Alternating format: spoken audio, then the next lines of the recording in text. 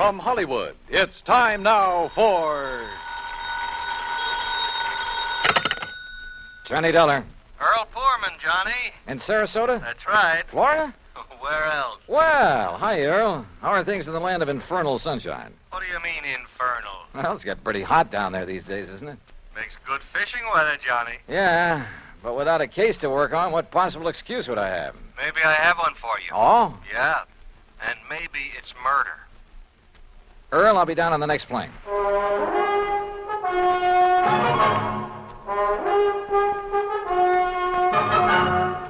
Bob Bailey in the exciting adventures of the man with the action-packed expense account.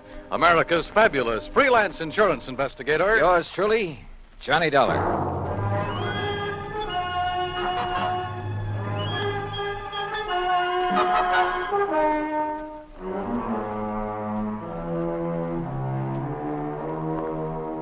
Expense account submitted by Special Investigator Johnny Dollar to Tri-State Life and Casualty Company Branch Office, Sarasota, Florida.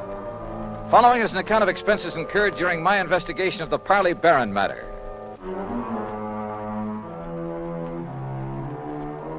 Expense account item 1, $131.50, transportation and incidentals to Sarasota, Florida. Knowing Earl Poorman, I didn't bother checking into a hotel, but instead took a cab to his office in the Conroy building. Tall, lanky, easygoing, he welcomed me like a long-lost brother. Oh, Johnny, you're looking great. And I'm glad you're here because you can clear up this case in a hurry, and then you and I can get out in the Gulf and do some real serious fishing. Oh, well, that's okay by me, Earl. Your last trip down here, you remember, they weren't biting so good. But, oh, Johnny, so help me now that... Oh, I see you've got your bags with you. Well, yeah. Good, because you're going to stay with us out the house. Now, I'm not going to take any argument. I told that old battle axe I'm married to hang out an extra towel for you. How is Mike? Oh, she's great, just great. I never did understand how I was lucky enough to grab that dame, Johnny. Oh, well, now, I think maybe she kind of cares for you, too, Earl. Now, about why women show funny taste sometimes. Hey, maybe the old horse will go fishing with us. Mike? Yeah. Anything over 10 pounds would pull her right out of the boat. But now, what kind of a problem? She's been getting pretty good with a rod and reel. Look, will you? This fishing talk is just making my mouth water. First, we'd better discuss... Yes, I know. Once I get started on fishing... I know. All right, now. Let's get down to cases, huh?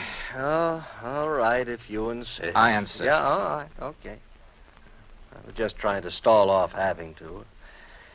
You know where Lido Key is? Lido? Yeah, a mile or so offshore, just beyond St. Armand's Key, where we live. Oh, yeah, sure. Well, a client of mine, a man I've known for years. He retired, bought himself a piece of property there, built a nice little home on it. His name is Parley Barron. So? Well, I've handled all his insurance for him, including a straight life at $50,000. Uh-huh. Beneficiary? His wife, Laura Barron. And what's happened to him? Well, Friday morning, now that's the day before yesterday, he left the house just to do some errands. Well, go on. Yeah, well, he hadn't got back home by about 5 p.m., and his wife started calling around, trying to find out where he was, and nobody seemed to know. So finally, she put in a call to the police. Who's your man there? Sergeant Harry Brackett. Oh, I remember him. Sure. Go on. Well, then around 7 p.m., they found Barron's car. Found it parked down by one of the fishing docks. But no sign of him? Not a sign, not then or since. Had he gone out fishing? Police questioned everybody, the boat owners, all the boat livery, everybody. Old Will Bright, who runs the dock where the car was parked, he was closed up. Sign on the door saying he'd gone up to Gainesville. Well, could Barron have had any reason to disappear? Oh, no. Well, not that anyone knows of. What kind of a person is his wife? No, she's very sweet, Johnny. She's a bit of a bore, but... Oh, they doted on each other. All right, how about enemies? Parley Barron? Never. Sweet old guy. I sure hope you can find him, that he's still alive. I'm afraid I doubt it. Well, so far, you've given me no reason to believe he's dead. Well, it's just a feeling, I guess, and I don't like it. Well, what else can you tell me, Earl? Nothing, really. Then maybe I'd better talk to Mrs. Barron and to the police. Yeah. Oh, here. You take my car. Oh, thanks. It's the new air-conditioned cad out in back of the building. What did you do? Oh, Michael picked me up. Now, we'll see you at the house for dinner, huh? Well, that may depend on what I find out in the meantime. Whenever you're ready, there's food and there's a bed waiting for you, and I hope you... Well, I just hope you find Parley Barron. Pretty good friend of yours, isn't he? Oh, yeah, Johnny. He was. Earl seemed so sure that Barron was dead.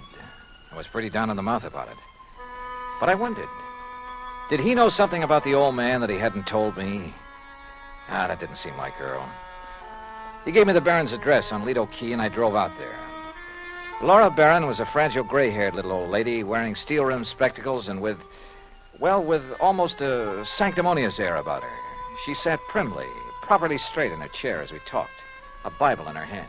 Then Mr. Earl Poorman has told you as much as any of us knows, Mr. Dollar. I see. But even the smallest bit of information may hold the key to finding your husband. Only prayer can help us now, Mr. Dollar, or help him if he's gone to the great beyond. Well, tell me, how is he dressed on Friday morning when you last saw him? As you see him in the picture there on the table in old gray pants and a rather tattered sport shirt and that old straw hat. That shirt is blue? Yes.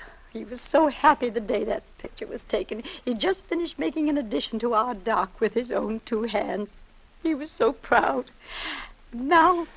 Yes, I'm sorry. He'd hoped to get his own little boat, too, for fishing. He loved to fish so.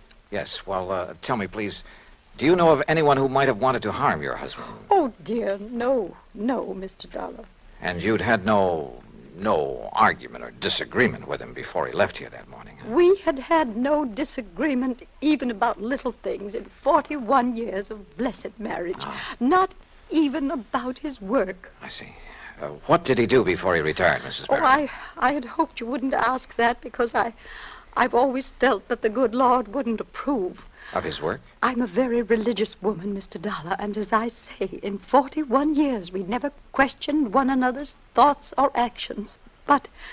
What was your husband's work? I won't say that it was sinful, because he wasn't a sinful man. Parley was a good man, and many times he made it plain that his work helped to save lives, too. And I accepted it because he felt he was doing right. Yeah, well, you still haven't told me, Mrs. Barron. Always deep in my heart. Mr. Dollar. Yes? Have you thought that perhaps it may have been the intercession of divine providence that has taken Parley from us? No. But you must consider it, mustn't you? Because the workings of the power that guides our destinies, our birth and our death... Mrs. Barron... They are sometimes too mysterious for us mortals fully to comprehend, much less question. Well... And so, if my beloved Parley has been taken from us for some divine purpose or for something he might have done unknowing that was not in accord with the supreme will... Mrs. Barron, I'm sorry, but I would like to know what your husband's work was. I know, and perhaps it was my humble mission on earth, the cross I had to bear to guide him away from it, to... chemicals. He was a chemist, Mr. Dollar. Explosives. Explosives? Yes, heaven please forgive me for not having led him into some other Where did he work? Tampa, Dufresne Chemical Corporation. Dufresne. Oh, yes, I've heard of it. Explosive things to kill in defiance of the Almighty's purpose, that we love one another. Yeah, but now how long ago was this? He retired in 1951. And since then? Here in Sarasota. Uh-huh. And to keep himself occupied? Oh, this lovely home of ours and his fishing. Though he never caught anything. Oh, I see. Never caught anything, Mr. Dollar. Do you suppose that was some retribution for the work he had done so long, for some error in his living or thinking? Well, well, who knows, of course. Yes, who knows? But we should consider it, shouldn't we? Where did he do his fishing? He never told me, but he left here almost every day to try his skill. And always he came home empty-handed. Yeah. Well, thanks, Mrs. Barron. I'm sorry to have had to ask you so many questions. It's all right, Mr. Dollar. My faith will sustain me through this ordeal. I'm sure it will. Thanks again. Here, you must take some of these pamphlets with them. Oh, read them. Any aid to piety of the mind is good for all of us. Yes, well, thanks. The inspired word may help us all. Oh, sure. Thanks. Thanks very much.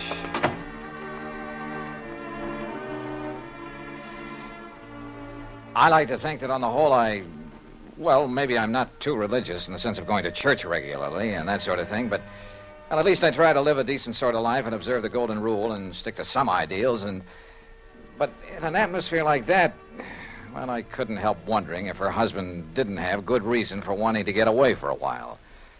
In any event, I'd got nowhere on the case, so I phoned Sergeant Harry Brackett. That's item 2, 10 cents. But the desk at headquarters said he wouldn't be back until about 6 p.m. And since I really had nothing to go on until I could see him, I dropped in on Earl again. You kidding? Then we'll take the boat, run out into the Gulf, and get some fish for dinner. It's the best time of day. So who was I to refuse? And within the hour, we were fighting the tide through the pass between Lido and Longboat Keys on our way along into the Gulf. Yeah, Johnny, I find I always have my best luck along about this time of day, just before sundown. I still ought to be back there working. Why? Sergeant Brackett won't be back at headquarters until 6 o'clock. You told me yourself. Now, what can you do until you talk to him and find out what leads he may have? Oh, man, you are a funny one. You call me long distance to get down in a hurry, then insist I go fishing instead of working on the Don't you case. know, fishing's the answer to more problems than anything else in the world. You got worries? Go fishing. You'll forget them. Got a nagging wife? Oh, don't let Mike hear you say that. Well, she's different. You little shrimp. But you know what I mean. A writer, he wants ideas, he goes fishing. A businessman? A detective? Huh? All right, go ahead and say it, an insurance investigator. Sure. I'll bet that more than once when you've been stumped on a case, why, if you would just relaxed your mind by going out somewhere and wetting a line. I wish it were that easy. And so far as this matter is concerned, I haven't even got started on it yet. Well, relax anyway. Who knows? Maybe the answer to what's happened to poor old Parley Barron will just come to you. Oh, yeah, sure. Oh, sure. Instead of you chasing Earl. him. Huh? Yeah? Up ahead, just to the right there. Where? Oh, yeah. Somebody's old beat-up straw hat. Yeah, and a little further. You know something? The tide will carry that skimmer right smack into the Earl, city pier. look. And if the fella that lost his Look, nose... further over to the right. Huh? What is that, floating there? I don't know. Well, that looks like... Oh, good Lord. Johnny. It's a body, Johnny. We'll drift over to it. It's a body, all right. And that straw hat looks exactly like one I saw in a picture this afternoon. Here. I got it. Can you reach him, Johnny? Yeah. Here we go now. Oh, good boy. All right, now let's see. Oh. Is it? Yeah. Are you sure, Earl? Oh, yeah. Yeah, Johnny, it's poor old Parley Barron.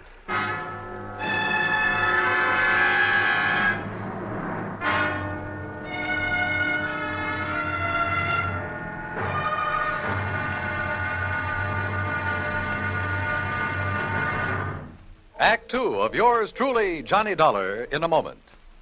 Everyone loves kids, and every kid loves candy. American servicemen have heard the tearful cries for candy in most parts of the world, in Europe and the Far East during World War II and after. And there's never seemed to be enough candy to go around. Well, more than a dozen years ago, during the Berlin airlift, an Air Force lieutenant from the United States discovered he had no candy to offer some German children. However, he promised to drop them some candy the next day as he came in for a landing. Improvising a parachute out of his handkerchief, Lieutenant Gale Halverson dropped the candy bars the next day as he had promised. Now, this idea caught on among other Air Force men in the airlift, and that's how Operation Little Victuals began. The idea spread far and wide, and soon military personnel, civilians, business firms began to aid the Goodwill program by supplying candy and handkerchiefs. Time after time, as the sleek cargo planes of the United States Air Force swooped low over the landing field, a shower of little bundles of sweets dotted the sky as their tiny parachutes carried them safely to the ground. And the hungry German children gathered up these bundles of mercy, which the communists try to keep from them. The men of the United States Air Force did a great job satisfying a lot of appetites, but they did more. By a wonderful sense of understanding, they nourished the cause of freedom, the right of all men and children everywhere. And now, Act 2 of yours truly, Johnny Dollar, and the Parley Barron Matter.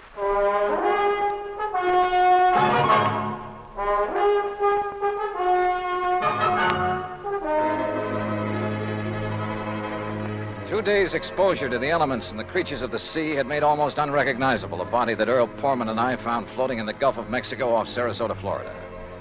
But Earl was certain it was the remains of old Parley Barron, who had disappeared 2 days before. The men on duty at police headquarters confirmed the identification and placed the body in the morgue to await the autopsy surgeon. On a hunch, I asked Earl to drive me over to Will Bright's boat dock, where Barron's car had been left parked. It's like I just finished telling the police over the telephone. I wasn't here when poor old Barron come for his boat on Friday. Oh, what a shame, such a nice old man. Where were you, Mr. Bright? I was up to Gainesville picking up some fishing tackle from a wholesaler. Well, then Mr. Barron must have got a boat from someone else that morning. Oh, no, sir. No? Mr. Pullman, no, sir. Why not, Mr. Bright? Oh, he never took out a boat from anybody else but me. His own boat. At least it was the one I kept set aside for him. And that's what kind of puzzled me, Mr. Dollar, is it? That's right. Well, you see, when I come back here Saturday night, his boat was right here at the dock.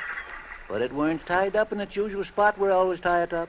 Somebody had moved it. Must have. And it weren't my helper, Pete. You know, Johnny, that means he may have taken it out, but whoever did him in returned it. Oh, possibly. Mr. Bright, which one is his boat? Oh, right here. I'll show you. I always give him the same one. Never let nobody else use it. That's why he kept his fishing tackle just laying in it, always ready to use. Here. Yeah, I see. I've heard he wasn't a very good fisherman. No, he never brought in a thing. Of course, maybe he was so soft-hearted he put back everything he caught.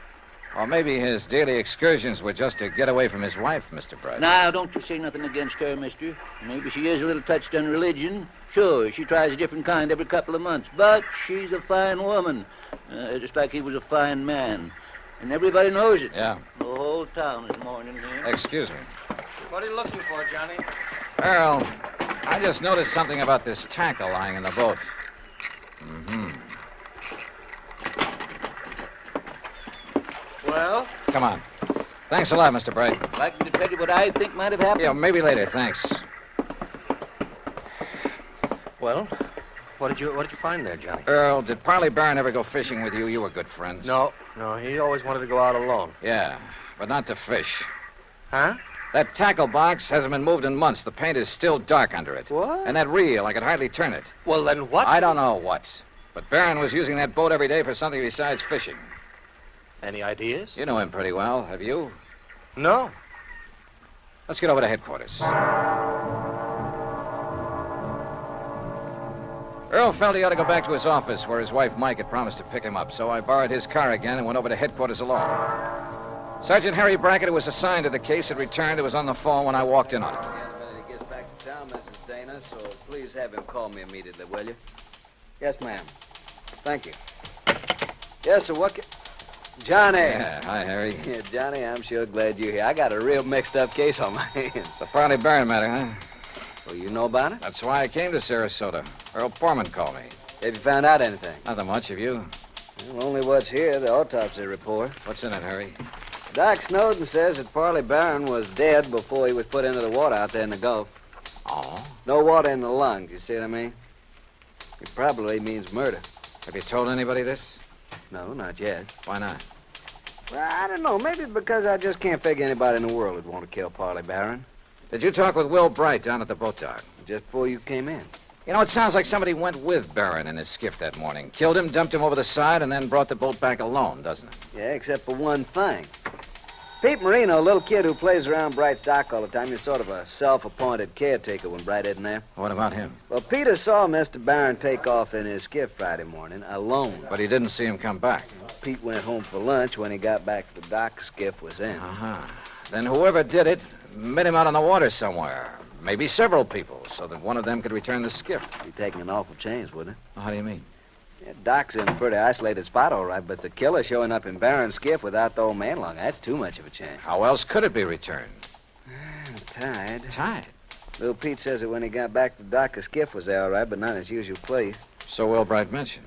Also, it wasn't tied up. It was just sitting there. Oh, then you meant untied. No, I meant T-I-D-E. When the tide's rising, it floats everything from the pass between Lido and Longboat Keys right up to Will's dock.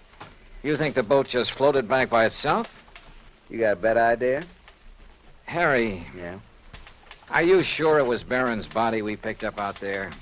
After all, the fish and whatnot disfigured it pretty badly. Johnny, I've known him for years, and didn't Earl Pullman recognize him immediately? Yeah. In the clothes he was wearing, his own straw hat? Well, have you checked on his dental work, things like that? I'm waiting now for Dr. Dana. He was his dentist to get back to. You know, that's a funny thing. What? I called Dana the minute that body was brought in. After all, teeth are about as solid identification as you can get. Oh, I thought you were sure anyway. Well, I wanted to be doubly sure. Anyhow, when Dana didn't get here right away, I called him again.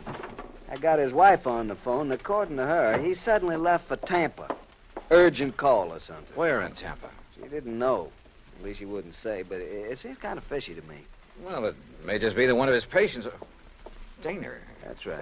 The man who got so much publicity about atomic radiation studies, effects on the teeth, and so on. That's the one. What's the matter, Johnny? Well, when you're stumped on a case, says Earl Pullman, go fishing. We did. We found a body. What are you getting at? Me, when I'm stumped, I play my hunches, no matter how crazy they may seem. And the hunch I have right now, man, is the craziest. I'll see you later. I learned a long time ago in this business, when you got a hunch on the line, you play it for all it's worth. Item 3, 10 cents for a phone call from a booth in the drugstore just around the corner. Hello? Hello, Mrs. Dana. Yes, this is Mrs. Dana. My name is Larkin, Mrs. Dana, from the Federal Bureau. The Federal Bureau... That's right, so you can see why it's important you say nothing to anyone about this call. Well, how can I be sure you I'm are? simply checking to make sure your husband has followed instructions. Oh, I see. Has he left for Tampa? Why, yes, the minute he got the phone call. Did he tell you who called? Why, no, but I did hear him mention the name Dufresne. Dufresne? Yes, only he didn't know I heard. And... Oh, maybe I shouldn't have mentioned it. Just be sure you don't mention it to anyone else. Oh, no. Goodbye. Item 4, $3.90 at the sign of the Flying Red Horse on the way to Tampa. The least I could do for the use of Earl's car was fill the gas tank. On expense account, of course. The FBI gag had worked before, so I used it again to bowl my way through the gate at Dufresne Chemical Corporation and to the office suite of Dufresne himself. I wasn't at all surprised to see activity in the suite despite the late hour. Sir, are you the man the front gate just called about? Yes, that's right, FBI. Which is the door to Mr. Dufresne's office? Well, I'm afraid he has some people with him, sir. What did you say your name is? Never mind. Is this the door? Sir, please, you'll have to wait. Come in, Mr. Dollar. Come in. Oh. I'm Arnold Dufresne. This is Dr. Dana, and this is Mr. McLaughlin of the Federal Bureau. How are you? We've been expecting you. Oh, have you? Sit down, Dollar. I guess this is your show now, McLaughlin. My credentials, Mr. Dollar. First, I suppose I should prefer charges against you for impersonating a member of the Bureau. Yeah, well, I can hardly say that I blame you, though, under the circumstances. Incidentally, our man in Sarasota's had quite a time keeping track of you. You mean there was a tail on me? From the moment you arrived. No kidding. Well, we didn't dare take the chance that you might upset things for us. After all, you've a reputation for being pretty sharp. We should have anticipated that you might be called in on the case, but though we planned things very carefully, we, shall we say, overlooked you. Even as we almost slipped up with Dr. Dana here, who would identify that body. Look, will you please tell me what this is all about? A man named Poorman called you in Hartford and asked that you come here to investigate the disappearance of his old friend and client, Parley Barron, right? Yeah, that's right. Now, where is he? What happened to Barron? Do you know? We do. And we were afraid you might find out and let the, shall we say, cat out of the bag. That is why we were all ready to send for you to come here, but, well, as it turned out, you came all by yourself. Mr. McLaughlin. Parley Barron, by the way, Mr. Dollar, is all right, alive, healthy, and happy. Then that body we picked up, dressed in his clothes? During the last war, Mr. Barron, as a research chemist, made vitally important contributions to our, or shall we say, national security. Oh. He was too valuable a man to lose, even though his wife objected to his work for religious reasons. Yeah, I gathered that from talking to her. Or perhaps you even thought she might somehow be implicated in his disappearance. The thought certainly entered my mind. Well, in any event, so that he could continue to have a happy home and at the same time carry on his tremendously important work, we arranged for the little deception that has been going on for some years now. His so-called daily fishing trips. That's right. But each morning in a small hidden cove, I needn't tell you where, he was picked up and brought here to Tampa to carry on his work. Well, I'll be darned. No one was the wiser. Even our, shall we say, competitor nations in atomic and missile research, who were bound to keep tabs on such a man, they knew only that he was working for the Dufresne Chemical Corporation. They did know that, huh? Well, we must suppose so. International espionage is pretty well organized these days. Ah. But now this disappearance, Mr. McLaughlin. Changes in plans for nuclear developments had made it mandatory that he spend some time in, elsewhere. Where? Well, shall we say somewhere in New Mexico, something like that. So to openly send him there would have indicated to our competitors what these new developments could be. That had to be avoided at any cost. Therefore, the plan for his disappearance was carefully worked out and carried out. Then whose body was it we picked up? Oh, some poor, unidentified old derelict who was on his way to Potter's Field.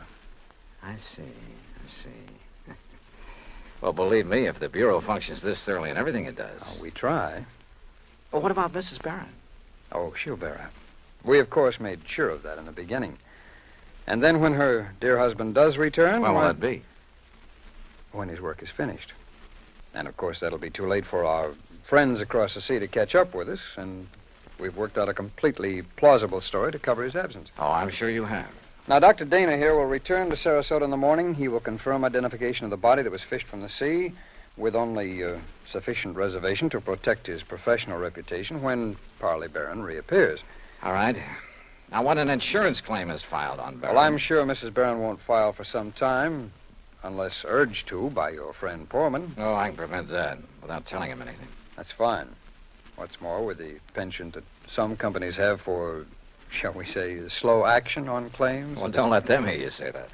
Well, Barron will be back before you need to worry about it. Now, is that okay with you, Mr. Dollar? Shall we say, okay. And once more, I tip my hat to the FBI.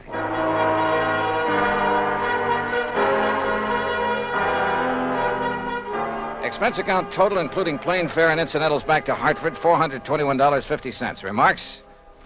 For obvious reasons, I have used fictitious names throughout this report, and of course delayed filing it until obtaining official clearance. Yours truly, Johnny Dollar.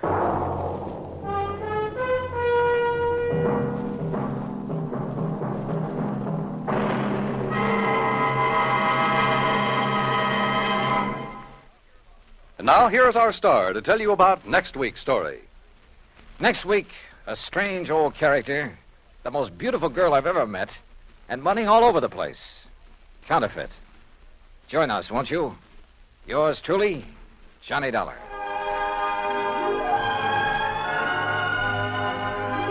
Yours truly, Johnny Dollar, starring Bob Bailey, originates in Hollywood. It is produced and directed by Jack Johnstone, who also wrote tonight's story. Heard in our cast were Virginia Gregg, Jeanette Nolan, Will Wright, Barney Phillips, Lawrence Dobkin, Stacey Harris, and Harry Bartell. Musical supervision is by Amerigo Marino. Be sure to join us next week, same time and station, for another exciting story of Yours truly, Johnny Dollar. This is Dan Cumberly speaking.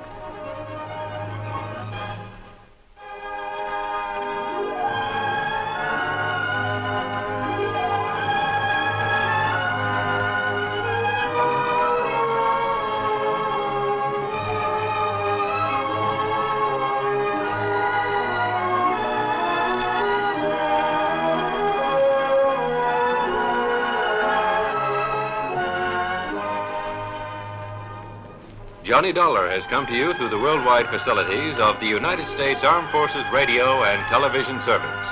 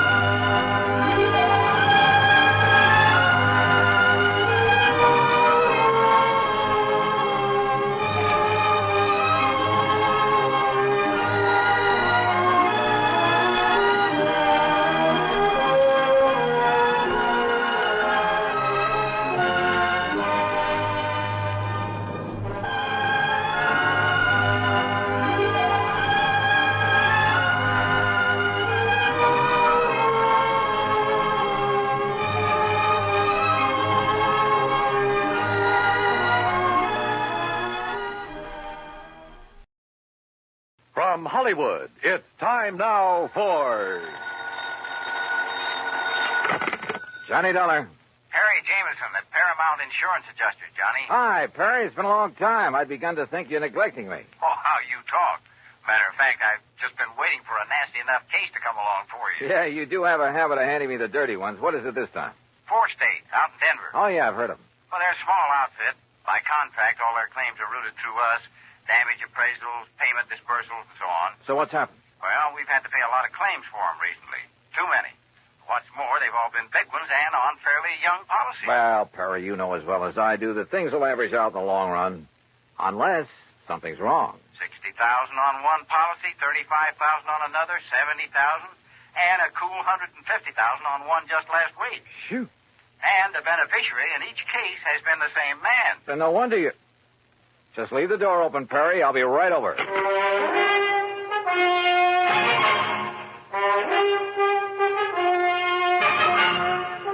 Bob Bailey in the exciting adventures of the man with the action-packed expense account. America's fabulous freelance insurance investigator. Yours truly, Johnny Dollar.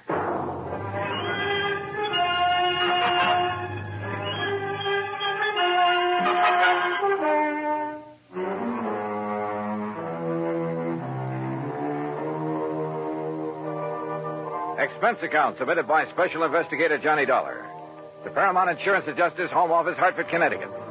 Following is an account of expenses incurred during my investigation of the Denver Disbursal Matter.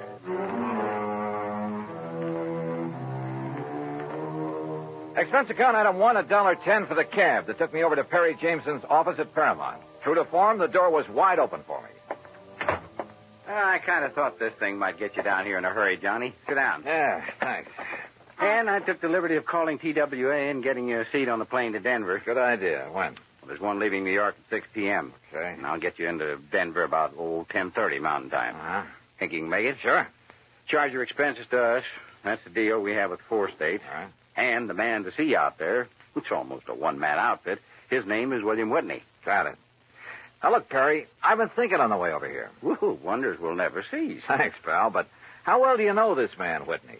Well, maybe he's in cahoots with this big beneficiary, this Don Ricardo. Is that his name? Yeah. Such things have happened. No, Johnny, you're wrong. Poor old Willie Whitney's a mild, timid milquetoast. His wife, an ex-chorus girl who probably thought he had money. Well, you can be sure she's the one who wears the pants in the family. Well, Willie would cringe at the thought of hurting a fly. Well, it was an idea. I don't blame you, but no, forget it.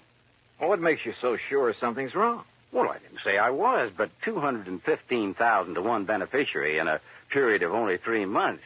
Well, I just want to be sure it's okay. And I called you in because I am willing to pay to make sure. No, don't worry, Perry. You will.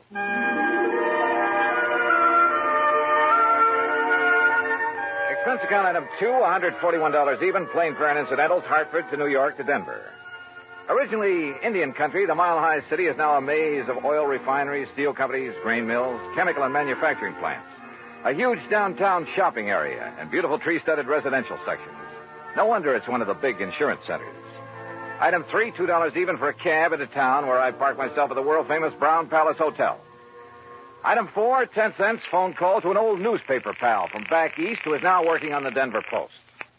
Pete Packard. Johnny Dollar, Pete Packard. Okay, what's the story?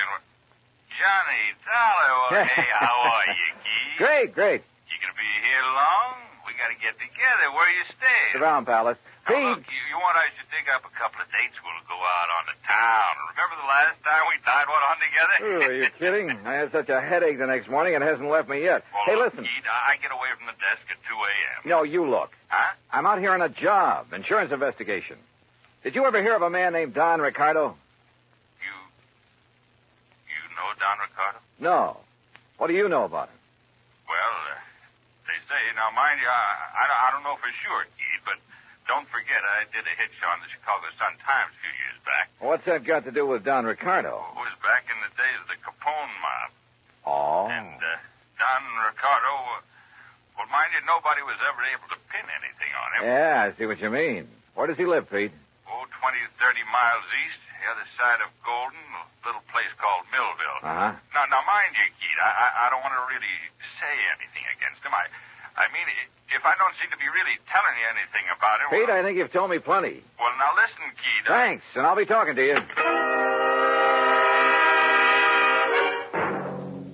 It was late, and I was tired, but I went downstairs to the cocktail bar, and with the help of a big fat tip for a nightcap, got some more lowdown on Don Ricardo. The bartender talked plenty. Yeah, it seems Ricardo was living the life of Riley in the little town of Millville. Lovely home, expensive cars, threw a lot of big, gaudy parties. And always for people from out of town, mostly Chicago or Miami Beach. Yeah, the bartender talked plenty. Until he spotted a lean, well-dressed, rather too well-dressed man sitting alone at one of the tables watching him. A man who'd somehow forgotten to take off the light gray hat that shaded his features and slightly narrowed eyes. The bartender clammed up. I paid for my drink, that's item 5, and was conscious of being watched closely as I casually sauntered out and took the elevator up to my room. First thing in the morning, I looked up the address of 4th State. Instead of the striking new mile-high center as I'd expected, it was a dingy old office building on South Broadway. William Whitney looked a little old and dingy himself. Johnny Dollar, the special investigator? That's right, Mr. Whitney. Oh, well, sit down, won't you? All right, thanks. Just here on a visit? I'm here because the insurance adjusters are concerned about some recent claims they've had to pay on policies issued by you. We've been very unfortunate lately, Mr. Dollar. Yeah. $215,000, unfortunate, on only 4 policies. Yes, and all paid to the same beneficiary by some odd coincidence. You sure it was coincidence? Who were the policyholders? By some old miners living over near Golden. Old miners insuring for those amounts? Yes, sir. They were all able to pay the premium. Give me their names. Yes, sir. Unless I'm cockeyed, there's something wrong with this whole thing, and I intend to find out what it is. The policies were issued in good faith, and the premiums paid. But I agree with you, sir, and I'm terribly concerned. I'm glad you're here, sir. It will not only save the company a lot of money, but it will take a great load off my mind. Here's the list. Yeah. Do you know the beneficiary, this Don Ricardo? Only through seeing him when I've given him the checks. Barno, Mulligan, R. Smith, and J. Smith. Did any of these insured have families? Well, I don't know. You see, the beneficiary in each case... Yeah, I know. Better let me see those policies. Whitney left me alone while I plowed through his files. Satisfied, at least, that the policies themselves were okay, I finally left him, hailed a taxi, and told the driver to head for the town of Golden. As we pulled away from the curb, a small black foreign car in the next block swung around and appeared to follow us. And I wondered. But then it cut off at an intersection, and I decided I was imagining things. Until we pulled up at one of the addresses Whitney had given me in Golden, a ramshackle, unpainted old frame house on the edge of town. I told the driver to wait for me and walk up to the front door.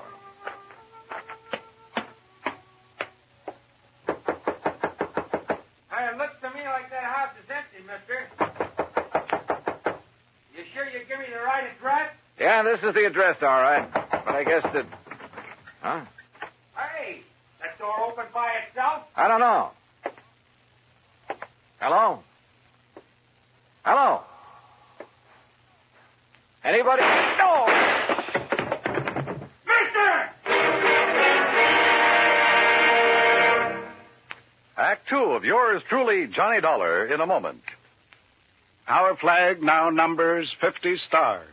And behind each star there stands yet another flag representing one of the 50 states.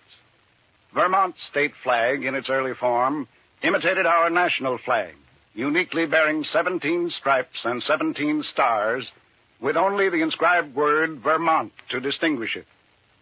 The good people of Vermont assumed, as did our national government, that stripes as well as stars would be added as each new state entered the Union. Vermont entered the Union after Tennessee and Ohio, and with Kentucky to join shortly, the Vermonters naturally put 17 stripes on their flag. In 1818, the United States Congress put a stop to this, and since then the stripes have always been at 13, and only stars are added for each new state. Vermont's present flag captures the famous beauty of the Green Mountain State in its coat of arms, and inscribed is the phrase, Vermont, Freedom and Unity. Vermont's state flag, the flag of the 14th state to enter the Union, was adopted on April 26, 1923. And now, Act 2 of yours truly, Johnny Dollar and the Denver Disbursal Matter.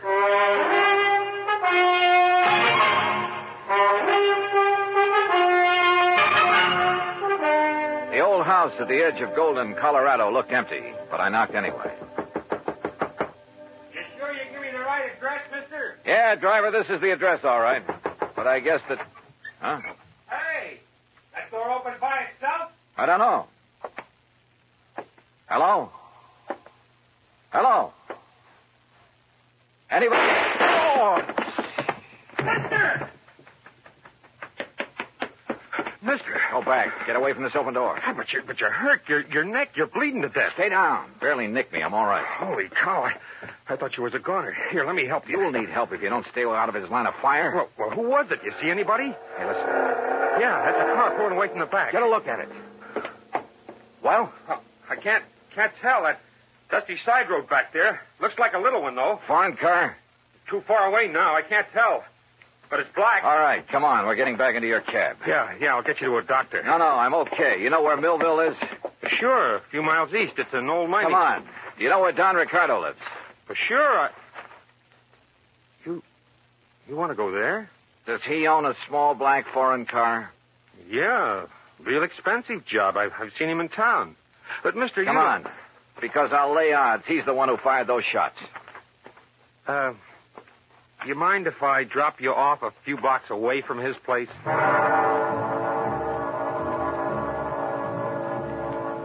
The cab driver relented, dropped me off at Ricardo's front door, then hightailed it for other parts.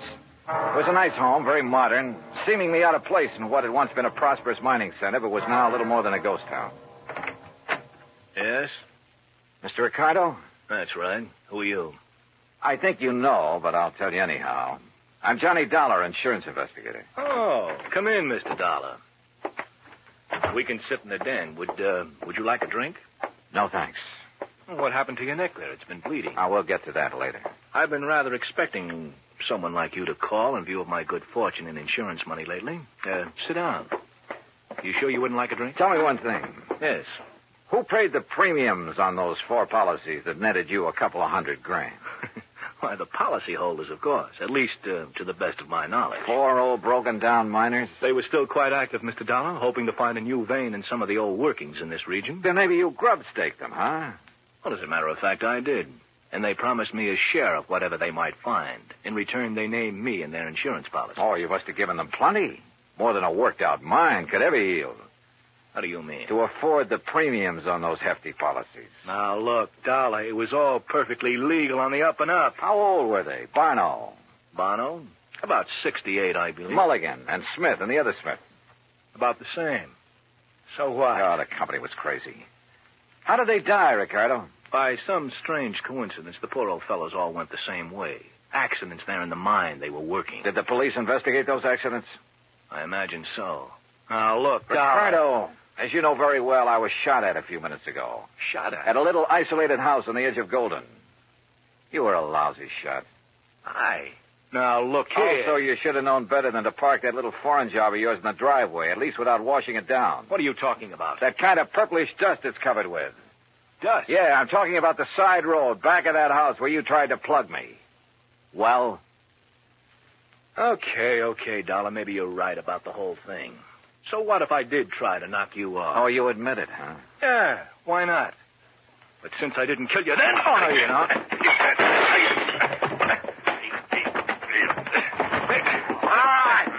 All right. Put him up. Face the wall, Ricardo. Hands off of me. Come on, get your hands Officer, off. I've never seen a prettier uniform in my life. What is this? We've been waiting a long time to nail you, Ricardo. Get him out of here, boys. All right, take it easy.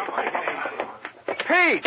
So help me, Keith, I knew if anybody would bring Ricardo out in the open, you would. You mean to say that... Yeah, I figured I'd better bring these state police out here. Oh, Pete, you're a doll. Now, let's you and me go out and tear the town apart, huh? Later. After I finish this job.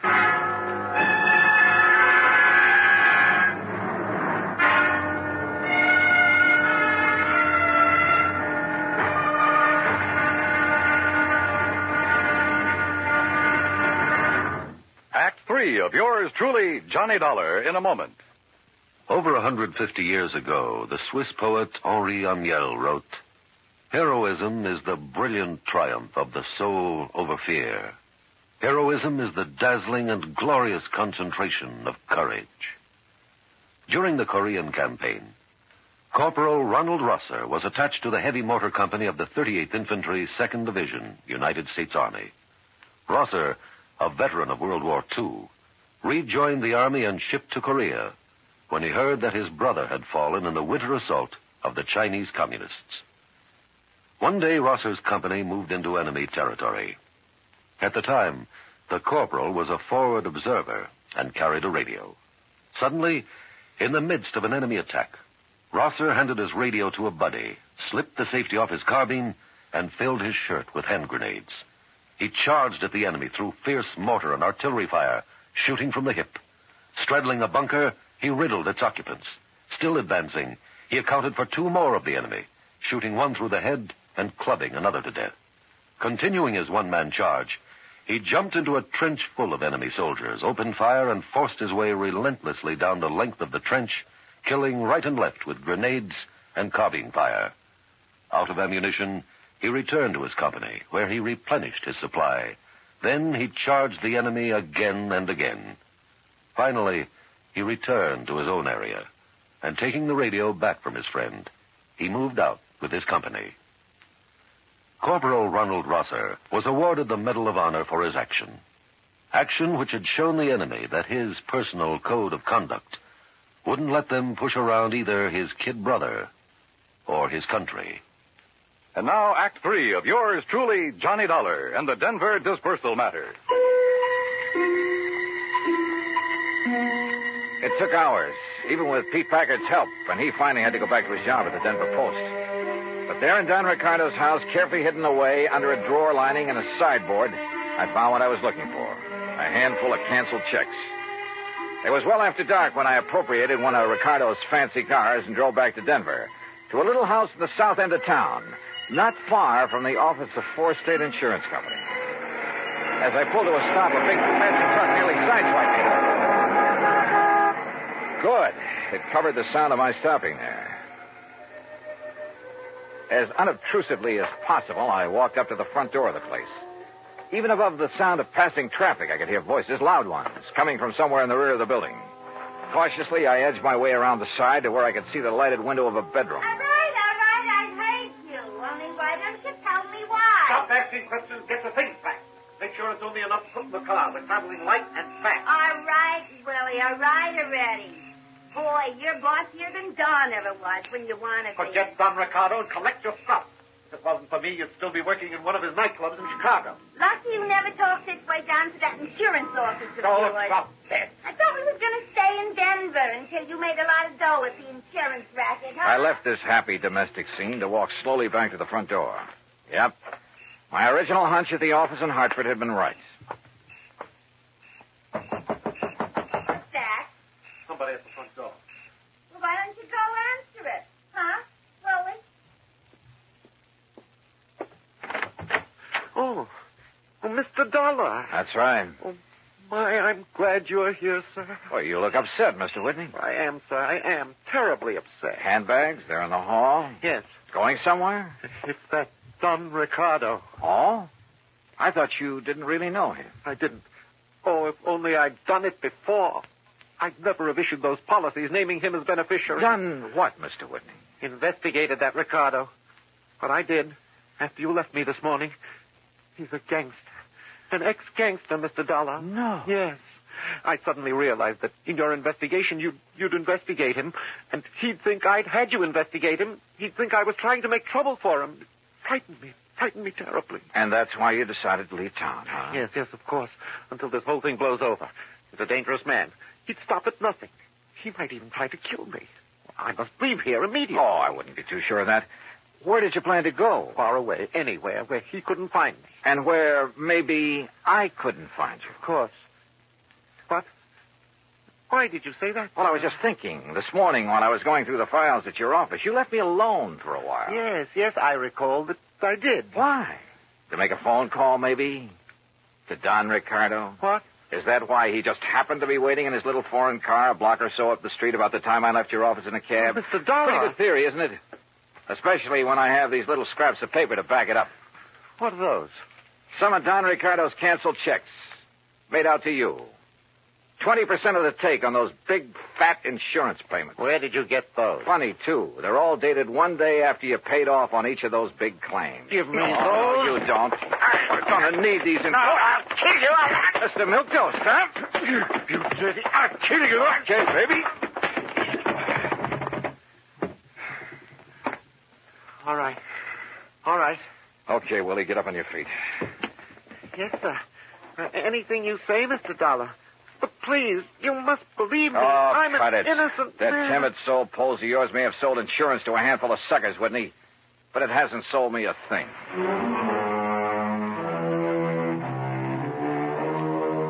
Oh, I suppose you find them in every trade. That still doesn't justify their even being alive, though. Fortunately, in the insurance business, they never get away with it for long. Even a team like Whitney and Ricardo. I wonder if they're sharing the same cell. Expense account, item 6, $10 to the doctor who sewed up my neck. Item 7, $84 for a night on the town with Pete Packard.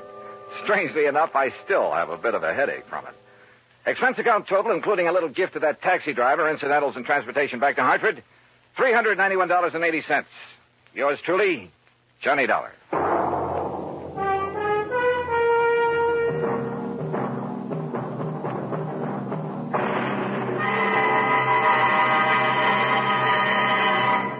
Our star will return in just a moment. Our flag now numbers 50 stars, and behind each star there stands yet another flag representing one of the 50 states. Idaho's state flag depicts the prime industrial pursuit of its citizens, mining. Balanced against this image is a female figure combining the virtues of the goddess of liberty, for she carries the spear and cap of liberty, and the goddess of justice, represented by the scales in her hand. A bright shining star in the heavens is an indication that Idaho has joined the nation. Overall is the motto, Esto Perpetua, may she endure forever.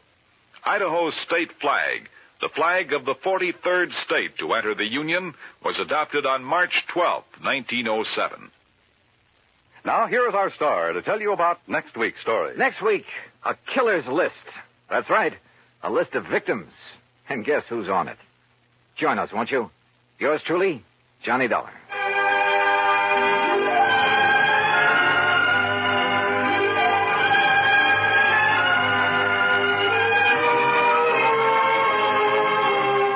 Yours truly, Johnny Dollar, starring Bob Bailey, originates in Hollywood and is produced and directed by Jack Johnstone, who also wrote today's story. Heard in our cast were Virginia Gregg, Forrest Lewis, Barney Phillips, Edgar Beria, Frank Gerstle, and Peter Leeds. Be sure to join us next week, same time and station, for another exciting story of yours truly, Johnny Dollar. This is Dan Cubberly speaking.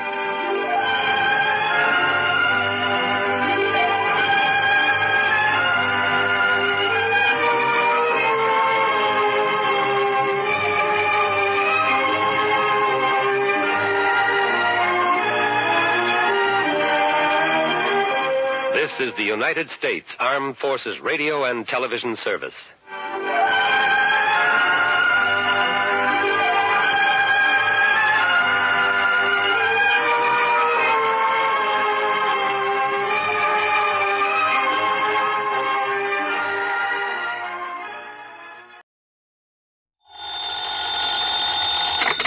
Johnny Dollar. This is Frederick Keeley at Masters Insurance and Trust Company. How are you, Mr. Keeling? Why, fine, thank you, but that's rather beside the point. I have a bit of a problem, Mr. Dollar. Haven't we all? Huh? Beg your pardon? Nothing, sir. Just go on, please. But, Mr. Dollar, one of our claimants, that is to say the beneficiary of a small insurance policy, apparently never received the check for $3,000 we sent him. I'm afraid I don't get it, Mr. Keeley. Why call on me? What do you mean, sir? Well, all you have to do is call the bank, stop payment on that check, and issue another. I'm afraid not, sir. Why not? I said apparently never received it. I use that word advisedly. Well? Because it so happens the check we sent him has been cashed. Oh. Yes, properly endorsed and apparently cashed by the claimant, the beneficiary himself. Apparently. Yes, and again, I use the word advisedly. Well, then it kind of means one of two things. Either this beneficiary is trying to collect the money twice, yes, or somebody else got to that check first. In which case, we have a little matter of forgery on our hands. Which, of course, should exact the fullest possible penalty of the law. Will you look into it for us? Sure, Mr. Keeley, why not?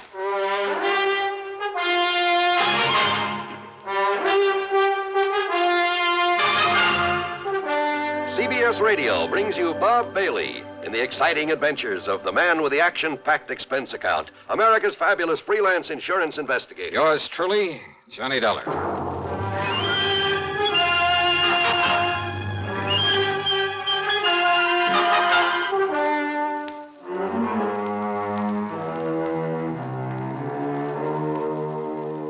Expense account submitted by Special Investigator Johnny Dollar to the Masters Insurance and Trust Company, Home Office, Hartford, Connecticut. Following is an account of expenses incurred during my investigation of the double exposure matter.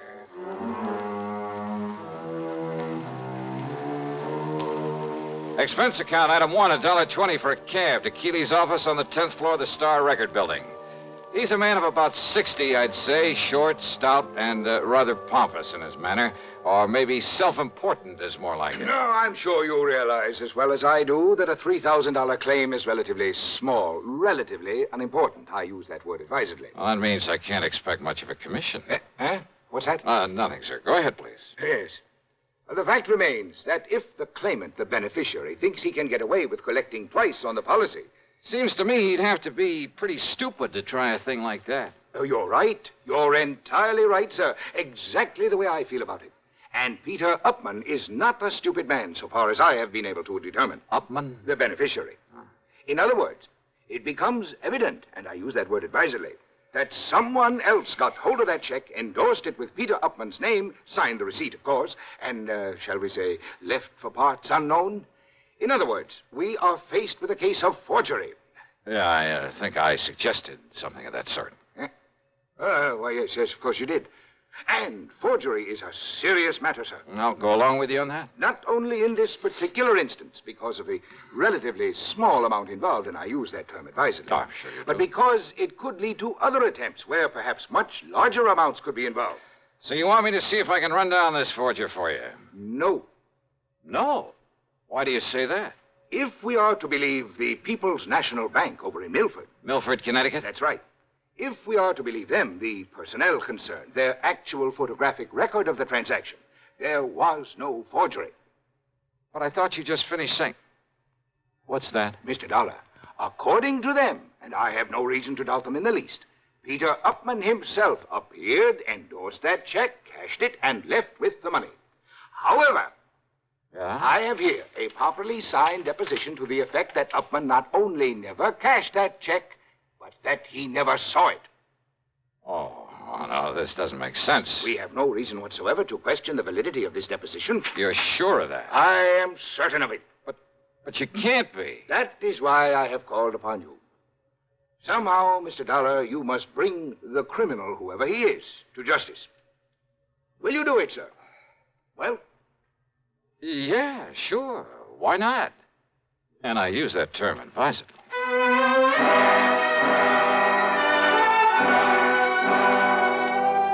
Naturally, my first move was to drive on down to Milford. On the expense account, that rings up item 2, $5.25 for a tank full of gas for my own car. The People's National Bank was closed for the day, so I registered at the Milford Arms, ate some dinner. That's item 3, another $5.25. That is, including a couple of drinks beforehand. Then I drove over to the address of Mr. Peter Upman. Pete, living alone in a small apartment on East Willow Drive, turned out to be about 33. He was tall, husky, good-looking. The football type with a big shock of red hair. Very nervous, though. The kind who doesn't stay put anywhere for very long. Yeah, sure. Come in, darling. Sit down, sit down. Okay. How about if I pour us a drink or something? How about it? No thanks, Upman. Upman? Sure you don't mean Mr. Upman? Now, don't be so formal. Just call me Pete. Sure you couldn't do with a little drink just to sort of celebrate. How about it, huh? Celebrate what? Celebrate what? You said the insurance company, didn't you? That's right. Then produce, man, produce. Just don't keep me hanging here. Only I'll sit down, too. Come on, man. Come on, let's have it, huh? What are you talking about? The check. What else? Old Aunt Lizzie's insurance. Don't tell me you came all the way down here from Hartford without bringing me another check for all that lovely money, that $3,000. Now, don't tell me that. Oh, another check, huh? Why, sure. What else? Hey, now, look. What I mean is... Yeah. What do you mean, Pete? I mean another one to take the place of the one the company was supposed to send me, but I never got it. That's what I mean. They said they sent it to me, but, man, I never saw it. Oh, they sent it all right, and they got a receipt for it. That's what they say, man. That's what they've been saying to me ever since I put in that claim for it. Oh, look. Maybe the Upmans are kind of funny about some things, but they aren't liars, see? And I'm telling you, I never got that check. Pete, that check... You don't believe me? You asked that lawyer, that Alfred R. Price. He took my statement and made me swear to it. And I don't swear to something unless it's true, see? That's all very well, Swear to something isn't true is a one-way trip to the jailhouse, and, man, that's not for me. I'm beginning to wonder... Sure, that's the fastest way to get yourself into trouble, but... Oh, look, Dollar. You be careful what you say. Yeah? I'm a nervous man, Dollar, and sometimes I got a pretty quick temper, and if somebody's trying to pull a fast one on me, well, don't try it. I don't care who you are, just don't try it, Dollar. Maybe it wouldn't be very healthy for you. See what I mean? Is that supposed to be a warning, Pete? Warning? No. No, man, I don't fool around. That's a threat. Pepsi-Cola refreshes without filling. Why? Because it's truly light. Charlie, you're forgetting something. Wait, Kay, there's more. Yes, ice-cold Pepsi is the delicious refreshment that goes great at a picnic or a party. But, Charlie... And Pepsi goes fast. People like it, so keep plenty handy. There. Oh, you did fine, except for one thing. Well, I mentioned lightness and how Pepsi refreshes and how fast it goes. You left out Pepsi sociability. You know the Be Sociable song. But, Kay, I can't sing. I can. Listen. Be sociable, look smart, keep up to date with Pepsi. Drink light, refreshing Pepsi. Stay young and fair and debonair. Be sociable, have a Pepsi. Well, at least I can say this. Pick up an extra carton of Pepsi today. Please do. And now, Act Two of yours truly, Johnny Dollar. Trying to reason with Peter Upman didn't work. He was much too anxious to use his fists. And from the looks of him, he might have done very well with them. He maintained he'd never received the insurance check, that he wanted the money, wanted it fast, and that's all there was to it. That I had my choice of getting it for him or else. He made it plain that if I didn't like his attitude, he'd be perfectly willing to pound some sense into my head. So why stick my neck out when I figured I could get all the information I needed from the lawyer, Mr. Alfred R. Price? And Price, living in a lonely home on the north side of town, was somewhat different from his hot-tempered young client. I'm afraid you'll just have to forgive Peter his somewhat belligerent attitude. He comes from a very wealthy family over in New Haven. I was their attorney for many years. They tried to spoil him, make him the same lazy, indolent sort that his sister and his two brothers are. One of those things, huh? But Peter would have none of it. He was determined to make something of himself entirely on his own. I see. As a result of his stubbornness, his defiance, and his father's unreasonable attitude, well, his father blandly told him he was cutting him off without a penny. Well, how do the other kids feel about him? Well, there's no love for him, believe me. But how's he made out? Very well, Mr. Dollar. He owns a little electronic shop. More important, he's the only member of the family who has any real knowledge of the value of money, simply because he's the only one who's gone to work for it. Which explains, I suppose, why he's so anxious to get his hands on the $3,000 insurance that his aunt left. Oh, he can use it, too. That is, if he hasn't already got it and is simply trying to bluff his way into another $3,000. No, don't you believe it, Mr. Dollar. Peter could no more think of such a thing. Well, you seem pretty sure of that. Well, I've known him since the day he was born, and have liked him in spite of his hot temper. And I'm absolutely certain he would never attempt anything out of line. Well, you're pretty convincing, Mr. Price. Well, after all, I'm a lawyer, Mr. Dollar. But the fact remains the company sent him a check. It was properly endorsed. The money was paid out. But not to him. Well, how can you be sure? Because he says it wasn't. And that's good enough for me. But in that case... Have you talked to the people at the bank, to the teller who made the payment? No, I haven't. Have you seen the photograph of the actual transaction as it took place? See, you're the second one to mention such a photograph. Very ingenious device there at that bank. I suggest the first thing in the morning you go down there, see it, talk with the president, Mr. Oliver, and then see what you think. So first thing in the morning, I was at the bank talking with Mr. Barton Winfield Oliver, the president. Yes, a very ingenious device, Mr. Dollar, when it works properly. Oh, what do you mean by that, Mr. Oliver? It's called a photo register. One of the very first models to be installed in a place of business. Actually, it was an experimental model. Just what is it? What does it do? Comparable devices, much improved, of course, are in use throughout the whole country now. What does it do, sir? It automatically takes a picture of everyone who steps up in front of the teller's cage. Oh, yeah, I think I've heard of such things. Of course. Yeah, aren't they used in a lot of supermarkets, places like that, to make a photographic record of people who cash checks in them? Yes. And as a result, the incidence of bad checks in those places, why, they're almost a thing of the past. All this means that you have a picture of the man who cashed that insurance check. Yes, I have. May I see it, please? Yes? Because if it is a picture of young Peter Upman, I don't care what his lawyer says. Here you are, Dollar. This is photographic proof it was he who... Huh? Yes. Oh, now, wait a minute. Well, that was an you early... mean to say this is the best that fancy machine of yours can do? It was an experimental model. Why, this could look like almost anybody. In the beginning, it was very good. Made very clear pictures. Well, it certainly doesn't anymore. But only the head cashier and I know that. Huh? The general public don't. They think it operates as well as ever. So it serves its purpose. Yeah, how? Because anyone thinking of trying anything is scared by it. Oh, great. Then this photo doesn't really mean a thing. Oh, sure, in a way it does look somewhat like Peter Upman. Same build, same general sort of face, even the same shock of hair. But it's so blurred, so indistinct, like a double exposure. Yes, I know.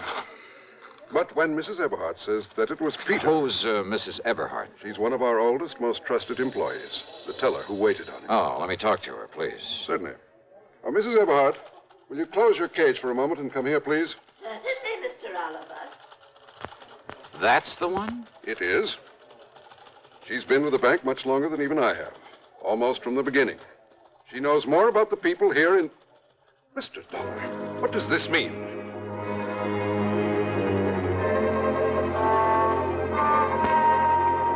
I casually pulled my gun out of its holster, and I held it casually in front of my chest, waiting for Mrs. Eberhardt to come over. Because I'd had a real good look at her when she turned to answer Mr. Oliver. And suddenly I began to see things a lot more clearly.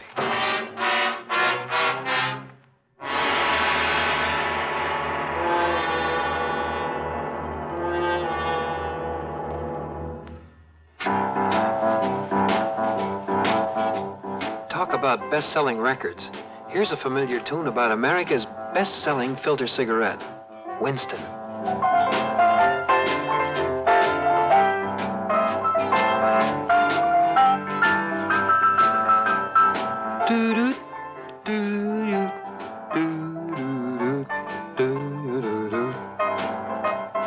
Winston gives you real flavor, full, rich tobacco flavor.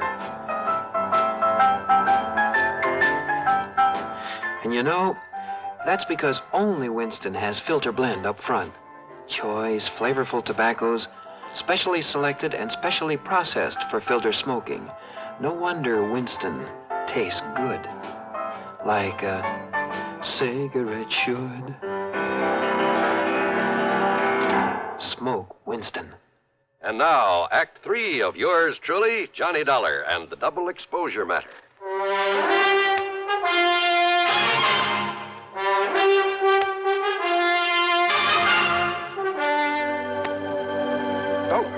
That revolver. Just take it easy, Mr. Oliver, and don't mention it to her when she comes over here. But good heavens, man. Wait now. Here she comes. Yes, Mr. Oliver, you wished... Oh, I'm so sorry, Walter. Okay, Abby. Only I'm not Walter, I'm Jim. Oh, yes, of course, Jimmy. Right over here, Mrs. Eberhardt. Oh, I know, Mr. Oliver. I can... Oh, dear, these chairs are all over the place. Abby, I want you to meet my friend, Mr. Johnny Dollar. Oh, Mr. Johnny... Oh, I am so sorry. I didn't mean to bump into you, Mr. Dollar. That's all right. But how do you do? Oh, and I see you smoke a pipe, too, just like Mr. Oliver does. Yeah, you'd better take a real close look at this, Mrs. Eberhardt. What? The way you look real close at all the money you handle there at the counter, at the deposit slips and so forth.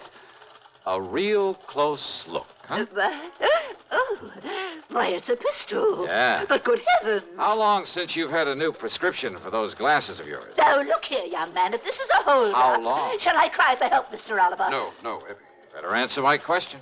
Young man, I don't see that it's any of your business. I thought so. And if you're here in the bank for any nefarious... And this is the person who identified Peter Upman for you. Now, look here, Dollar. Yes. You look here, young man. Look, huh? That's right. Mr. Oliver, hasn't this bank of yours got a nice, generous pension plan for an old and faithful employee who's blind as a bat? I beg you. Item 4, 10 cents for a telephone call to the lawyer, Mr. Price. Item 5, $1.50 for a leisurely lunch at the hotel, after which I wandered around the town a bit, then drove on over to the lawyer's office.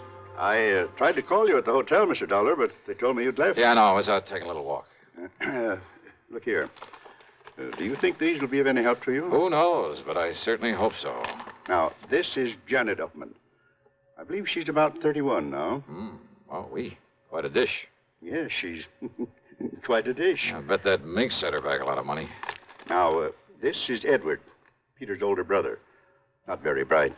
Kind of bald, isn't he? But there is a family resemblance. And this is Peter. Oh, no, that's Paul. A couple of years younger than Peter.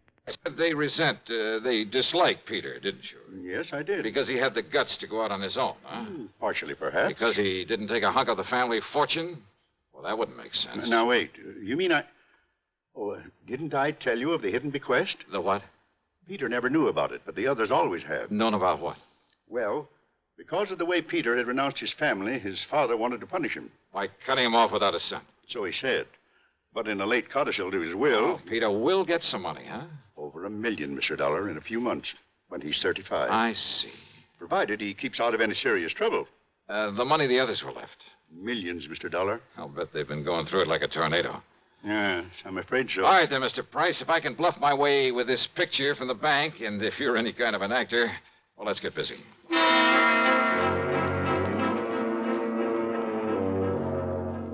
I telephoned to Peter, told him to come over. Mr. Price called the others. They didn't care particularly about seeing Pete again, but Price told them some of the as-yet undistributed money was at stake, and they quickly changed their minds. So, about an hour and a half later, there was a gathering of the Upman clan there at the office of the old attorney.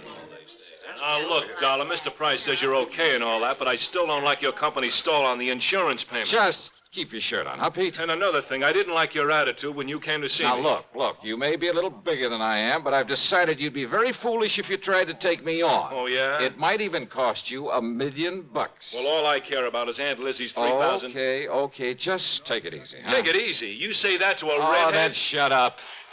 Okay, now, all of you, listen to me. Yes, Johnny? I'm sure you all know that Pete here inherited a few $1,000s from his Aunt Elizabeth, I guess it is. Yes, and we've heard about how he's tried to collect it twice over. Well, if you ask me, Johnny... Thank you, Janet, but I am not asking you. Well, if you ask me, Pete ought to be locked up for trying such a silly, childish thing. Yeah?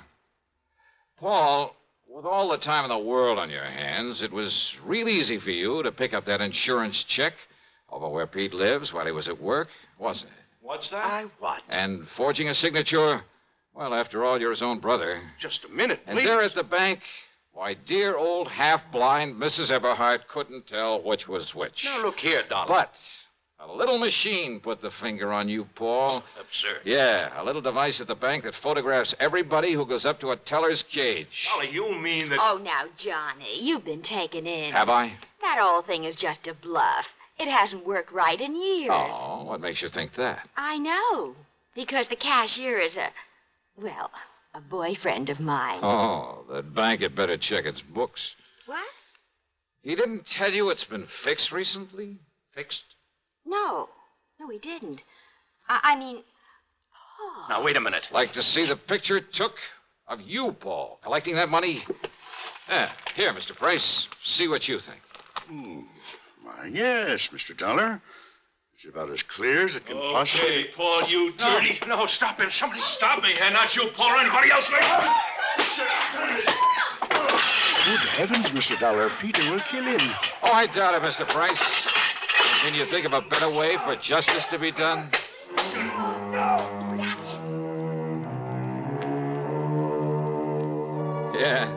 Peter paid Paul on this one, but I mean royally.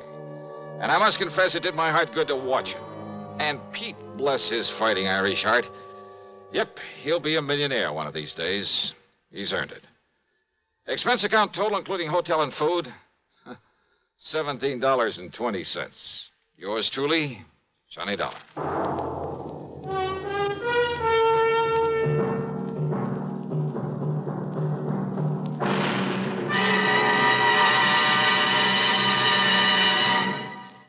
Our star will return in just a moment.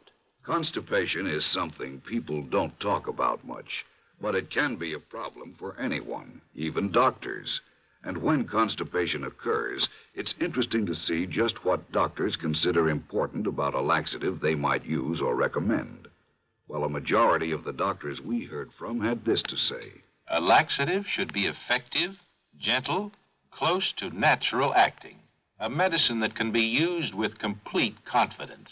Now, X-Lax has been popular with many doctors and millions of people over the years because pleasant-tasting chocolated X-Lax is effective. Overnight, it helps you toward your normal regularity. X-Lax is so gentle, so close to natural acting, there's no upset. That's why many doctors and millions of people use X-Lax with complete confidence. X-Lax, the laxative that helps you toward your normal regularity gently, overnight.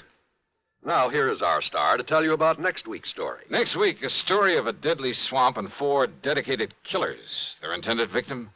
Well, join us, won't you? Yours truly, Johnny Dollar.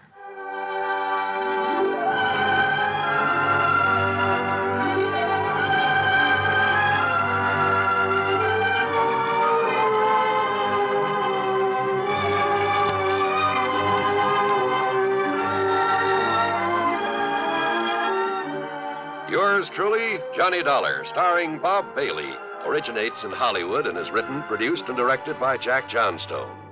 Heard in our cast were Marvin Miller, Peter Leeds, Jack Moyles, Ralph Moody, Bartlett Robinson, Eleanor Audley, and Sandra Gould.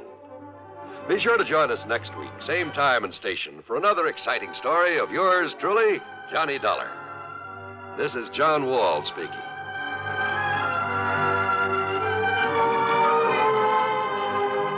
Silent death stalks a ship's corridor as suspense follows on the CBS Radio Network.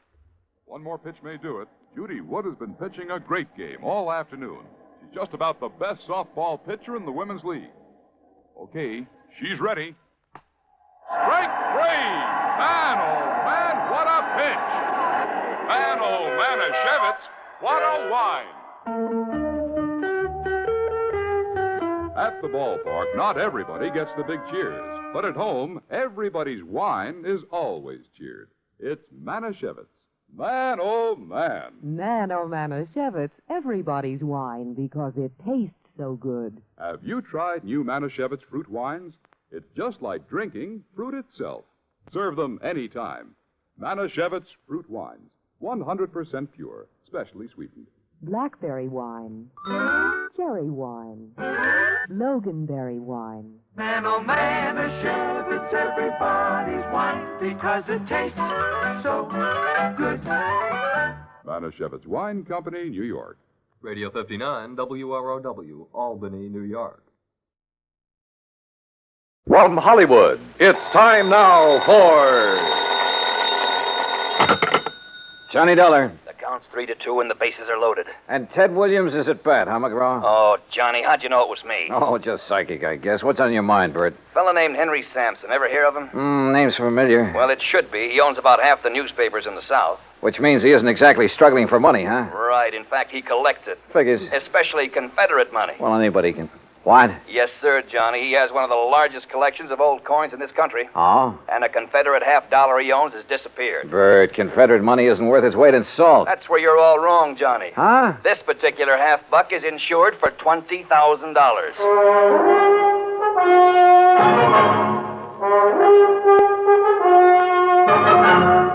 Bob Bailey in the exciting adventures of the man with the action-packed expense account. America's fabulous freelance insurance investigator. Yours truly, Johnny Dollar.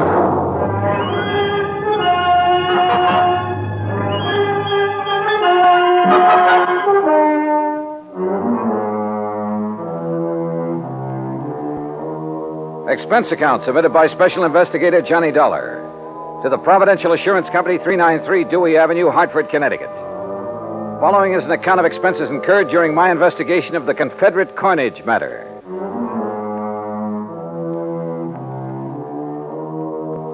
Expense account item 1, $1.20 taxi from my apartment to Bert McGraw's office. He was seated behind a haze of cigar smoke, reading a magazine. Oh, Johnny, come in. Hey, morning, Bert. Sit down.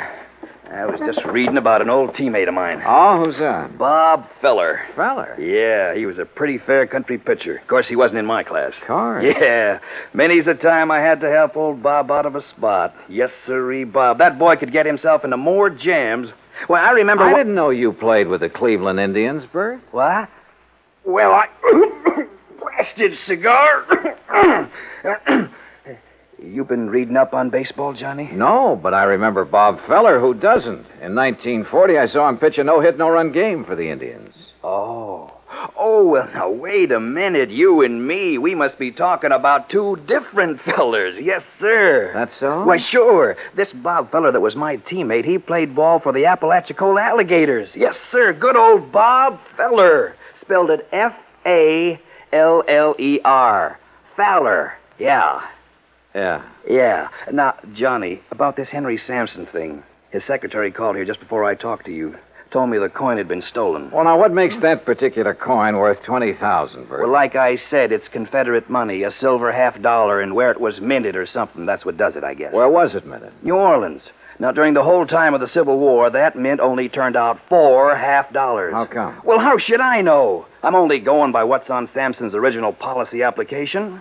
But you're sure about there being only 4 of those $50? Well, no, I'm not sure. You mean you've never checked? You insured the thing on Sampson's say-so? Well, Johnny, look, we were glad to get his business. Well, you must have been out of your mind. Oh, now stop balking, Johnny. You want to know how come that mint didn't make any more of them? You go ask him. I plan to. Where'd you say he lived? Right outside Birmingham, a place called Shade Mountain. Expense account item 2, $107, air transportation, Hartford to Birmingham, Alabama. I claimed my luggage and was about to step into a cab when I was approached by a man of about 30, crew cut, Brooks Brothers suit. Mr. Dollar? Yeah, that's right. My name is Kopek, Michael Kopek. I'm Mr. Sampson's secretary. Oh, yeah. Your Mr. McGraw was good enough to tell me the time of your arrival. Are you all ready to go to Zora? Zora? According to the Bible, it was the village of Sampson. Oh, yes. Only I'd like to check into a hotel and freshen up a bit first. That is, if you don't mind. Mr. Sampson would mind, sir. But look, I've been He aboard instructed me to assign you a room in the guest house. I'm sure you will find it more than comfortable, Mr. Dollar. This way, please.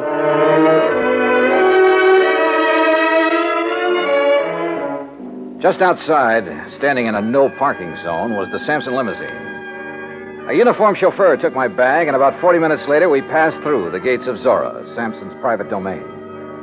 Beside the main house, there were 2 guest houses, 2 swimming pools, a private zoo, stock farm, turkey ranch, and a number of cottages for the servants and maintenance people. Inside the main house, Kopek led me down a long hall lined with statues and oil paintings and other art objects. Finally, he stopped and opened a heavy door. Henry Sampson was seated behind a large desk, and standing near him was the most beautiful woman I had ever seen. Mr. Dollar, sir. Thank you, Michael. I'll call when I need you. Yes, sir. Well, Johnny, come in. Come in, sir. You had a pleasant journey down, I hope? Yes, fine, thanks. Good. Would you like a sample of our southern hospitality, Mr. Dollar? Well, Forgive me, my dear. Johnny, this is Mrs. Sampson. Delilah, Mr. Dollar. Mrs. Sampson. In case my question confused you, Johnny, I meant, would you like a drink? No, thanks. Not just now. Let the man catch his breath, Delilah. Now, Johnny, let me get on my feet. I can't give you more than 10 minutes of my time. So, let's get right down to business. This here's a display case that was broke into. Mm-hmm. None of your other coins were taken, huh? No. Whoever did it knew what they wanted. They got the most valuable one. What about this lock? Was it tampered with? Wouldn't have done them no good to tamper with it. It's the biggest and strongest that Yale makes. Reckon he knew that. That's why he broke the glass. Then you think someone familiar with this room and your collection took the coin? If you want to know the truth, he suspects me. Delilah. Mr. Sampson, did anything unusual happen that evening? Did you have any visitors? None. Delilah and I ate our supper. I worked for a couple of hours, same as always. Then we played casino till 10:30. We always play casino until 10:30, John. It's the only thing that relaxes my husband. I see. There were only 4 people besides myself in the house. Mrs. Sampson, Mary, her maid, Digger, my manservant, and Michael, my secretary. Good old Michael, the trusty troubleshooter. Mr. Sampson, according to your policy application, only 4 of those Confederate $half were ever made. Is that right? Yes, 'tis. Confederate states didn't have any silver bullion to make more. Dirty Yankee blockade. Yeah. Could you give me a description of the coin, sir? Sure. Originally, it was a regular Union 1861 piece. At the New Orleans Mint, they ground off the reverse side and stamped on the shield of the glorious Confederacy and the words Confederate States of America. Hallelujah. May the South rise again. Now, that's not funny, Delilah. I think it is. Don't you, Johnny? Well, I'm just... You just give me your answer later. Right now, I'm going to have another drink. You ready? Not yet, thanks. No, you don't know what you're missing. You'll have to forgive my wife, Johnny. She isn't herself this evening. I haven't been myself in several years. Not since I married this You shut up, woman. Michael. Michael. Yes, sir? Mrs. Sampson is tired. Very tired. She wants you to take her to her room. Yes, sir. Well, see you at supper, Johnny. I'll have your supper sent up to Don't you. do me any favors, fat man. Get her out of here, Michael. Get her out before I... Sorry. But she... Sometimes... It's all right, sir. I understand. Do you? Good.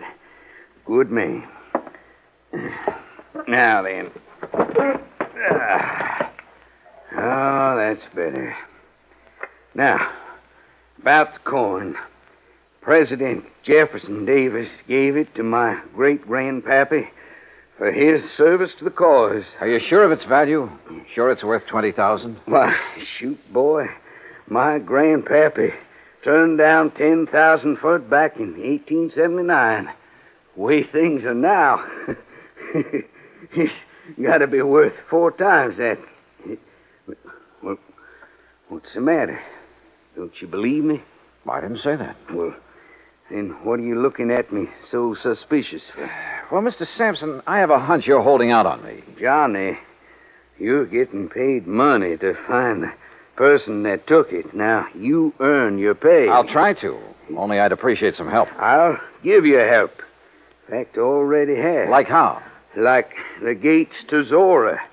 I've kept them locked ever since it happened. And until you find that coin, nobody leaves here. Those gates stay closed.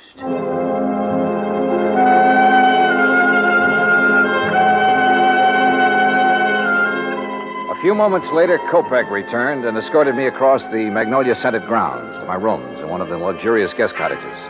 I unpacked, took a shower, then called Bert McGraw in Hartford. Well, how's it going, Johnny? It is not. Oh, come on now, boy. Sorry, Bert, but it looks like a real toughie. You don't want me to send in a pinch hitter, do you? Nope. But how about getting the dust off your pants and doing some legwork? All right, what kind of work? Find out for sure how many of those 1861 $half were ever made and what their value is today. Wait a minute. What'd you say, John? Not you, Bert. Somebody at the door. You check on that coin. Got it? Like the Yankees have the pennant. Good luck, boy. Okay, I'm coming.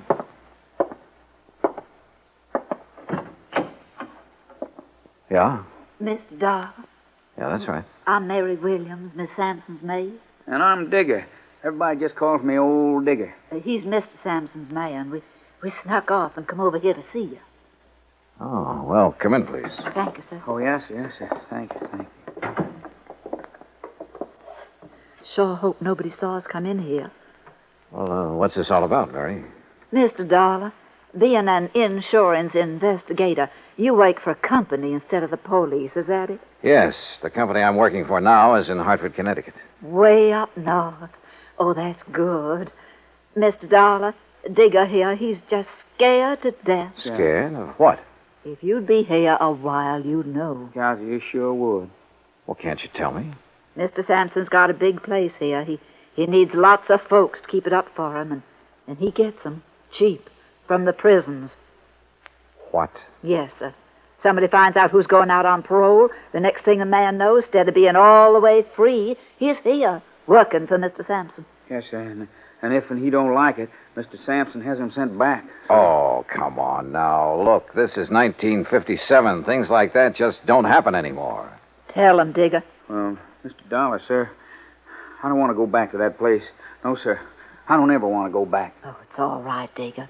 Mr. Dollar, we wouldn't have bothered you at all, except that Digger and me, that is, we want to get married. That's right, yes. But if he's sent back to prison, well, he's already spent 15 years there. And you're afraid that Mr. Sampson is going to send him back? Yes, sir. Mr. Sampson or somebody else around here. But why? Well, come on. One of you say something. Well, sir, I ain't going to tell you, nobody else, Mr. Dollar. No, sir. I won't tell no matter what they do to me. I won't tell unless you give me your word. Unless you promise me. Promise you what? That you won't let Mr. Sampson or nobody send me back. You give me your word on the Bible. I'll tell. Yes. Well, come on. Tell me what. Well, sir, Mr. Dollar, Digger knows who took that $50 piece.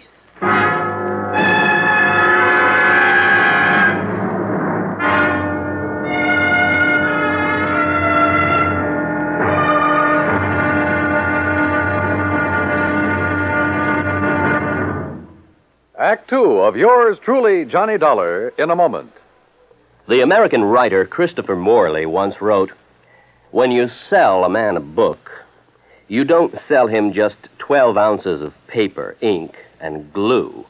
You sell him a whole new way of life," unquote. Now that goes double when you give, not sell, a book. But the gift of 550 books to little children increases the legacy tenfold. Near the end of 1960, the employees of the Chase Manhattan Bank started a people-to-people program with such a gift to school children of a town in Tanganyika. That's on the southeast coast of Africa. And to give you an idea how the books were received by the children, let me first quote from Francis Bacon. He's an English writer of a few centuries back. He said, "Some books are to be tasted, others to be swallowed, and some few to be chewed and digested." In the past, children in Tanganyika may have done a little tasting and chewing and a little swallowing and digesting. But there's one certain thing. They wound up devouring the books they received from the United States. And they did so much of it that they, the ones in high school anyway, were able to reach the level of English children their age and pass the exams at the same time. That takes a lot of book learning, as they say. Now, the gift of these books from the United States of America may have seemed a small thing to the senders, but the boys in Tanganyika who received them know that they've opened a whole new way of life. They've greatly increased understanding in the classroom of freedom, the right of all men everywhere. And now, Act Two of yours truly, Johnny Dollar, and the Confederate Coinage Matter. I wanted to help Digger, the Sampson servant who claimed to have information concerning the missing Confederate $50. But I couldn't promise him anything without first knowing more about the part he had played, if any, in the theft of the coin. I did promise to think over his offer and let him know if I was interested by the next afternoon. Anyway, at 8 that evening, I joined Mr. Sampson and Kopek for dinner in the large dining room. After we'd finished our coffee, Sampson rose and excused himself. When you're ready, we got work to do, Michael. Yes, sir. Huh? See you in the morning, Johnny. Well, how is the investigation coming, Mr. Dollar? Have you found any valuable clues? Nope, not a thing. Oh, that's too bad. But you haven't given up. Kopek, I haven't started. Well, would you care for something else? If not... No, I'm fine. Then shall we... Yeah, sure. Say, tell me something, Kopek. Anything I can. What about the servants who were in the house the night of the theft? Digger and Mary? Yeah. What do you know about them? Everything that there is to know. I have a file containing the record on every one of Mr. Sampson's employees. If you like, I shall have the information on these two sent to your rooms. I'd appreciate it. Now, if you will excuse me, Mr. Sampson is waiting in the den. You can find your way back to the guest house? Hmm? Sure. Good night. Good night, Mr. Dollar. Johnny. Oh, Delilah. Oh, where are you? Up here, on the stairs. No, don't come up. Oh. Johnny, do you like to ride? Well, sure, only it's been a long time since I've had a chance to, and I didn't bring any riding clothes. Well, that doesn't matter. Meet me at the stables before breakfast. You will, won't you, Johnny? What do you think? I went back to the guest house, and about half an hour later, Kopek delivered the files on Mary Williams and Digger. Everything Digger had told me was true. He had spent 15 years in prison on a manslaughter charge. So early the next morning, I crossed the green lawns of Zora and met Delilah at the stables. And a few minutes later, we were riding our horses away from the main house. Where shall we ride, Johnny? You want the cook's tour? Oh, I don't know. What's it include? Oh, the turkey farm, dairy, and zoo. Or would you rather go down to the river? Hey, you know, it's a funny thing, Delilah. What is? I've never seen a river. You fool. Come on, I'll race. Come on, boy. Come on.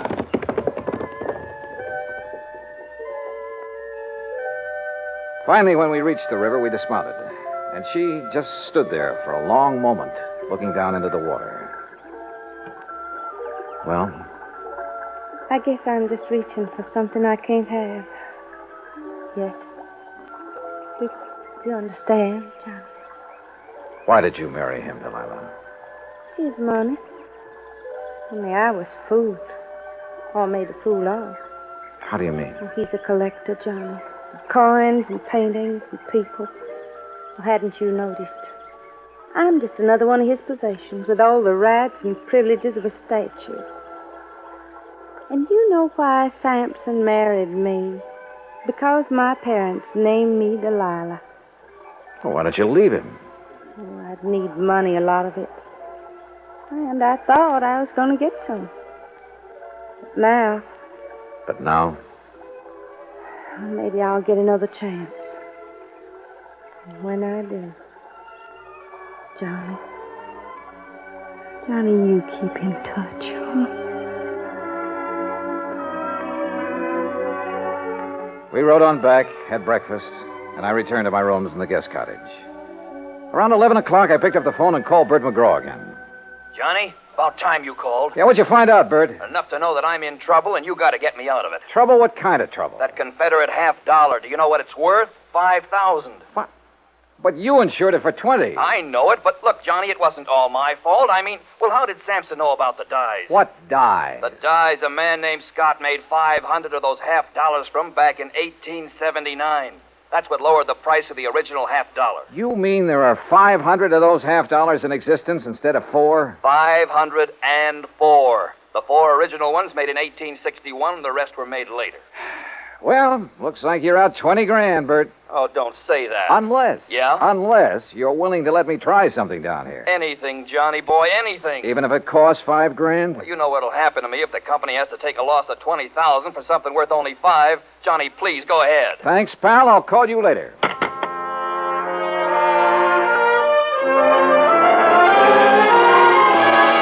As soon as I could, I sent word to Digger and Mary, the 2 servants, asking them to come to the guest house. It was almost 3 o'clock before they arrived. Miss Dollar, have you decided on what you're going to do? Yes, Mary, I have. Digger. Yes, sir? I can't promise that you won't be sent back to prison. Well, then I ain't going to tell you nothing. Now, wait. Dollar, sir. Let me finish. But I can promise that I'll do everything possible to help you. Well, sir, I have to ask Miss Mary. You know, she's the one who talked me into coming to you in the first place. I did it soon as he told me what he'd done. I didn't know about it till afterward, Mr. Dahl. All right. Just what did he do, Mary? Well, it wasn't his fault. He just had to break into that case and take that $50. Yeah, sir, that's right. I had to. Why? Because she said that she'd tell Mr. Sampson something real bad about me. Something that'd cause him to send me back to prison. She? Mrs. Sampson? Yes, sir. That's the truth, Mr. Dollar. I swear it. All right, Digger, go on. What happened after you took the coin? Well, sir, it all went like she said it would. I got hold of the $50 and ran on down to the river. Late that night, I was on my way back to where I was supposed to meet Miss Sampson and give it to her. Well, sir, then I tripped over something, and doggone if I didn't lose it. Oh, wait a minute. Come on now, Digger. You don't expect me to believe that? But it's the truth. Yes, sir. I had it in my hand, and when I fell, it flew out. And you can't find it? No, sir. No, sir. And I looked and looked. There's a good reason why he can't find it, Mr. Dahl. Oh? Yes, and you come with us. We'll show you. They showed me, and I had to agree there was a good reason. I told Kopek I wanted to see Mr. Sampson. While I was waiting for him, Delilah came down the stairs from her room. Johnny, I saw Digger take your suitcase out to the car. You aren't leaving. I will be in a few minutes. Well, Johnny, have you found the coin? No, not quite. But I know where it is. And I know how it got there. You do? Why did you do it, Delilah? Why did you make him do it? You ought to know by now, Johnny. I did it for the same reason I've done everything else in my life, for money. I thought I could use the money to get away from here. What will you do now? I don't know. It's up to him. You do have to tell him, don't you? Yes, Delilah. I'm afraid I do. There's no other way. I mean, well, couldn't you say one of the servants? No, Delilah, don't you say it either. Okay, Johnny. See you around, huh? Sure. See you around.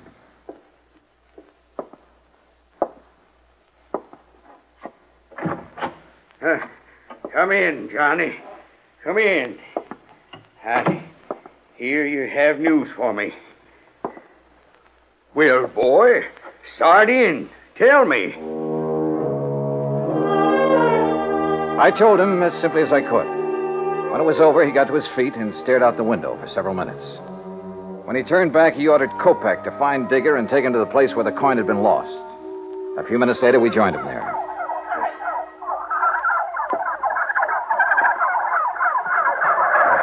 I can't believe it. This where you lost the $50, Digger? On the turkey farm? Yes, sir. Yes, Mr. Sampson, sir. Right over there. Well, why didn't you get in there and find it? Well, I told Mr. Dollar how come I couldn't, sir. Well, Dollar? He couldn't find it because when he dropped the coin, one of those turkeys swallowed it. Dollar, what do you mean, one of those turkeys swallowed it? Well, sir, just what I said. Turkeys will eat anything that glistens or shines that's dropped near them. And since Digger was cutting across this field when he dropped the coin... But, boy, do you realize there are 2,000 turkeys in there, and any one of them could have my $50? The $50 Jefferson Davis, president of the glorious Confederacy, gave my grandpappy. Any one of them could have it stuck in his skinny redneck? Yes, sir, it certainly could. Well, good. Now, you just tell me, how do you propose to get me my $50 back? You can't do it. You'll have to give me my insurance money. Yes, we know. That's why we're willing to buy the turkeys from you. What? Yes, sir. I'll give you $5,000 for the turkeys and guarantee to return the coin within 90 days, providing... Go on. Providing you allow Mary Williams and Digger to leave here and be responsible for the recovery of the coin. You mean You gonna let them tend the turkey? I'm going to give them the turkey. What? Oh, Mr. Dollar, you're a good man. Digger, you miserable... You hush up. Well, Dollar, you sly fox. Doggone, boy. You just got yourself 2,000 turkeys.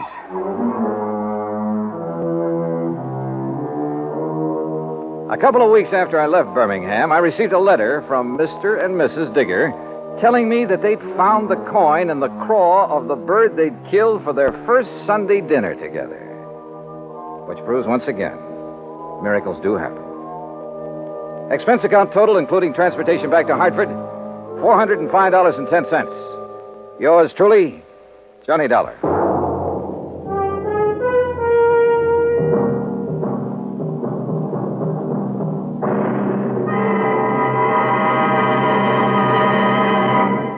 Now, here's our star to tell you about next week's story. Next week, the story of a tragedy that befell a sweet old widow, and the very surprising results. Join us, won't you? Yours truly, Johnny Dollar.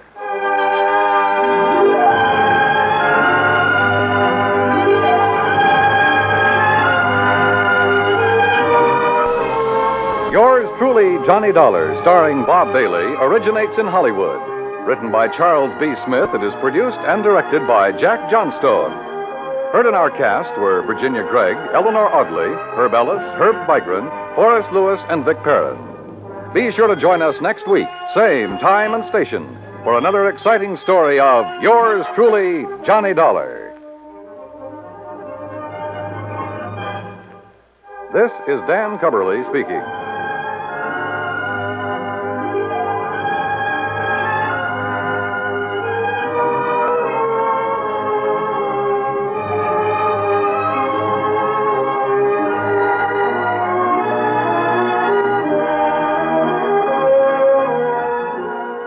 This is the United States Armed Forces Radio and Television Service.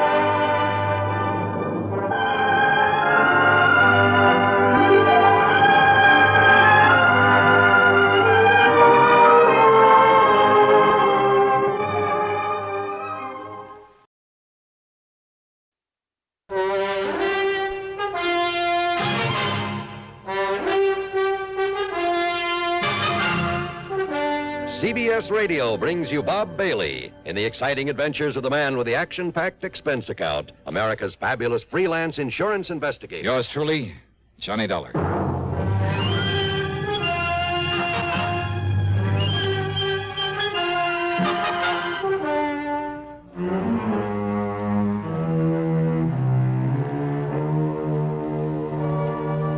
Expense account submitted by Special Investigator Johnny Dollar to the Mono Guarantee Insurance Company, Little Rock office.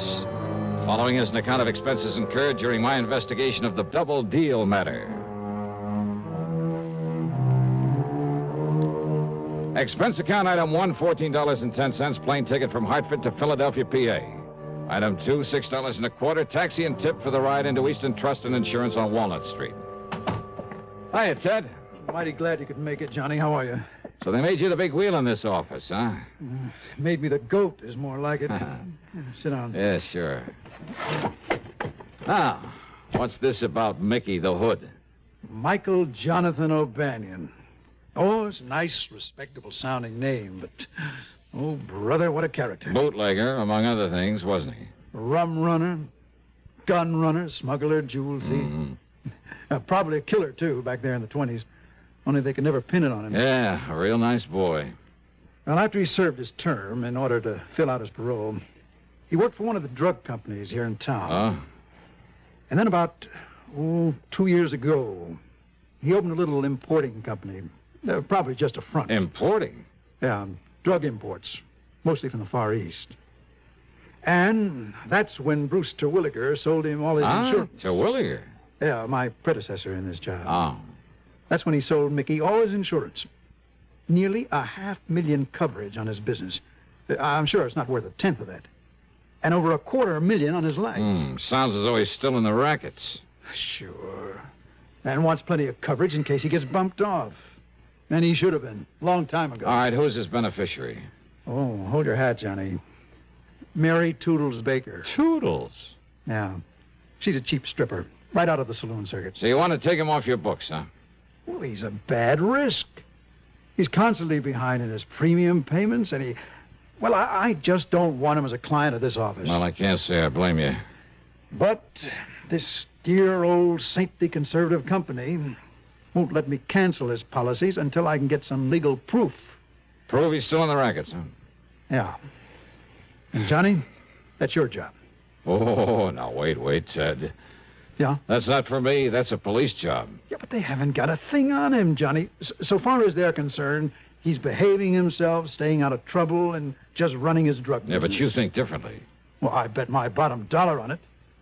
And Johnny, if you can prove it for look, me... Ted, what am I supposed to do? Stick my neck out to a punk like Mickey just because you have a hunch about him? Hunch? No, thanks, Ted. If a guy like that happens to be involved in fraud against the company, something like that, you call on me and I'm stuck with him. But to try to frame him for you when there's no real evidence against him... Frame him? Now, wait, I didn't say that. Just show him up for a wrong guy. Look, when he commits some offense against the company, okay. But until then... Look, Johnny... No, sorry, Ted, but it's no go. No, you mess around a character like that without legitimate reason, I'd end up with a hide full of lead. No, so Johnny, thanks a lot. I want nothing to do with him. But, Johnny... Sorry, Ted. Okay. I suppose all I can do is wait until it's too late. And we have to pay him a lot of money on some fraudulent claim or on his rotten carcass. Afraid so. Oh, Johnny, if you'd only... Oh, excuse me. Ted Plainer. Well, if that's all you wanted me for. Dollar? Hmm? Why, yeah. What did you...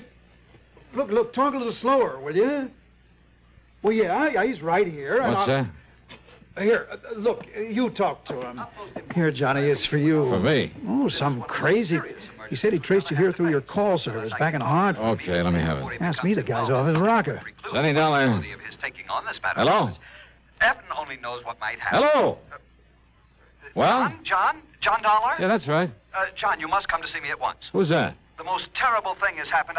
Oh, yes. Yes, what? This is Harry Branson at Philadelphia Mutual Liability and Casualty. Oh, I might have known. What? Nothing. What seems to be the trouble, Harry? Disaster, John, disaster. Can you see me at once? What about? The famous Canary Diamonds. Listen, John. Oh, now, wait, Harry. I brought those things back from France some months ago. I know, but now they've been stolen again. They what? Yes. John? Okay, Harry, I'll be right over. Now, who the devil was he? Well, now that insurance man wants to hand me a case that I can really do something with. Oh? And he'll pay me a pile of dough if I can solve this theft for him. Theft? Yeah. Hey, wouldn't it be nice if I could sort of tie Mickey the Hood in on it? Johnny, are you serious? You really think you could? Ted. Yeah, Johnny. Fat chance.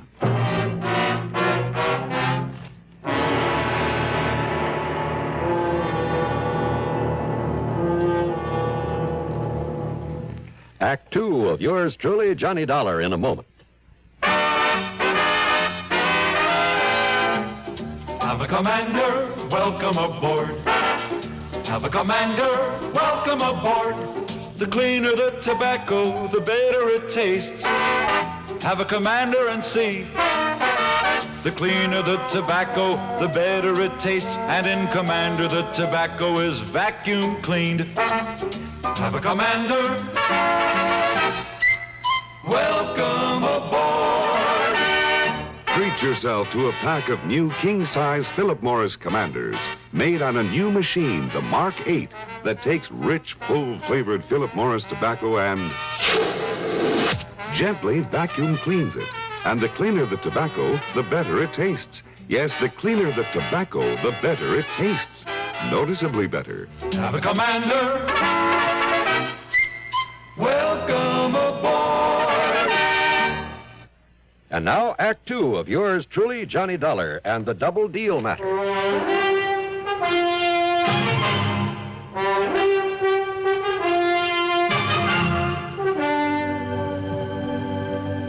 I found Harry Branson pacing the floor, wringing his hands. John, thank heaven. So the Canary Diamonds have been stolen again. Terrible, terrible. But I thought they were insured by you. They got so much publicity when you recovered them from that smuggler over in France that one of our important clients, Mrs. Arthur Pierpont Galloway, just had to have them. So she bought them and then insured them with us. How much, Harry? $515,000. Wowee. She received a phone call that one of the national magazines wanted pictures of them there at her home. The call was a phony? She thought her chauffeur and butler would be protection enough, but when the man came, well, he tricked her into being alone with him, and, well, he just walked off with the diamonds. Well, they must have a description of him. Of course they have, but a rather confusing one. They were all so excited. So, what about the police? Oh, dear, the police have showed Mrs. Galloway and the chauffeur and the butler so many pictures of criminals, they just don't know which is which. Oh, fine. But the police seem to think that they have some ideas about who this terrible thief might be. What about fingerprints, that sort of thing? Oh, he was far too clever for anything like that. I suppose so. Hey, I wonder if the chauffeur or the butler could be in cahoots with this man. Absolutely not. Well, you sound pretty sure of that. I know both of them myself, have known them for years, ever since they went with Mrs. Galloway, and I'm certain they are absolutely honest. After all, John, I am an excellent judge of character. Oh, yeah, I'm sure of that. Now, who's in charge of this case at headquarters? At Central Headquarters, Lieutenant Bernard Barry. Bernie Barry? Sure, I know him well. Now, here, I'll give you Mrs. Galloway's address. Don't bother, Harry, not yet. Oh? John, you mean you might have some idea who might have done this? Not the least. But unless you see and talk with her... But as long as the police have some ideas, why don't I see them first? Oh. Yeah, I'll give it a fling, Harry. Give it a fling? Sure, as long as I'm already here in Philly. John, how can... Don't you $515,000. Yeah, that's a lot of dough. Then how can you be so casual? You don't even seem to be really interested. John, think of what your commission will be if you effect a recovery. Do you think I'm thinking of anything else?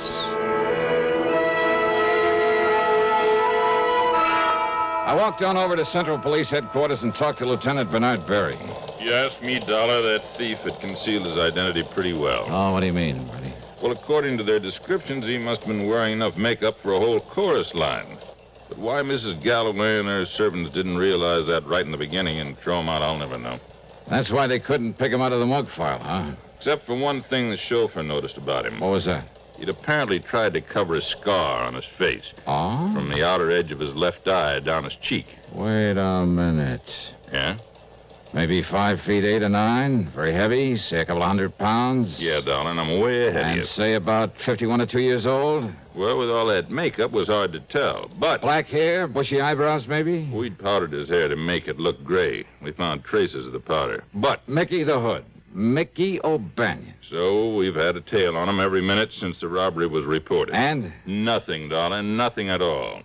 And, of course, he had an airtight alibi. Oh, sure he would have. And, of course, so would any other crook smart enough to pull a job like that. Just the same, Bernie. But until we can trip him up, or, more important, find out how he'll try to dispose of those stones... I know how to get him out of the country. Hey, but wait, his drug importing business. Yeah, importing, Dollar, not exporting. But he must ship stuff around in this country. And any shipments he makes will be gone over with a fine-tooth comb. Unknown to him, of course. Yeah? What do you mean by that? Well, if he did take these stones, he'll know everything you're doing. Maybe. You're thinking, of course, about how they were gotten out of the country before, in those cases of canned goods you found in Paris. Yes. I'm also thinking how impossible it would be to dispose of them here in the U.S.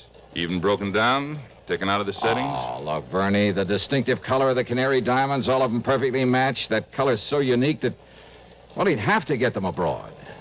But where and how? Dollar, all we can do is keep an eye on him. Of course, keep an eye open for anyone else who might have stolen him. Well, Bernie, I'll concentrate on him. Well, what'll you do? I mean, that we're not already doing. Well? Bernie, I haven't the least idea. Oh, sure. Maybe someone else had taken those stones. But I've played my hunches before, and somehow they've usually paid off. And sure, if Mickey did steal them, why, maybe he was smart enough to simply sit tight for a while until things cooled down. I looked up the address in a phone book, then spent item 3, $1 even for a cab to a small building on South 23rd Street marked O'Banion Drug Imports. It was a small kind of store building with a combination office and sales room in the front. Much to my surprise, there was only one person there. That's right, Michael J. O'Banion. Well, sir, my name is Russell. Peter Russell. Mr. Russell? Yes, sir, I own a small chain of drugstores in the South, and we get a lot of calls for anything unusual down there. Our customers seem to go for unusual, exotic-type drugs and medicines. Oh, so I understand. So when I saw your ad in the Yellow Pages, I thought I might take a look at your stock. Oh, fine. Everything we catalog is right here on these display shelves. All right, sir. Yeah, pick out whatever items you like. I'll be glad to ship them to you. Everything from dried seahorses and kelp, the Oriental people go over those things, to rare items like oil of rhodium, lovage, musk. Yes, sir. I see y'all import a lot of things from China, Japan. Well, I have contacts in Hong Kong and Kowloon that furnish me with many unusual items. Excuse me, Mr. O'Banion. Yes, I'll be with you in a moment, madam. Oh, Mrs. Peterson. Yes, that's Is that right. Yeah, we met at the travel office, and you promised me some Yes, of those... of course, Mrs. Peterson. I have the bottle of nerve pills I promised you right here. Oh, I'm so glad. And how much do I owe you for them? Oh, not a thing. Not a cent. Well, Glad to have been able to make them up for you. well, Here you are. aren't you nice? Such a big bottle, too. Oh, it's my pleasure, Mrs. Peterson. Well, have a nice trip. I hope I can swallow such big pills. Yeah, well, you just chew them like candy. Well, they don't taste bad. Just like sugar pills. Well, how nice. And remember, keep them in this bottle with its special seal and take only one each day.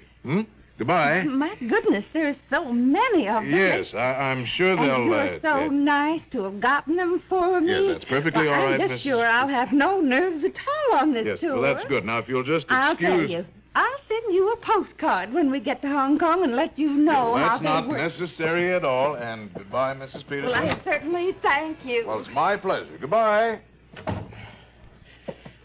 Well, now we can get back to business. Are you always so nice to your customers, O'Banion? Just a minute. Yeah? Forgot your phony accent, didn't you? My, That phony... voice. I'd know that voice anywhere from the radio. The radio? Johnny Dollar. So? I should have known it when you talked about a non-existent ad in the Yellow Page. So I pulled a boo-boo. Listen, Dollar. If the police sent you around here, if you think I had anything to do with those Canary Diamonds... Well... Neither you nor anybody else can prove it. So, Dollar, if you know what's good for you... Oh, now that's a corny line. If you want to stay alive, just leave me alone. Make this Thanksgiving something special. How? By taking lots and lots of pictures. Just think of all the wonderful moments you can capture forever. Mom in the kitchen making dressing. That big moment when Dad starts slicing the turkey. The look on the kids' faces when they select their pie. Dad snoozing in his favorite chair after dinner. Yes, pictures are the best way to make those moments last forever. But only with flash can you capture all the fun and color of those moments at their best. Anytime, anywhere. That's why now, today, you should pick up a pack of Sylvania Blue Dot flash bulbs, the world's largest selling brand. Sylvania Blue Dots work with any film, with any camera, and you can always be sure they'll work. Simply look at the little blue dot. Sylvania puts it there as your assurance that it will fire. If by some rare chance it has turned pink, then return the bulb to your dealer. He'll make good on it. But hurry, Thanksgiving is this Thursday. Get your Sylvania Blue Dot flash bulbs today. And now, Act 3 of yours truly, Johnny Dollar. There in Mickey O'Banion's phony import office, things began to add up. Before he recognized me, he'd said something about contacts in Hong Kong and Kowloon, great smuggling country. And the little old lady, Mrs. Peterson, to whom he'd given the nerve pills, she said she'd met him in a travel office. Was he making arrangements for a trip out of the country? Yeah, another thing, that bottle of pills. He'd made them up, he said. Big pills, remember that. Take only one of them a day, he told her. Well, by the time she got to Hong Kong, she could only use a few of them off the top of that bottle. It must have held a couple of hundred of them. And once in Hong Kong, one of his contacts? Or would he himself be there by then? Yeah, but I needed proof. And I certainly couldn't trick an old hand like Mickey into a confession. Far from it. You think I don't know the cops are watching me every minute, going through every package I try to ship out of All right, here? now listen, Mickey. Do you think I'd be fool enough to touch those stones in the first place? Fool enough or smart enough? Oh, I'm smart enough, darling. Don't you forget it. Until you can show some kind of proof I know anything about it. Okay. All right, now Mickey. go on, get out of here. And you stay away from me before I... Before you what? All right, go on, get out. Sure. Why not?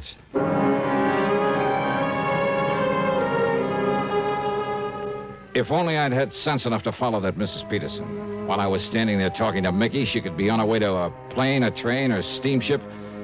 Item 4, $1.30 in a phone booth, calling every travel agency, airline, steamship, company, railroad I could find listed until I got the one who'd arranged her round-the-world tour. That was due to leave in a few hours. Better still, they told me she'd been staying at the Bellevue Stratford. Item 5 is $1.25 taxi fare to the Bellevue. Just a minute, bellboy. Well, Mrs. Just a minute. All packed now, bellboy, and you... Oh. Mrs. Peterson. Why, you're the young man I saw a little while ago. I want that bottle of pills you got from Mr. O'Banion. Now, look here. Where are they? I'm a very nervous woman. All right, my name is Dollar, special investigator. Investigator? That's right. That's like a detective. That's right. Now, please, those nerve pills. I haven't done anything wrong. You will if I don't stop you. What? No, you're a robber. A burglar or something. Oh, look, and listen to I'm me, will you so please? Nervous. Then why don't you take one of those pills? Yeah, go ahead. Yes. Yes, I will. While I dig out some credentials to prove I'm telling you the truth. Here. Now, here they are. All right, here are my credentials. And let me have this bottle. What? Johnny Dollar, freelance. But you're spilling them. Now, they can't all be loaded with... Let me have one of those pills so I can... Here, now... All right, that one you took maybe from the bottom of the bottle because of the way they fell on the table when I spilled them Now, out. what possible difference could... Oh. Huh? Oh, my dear, I've broken a tooth. No, you haven't. All right, spit it out into my hand. I certainly will not. Come on. All right. Here. Broken tooth, huh? What? Ever see a more perfect yellow diamond than this? Diamond? Over a carat, I'd say.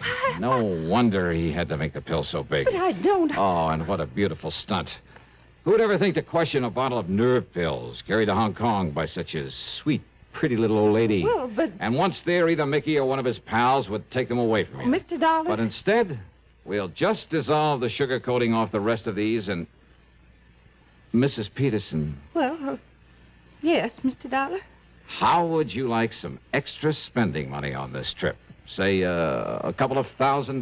Couple of $1,000? And all you have to do is come along with me and tell the police where you got this bottle of pills. But I'm afraid I still... Well? Well, of course.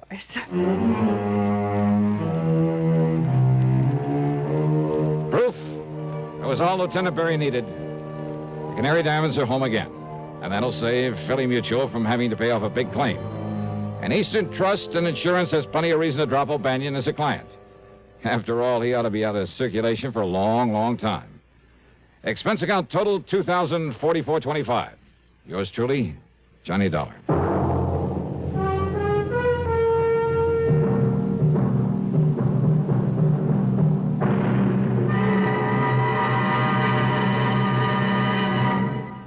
Our star will return in just a moment. Constipation is something people don't talk about much, but it can be a problem for anyone, even doctors. And when constipation occurs, it's interesting to see just what doctors consider important about a laxative they might use or recommend. Well, a majority of the doctors we heard from had this to say. A laxative should be effective, gentle, close to natural acting. A medicine that can be used with complete confidence. Now, X-Lax has been popular with many doctors and millions of people over the years because pleasant-tasting chocolated X-Lax is effective. Overnight, it helps you toward your normal regularity. X-Lax is so gentle, so close to natural acting there's no upset. That's why many doctors and millions of people use X-Lax with complete confidence. X-Lax, the laxative that helps you toward your normal regularity gently, overnight. Now here's our star to tell you about next week's story. Next week, one of the roughest, toughest, and most unusual investigations I ever get involved in. Join us, won't you? Yours truly, Johnny Dollar.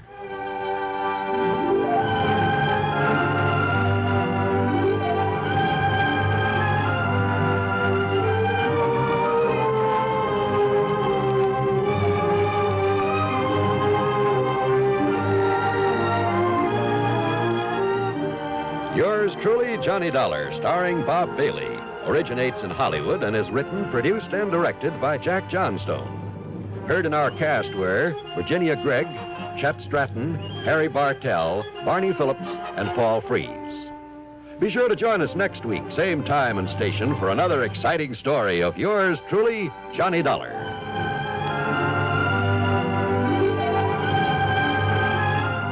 This is John Wall speaking.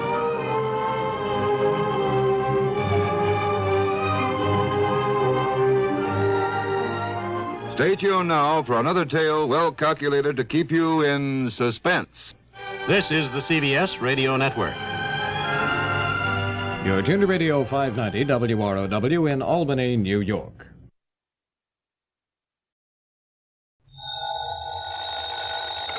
Johnny Dollar. Yeah. What? I said, yeah. Oh, what's that supposed to mean, and who are you? Oh, Johnny, this is Pat McCracken at Universal Adjustment Bureau. Well, hi, Pat, but what's with the crazy dialogue? Oh, that word, that yeah, was most of the conversation I got from some crazy character who just called in. I'm afraid I don't dig you. Oh, he called about 5 minutes ago. Said he'd been trying to reach you, but he got no answer. I was out picking up a morning paper. Who was he, Pat? He wouldn't say. He just gave his phone number. Wait a minute. There's only one man in the world talks like that. Yeah. Yeah. Was the call from San Francisco? No. Oh. Los Angeles. Well, then maybe I was, Oh, because the man I was thinking of... Now, wait a minute. Yes, I'm waiting, John. Tell me just one thing, Pat. Well? Have any of your insurance companies been having to pay off on any big fires lately? I mean, out in Los Angeles? On any fires? You'd better start checking with those companies out there. No, wait a minute. Do it, Pat. And I'll lay odds that you get a handful of arson reports. Arson? Yes. Johnny, just because some silly guy calls up and all he says is, yeah. Hey, let me have that phone number he gave you. Now, Johnny. Come on, Pat. What is it? Hollywood 8, 3142. Okay, now you go ahead and check with your West Coast insurance company. And get ready to pay my expense account to Los Angeles. Are you kidding? Are you trying to tell me that the way some jerk says yeah means arson on the West Coast? Now, don't be silly. You, want to bet? Oh, Johnny. Pat, I'll call you back.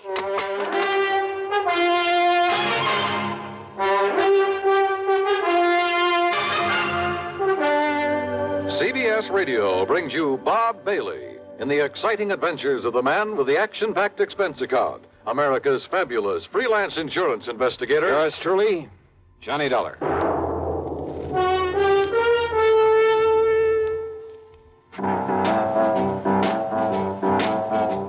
Talk about best-selling records. Here's a familiar tune about America's best-selling filter cigarette, Winston.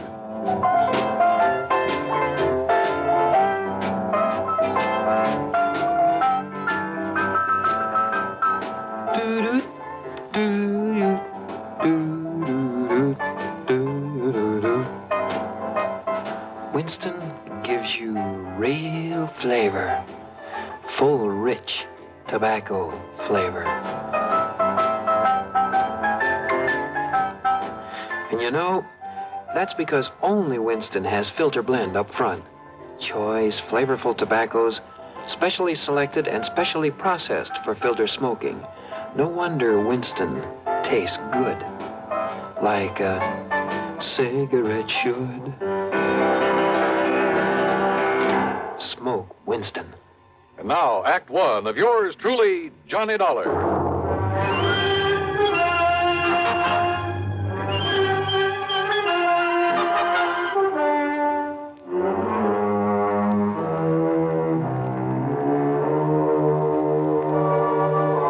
Expense account submitted by Special Investigator Johnny Dollar to the Universal Adjustment Bureau, Home Office, Hartford, Connecticut.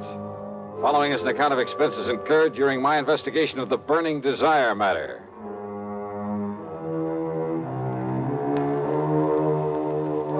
Yeah, as I told Pat McCracken, there was only one person I knew whose conversation might consist mostly of that one word. So, expense account item 1, $250 for a phone call to Hollywood 8, 3142.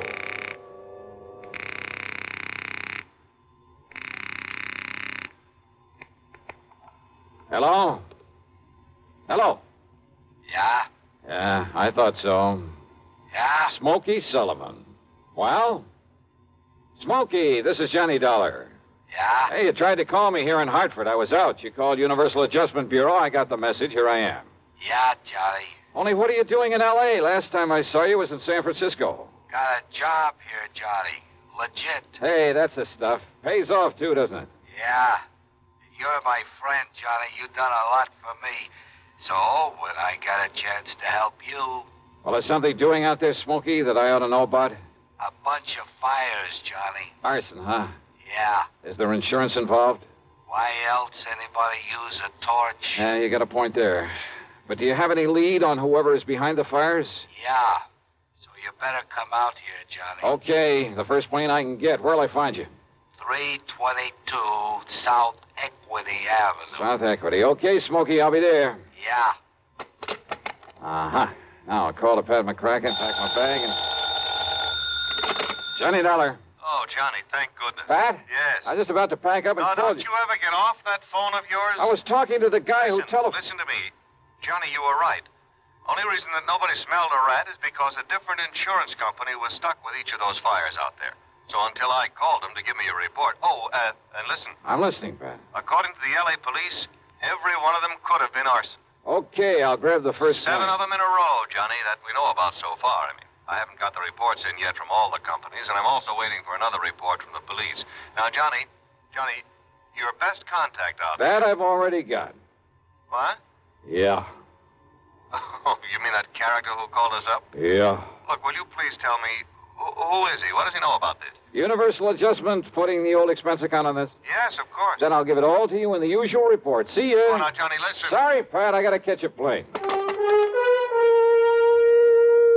Expense account item 2, $162.85 plane ticket from Hartford to Los Angeles. Thanks to the time differential, it was only shortly after dark when the big mainliner set down at the L.A. International Airport. Item 3, $750 for a cab to Smokey's address. It was hardly Beverly Hills or Bel Air, believe me. 322 South Equity was in a beat-up part of a downtown industrial section. A weather-beaten 3-story house with a sign out front that said Boarders by the week a month.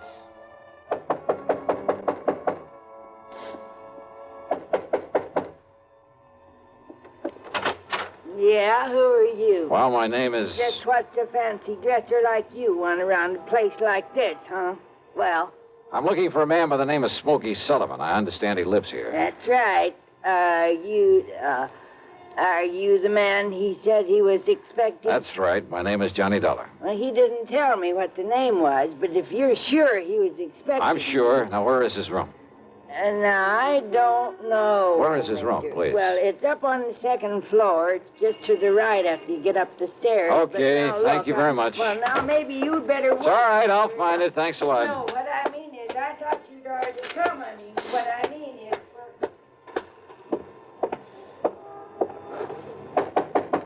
Smokey? Hey, Smokey, it's Johnny Dollar. Oh, what was that? Smokey! Now, what's all the... Oh, no. Hey, Smokey, can you hear me? Who did this? Are you... Good Lord.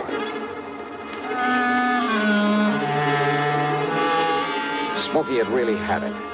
Whoever had beaten him up probably would have killed him if I hadn't come along and scared him away.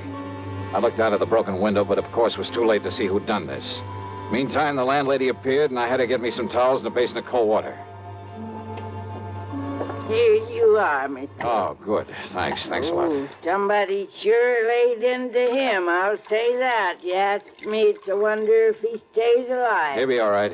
He'd Better be. You're lucky you come along to see him, is all I got to say. Yeah, you better get me a couple more towels and maybe another basin of water. No, wait. What? You won't need him, mister. I got a much better idea. If I can find it. Hey, Smokey. Give me a minute to find that bottle. Well, here it is. Yes, sir. This here'll fix him up. Smokey, can you hear me? Fix him up quicker than a wink. It's Johnny Dollar. Here now, mister. You just pour a slug of this down his gullet and see if it don't bring him to. Huh? Oh, yeah, good idea. Let me have that. Oh, sure. It's real genuine California cognac, it is. And soak up another towel for me, will you, please? I sure will, mister. All right, here now, Smokey, here. See if you can get down some of this. Easy now, huh? That's it. Attaboy. Really? Yeah. A little more of this. Here. You know, before you come up here, mister, I tried to tell you. Easy now, Smokey. Yeah, I tried to tell you. I thought that other man that come up here to see him was the one he was expecting. Here, now, here's his fresh towel. Thanks. Did you say other man? That's right. Come in just before you did. You know him, who he was? The chimp. What? What's Smokey? The chimp, Johnny. That's who it was. The chimp? Yeah. Strong arm for Mickey Fortina. Who's Mickey Fortina? He's the one that... Oh, now, look, Smokey, maybe you'd better wait until you feel better. You and I should get a doctor. No. Now, listen, Johnny. Yeah? Unless you stop him, there's going to be a lot more fires around here. Fires? That's what he said. Just don't worry about it, Mrs. Miss Fletcher. Bertha Fletcher. That's my name. Johnny, listen. Oh, okay, Mrs. Fletcher. You go along. I'll take care of him. Oh, well, now, I don't know. You sure I hadn't better get a doctor? No. I'll take him to a hotel. In his condition, I'll look after him. Now, you go downstairs and get me a cab. Well, I don't know. Here's a 10 spot for your trouble and this bottle of brandy. Oh, well, thanks. You're a gent. Go ahead, please. Oh, yes, sir. Anything you say. Johnny. Yeah? You gotta listen to me. Yeah, go ahead. You had come up the stairs, scared him off. The chimp might have killed me. Well, he won't get to you again. I'm going to take you out of this place. Somebody must have tipped off Mickey Fortina. Must have known I'd put in that call to you. So listen, Johnny. Later, Smokey, after I get you out of here.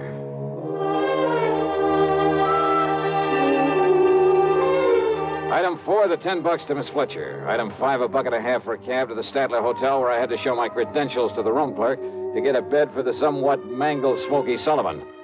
Item 6, $15 to the doctor who came up to the room, and I must admit got him back into pretty good shape. Then, when the doctor had left us... Yeah, Johnny, all those fires, big insurance, all of them set. 7 of them in a row. So that means by one firebug, this Mickey Fortina you mentioned, huh? No, Johnny, Mickey's too smart for that. What? All set by different guys. I don't know who they are, but I see no remains. And the police ain't sure, but I know there was arson. Who's Mickey Fortina? He's a go-between. I seen this happen before. Yeah? Frisco, Seattle, and Denver, a lot of places. He brings in a lot of boys of his own. Everyone got a different way of setting a blaze. So the cops can't tie it up with any local boy whose methods they know? Yeah. Fortina's a go-between? He makes the deal with whoever wants a fire. And the police aren't onto him? What for? He never set a fire himself. Well, I know, but he's the guy that... By the time the arson squad is in, the guy who done it is far away. So there's no witness can prove Fortina set up the deal. And the police have never been able to put the squeeze on whoever made the deal for a fire? And get sent up for it? For being accessory or whatever you call it? Oh, yeah, I see what you mean. Yeah. Fortina sent for me when he found out I was here in L.A. I used to know him, Johnny. Wanted you to be a torch for him, huh?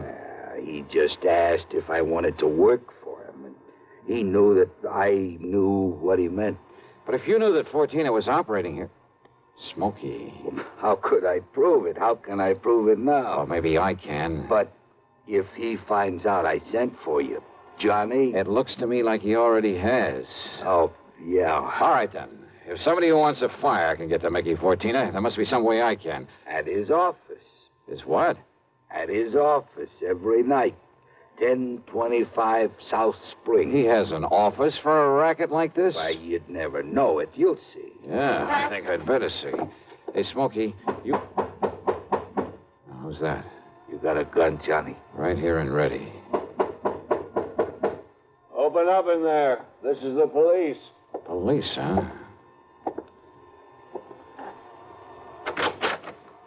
Well, surprise. It is the police. The room clerk reported a man was brought in here who... Johnny! Yeah, Pat Nichols. Sergeant Nichols now, Johnny. Good. How are you, boy? Now, wait a minute. Is this the man you brought in here? Smokey Sullivan? Listen, officer, Johnny, you think maybe Smokey is tied in with this string of fires out here? No, tell him, Johnny. No. You tell him, Smokey, anything you want. Well, now, look. You know I'm no good at talking to a cop, Yeah, well, Johnny. give it a try. And, Pat, be sure you stick around to keep an eye on him. What? Smokey may need a bodyguard. You. Huh? Yeah. Until after I've made a little business call. Johnny. Now, look, if you're out here because of those fires... Did I say I was? I didn't tell him anything like that, did I, Smokey? No, Johnny. And I see what you mean. Now listen, Just you two. stick around, Pat. I'll see you later. If I had told Pat where I was going, he might have wanted to come along. And a man in the uniform would hardly have helped in the plan I had for trapping Mickey Fortina. But you know something? Going over to see him alone was a big mistake. One I almost didn't live to regret.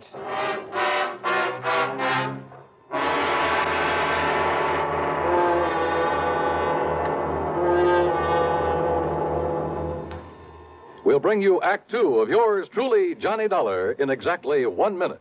Here's Hollywood star Mona Freeman. Who feels like acting with a miserable cold? I relieve cold distress the fast way with 4-way cold tablets. Yes, tests of all the leading cold tablets proved 4-way fastest acting. Amazing 4-way starts in minutes to relieve muscular pains and headache, reduce fever, calm upset stomach, also overcomes irregularity. When a cold strikes, do what I do. Take 4-way cold tablets. It's the fast way to relieve nasty cold distress and feel better quickly. 4-way, only 29 cents. Now, here's a word about another fine product of Grove Laboratories. Had dandruff for years? Now get rid of it in 3 minutes with Fitch Dandruff Remover Shampoo. 3 minutes with Fitch regularly is guaranteed to keep unsightly dandruff away forever. Apply Fitch before wetting hair, rub in 1 minute. Add water, lather 1 minute, then rinse 1 minute. Every trace of dandruff goes down the drain. 3 minutes with Fitch, embarrassing dandruff's gone. Fitch can also leave hair up to 35% brighter. Get Fitch Dandruff Remover Shampoo today. And now, Act Two of yours truly, Johnny Dollar and the Burning Desire Matter.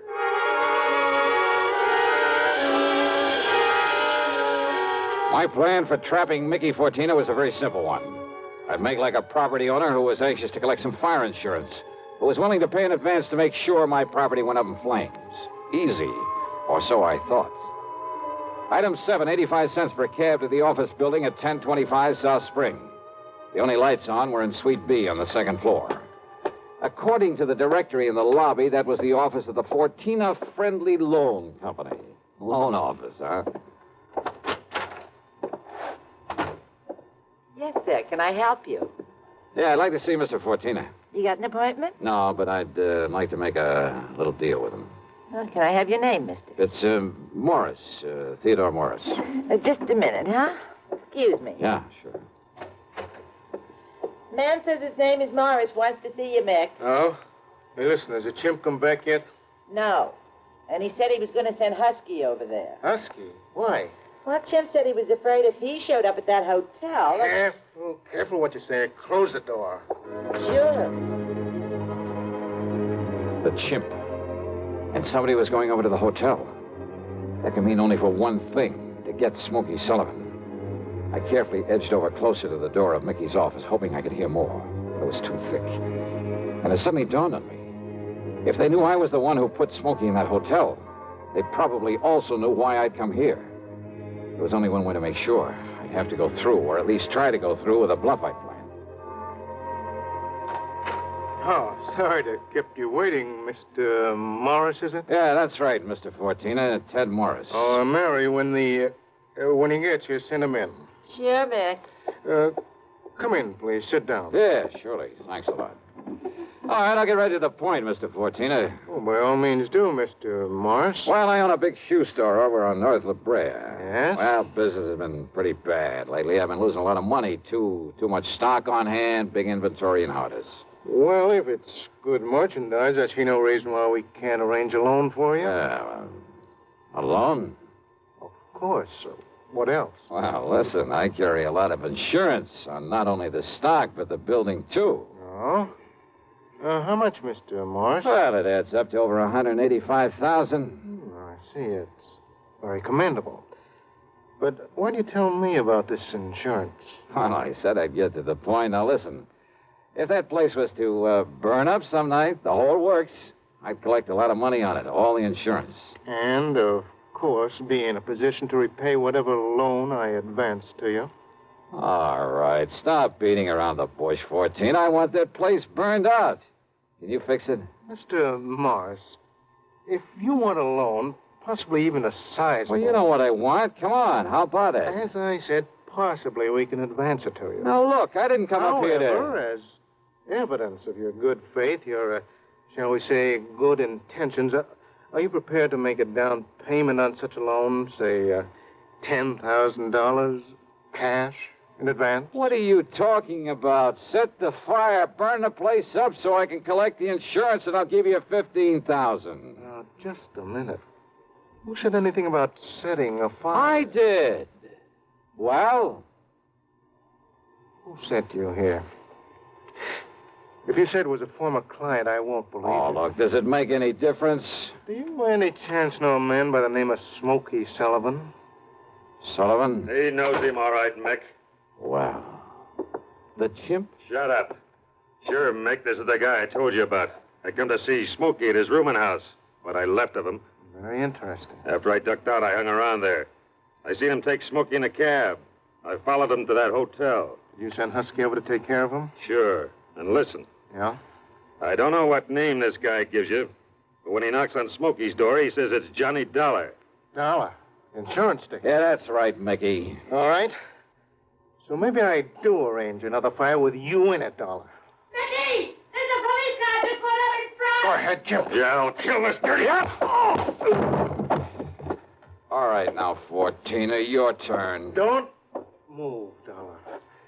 Reach for a gun and I pull this trigger. I see. Yeah. How are your eyes, Mickey? Can you see in the dark? What? Without this lamp in here? All right, you...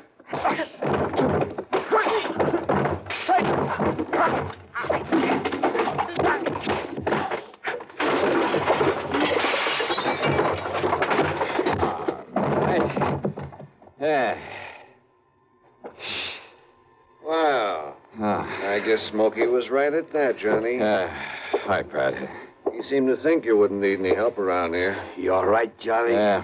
When that strong arm, that husky Castellini, came up to the hotel room after him, well... I had to tell him, Johnny. I had to tell him what it was all about. Yeah, it's okay, Smokey. It's okay. So we threw Husky in the clink and came over here. Well, I got an admission out of him, Pat, but unless you can get these goons of his to talk, I don't know what you're going to hold him on.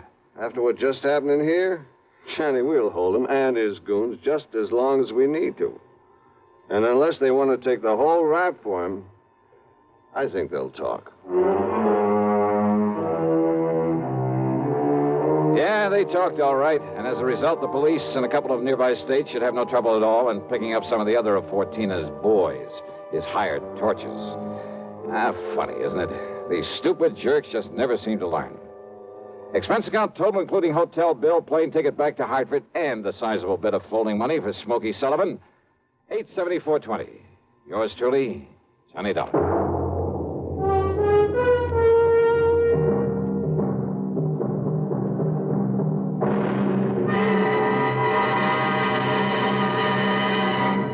Now, here's a word from our star about the case he handles on next week's program. Thank you, Daniel. It's called the Hapless Ham Matter. And yeah, you guessed it, the ham turns out to be an actor. A really bad one with one of the cleverest methods of committing murder I've ever known. There's a lot of action, suspense in the story, and I think you'll like it. Who knows? Maybe if you listen closely, you'll be able to figure out his method even before I do. So join us, won't you? Yours truly, Johnny Dollar.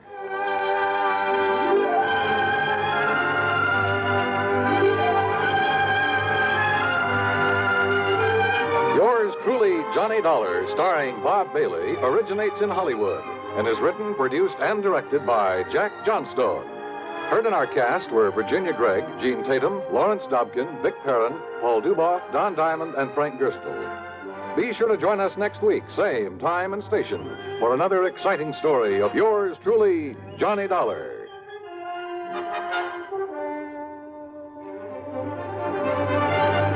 This is Dan Cubberly speaking. Intrigue breeds terror as suspense brings a shady moonlight sail next on the CBS Radio Network.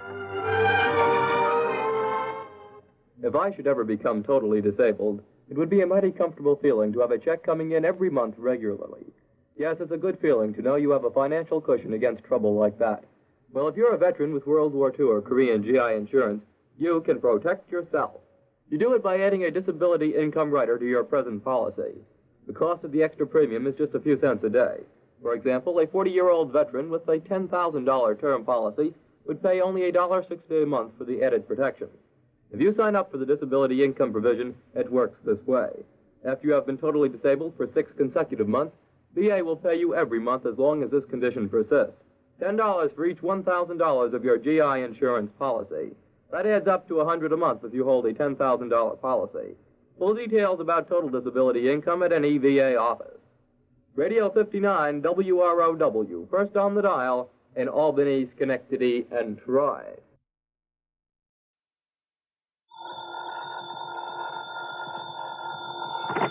Johnny Dollar. Still there in Buffalo, huh? Yeah. Well? You get my report on the big robbery case out here? Yes. It looks to me like you've done yourself proud again. Only if you're still there, how come your expense account included transportation back here to Hartford? I'm afraid I got a little ahead of myself, Pat. Or maybe just batted a bit before you actually spent the money, is that it? Yeah, something like that. Well, I think we can overlook it this time. After all, you recovered something over $400,000 that was stolen from that store. Well, let's say I found out where it went. Well, that's the same... What? You mean to say you didn't get that money back? Not yet. Oh, but Johnny... Now, look... Oh, no, don't come unglued, Pat. I know where the money is. At least I'm pretty sure I do. Johnny, so it's aboard old man McNair's yacht on the lee of a point off the Canadian shore of Lake Erie. Now, listen... But with the big storm that's raging up over Lake Erie, well, it's impossible to go out and get him. Who's them? An employee, an ex-employee of the Emporium, the guy who took the money, and his pal who helped him get away with it. Well, now, you wait until that storm is over, and by that time they'll be 100 miles away. I'll be hidden away in some little cove there on the Canadian shore. The what? What was that? Oh, nothing, Pat. Now, listen, I'll keep on it. You'd better. I'll bring him back here, and the money, or die in the attempts. You fail to get that money back, and I'll gladly attend your funeral. Yeah, okay, Pat. I'll stay with it. Believe me, Johnny, you'd better.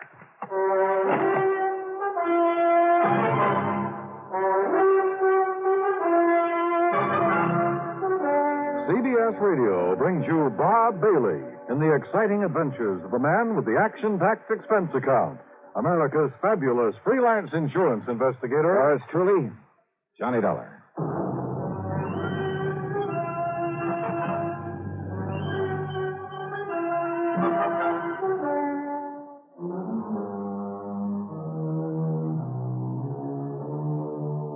Expense account submitted by Special Investigator Johnny Dollar. To the Universal Adjustment Bureau, Hartford, Connecticut. Attention, Mr. Pat McCracken. Following is an account of expenses incurred during my investigation of the Further in Buffalo matter. What I hadn't told Pat over the phone was that the last minute the Coast Guard had stepped in, forbidden me to go after those crooks in a rented subchaser after all. And you know something? Because of that storm, I'm afraid they were right. In spite of the fact I'd already paid for that boat and could only get half of it back. I'll put that down as a credit on this expense account. After all, it's on my American Express credit card. Anyhow, all I could do was sit around my hotel room and wait for the storm to quit. Yeah, sit and wait. Come in. Well, Dollar? Oh, hi, Mr. McNair. So you couldn't go after those criminals because of this storm? Well, sir, just as soon as it lets That's up... no reason for them to get away. Not with my $400,000. $421,216. Yeah, look, Mr. McNair, Quite frankly, that amount of money doesn't mean very much to me. But to coin a phrase, it's the principle of the thing. Yeah, sure. So how can you sit idly here in this hotel and... Well, have you got in touch with the Canadian authorities? Yes, sir. And they can't do any more than we can. Also, there's a kind of ticklish international situation here. What international situation? Well, if by any chance I should be wrong... Be wrong? About what? Well, I mean... Well, look, after all, the only evidence against John Harker and his pals so far is the circumstantial kind. I thought you were absolutely certain they took the money. I am, as sure as I can be, until I get my hands on that money. I had all the faith in the world in John Harker. Then you came along and destroyed it. Destroyed it with your theory that he and some friend of his committed that robbery. Mr. McNair. Well, just let me tell you something, young man. You go out there to wherever he is on my yacht, and you find him.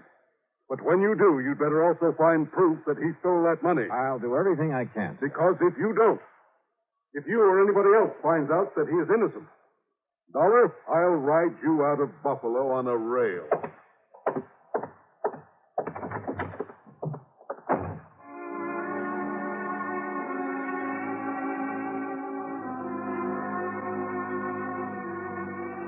Yeah, at this point I was feeling real good, real happy. Everybody was being so nice to me. I was just about to blow expense account item 7 on room service for a bottle of scotch and a couple of quarts of soda when the phone rang. Johnny Dollar. Murphy at the Coast Guard, Dollar. Yeah, Murph. Look, I'm still sorry about having had to stop your chase across the lake, but the old man would have had my scalp. It's all right, Murph. Nothing you can do about it. Anyhow, if you've been following the radio reports on that storm, well, you might have got yourself into a lot of trouble out there. Yeah, I guess so. And you'd never been able to board a yacht in it anyway. So, you have any ideas? Yeah, I just received a report from our meteorological station. Oh. That storm's going down just about as fast as it built up. So if you want me to arrange a boat for you to go out there, just as soon as we deem it safe. Why? What? Well, the minute the storm is over, the boys in that yacht will start moving. After all, they got $400,000 they've got to stash away somewhere. Oh, yeah, that's true. So by the time I could sail over to where they've been riding out the storm, Lord knows where they could get to. Yeah, but now, Dollar. But now, wait a minute. Yeah, Murph, I just got me a wild idea, wild enough to work. Oh? The storm is breaking up now? Yeah, it's beginning to. Then, mister, by the time that yacht is able to get underway, I'm going to be right on top of those guys. Huh? How, Dollar? Just remember what I said, right on top of them.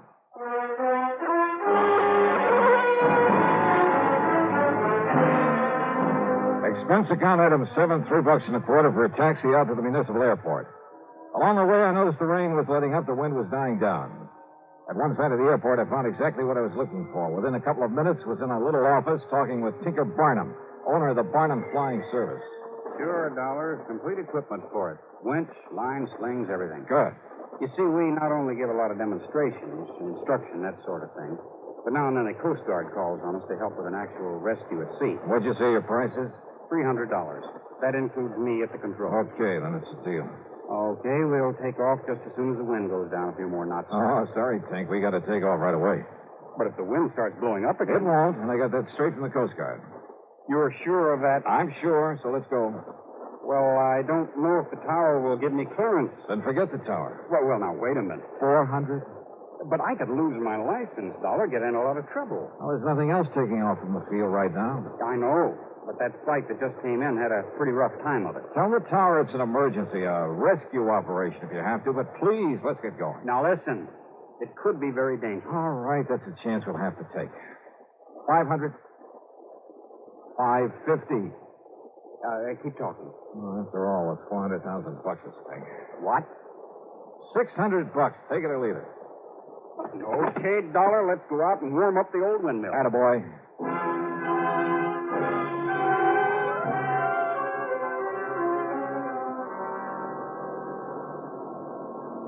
It was my first ride in a helicopter, and, brother, what an introduction. I've been aboard regular planes in rough weather lots of times, but the way that wind tossed us around, picked us up and let us down, and with nothing but the broad wind-chopped surface of Lake Erie below us.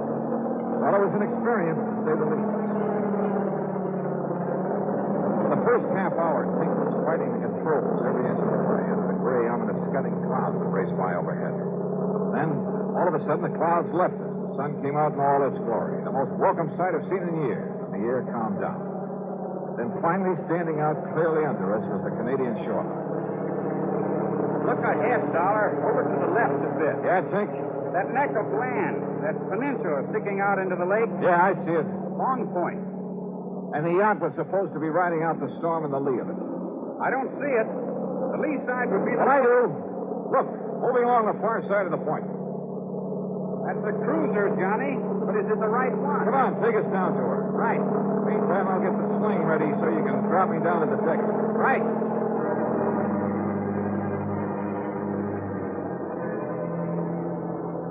I still don't know how Tink figured he could pilot that helicopter and at the same time lower me to the deck of the yacht. That he could handle a winch. But he swore he'd done it before in rescue operations, and he could do it again. He made a couple of close passes, and I was able to identify John Harker at the helm, a tough-looking character standing beside him. So it had to be McNair's yacht. Then I suddenly realized there were not only two of them, but they both knew who I was, knew all about my interest in the robbery. I could be at a slight disadvantage. Sure, Dollar. They'd shoot you dead before you even hit the deck. Tink, I can't remember when a lie has ever paid off or even worked. I've got to try one this time. Well, listen, we could simply keep a line on them, find out where they go. Yeah? And what happens when this X-Beater runs out of gas? Yeah. Oh, well, I can radio the Canadian Coast Guard. No. By the time they get through the necessary red tape to hold those boys and get here from wherever their nearest station is. Yeah, I see what you mean. Okay, then, Johnny, open the door. Use this megaphone. Thanks. Here. I'll hang around over them. Right. Arthur! Arthur! He's cut his power and cupped the hand to his ear. Arthur! This is Johnny Dollar. You hear me? You hear me all right? Wave with your right hand. It's okay. He can hear you. McNair wants you to know the police have found the man who did the robbery. They gunned him down. He waves okay. Yeah. Parker, they haven't found the money yet. McNair says you'll have to cross on the break, and the break all the way to Rosedale. Hey, what was that, Johnny? You get that, Harker? I said that... Look, I'll drop on down there. Stop your engines, and I'll drop down to your deck on a line. You get that? Emotion's okay, Johnny, to come ahead. Then set me down there, Tinker, and make it gentle, will you? You got your gun real handy? Right. I still don't like this, but down you go.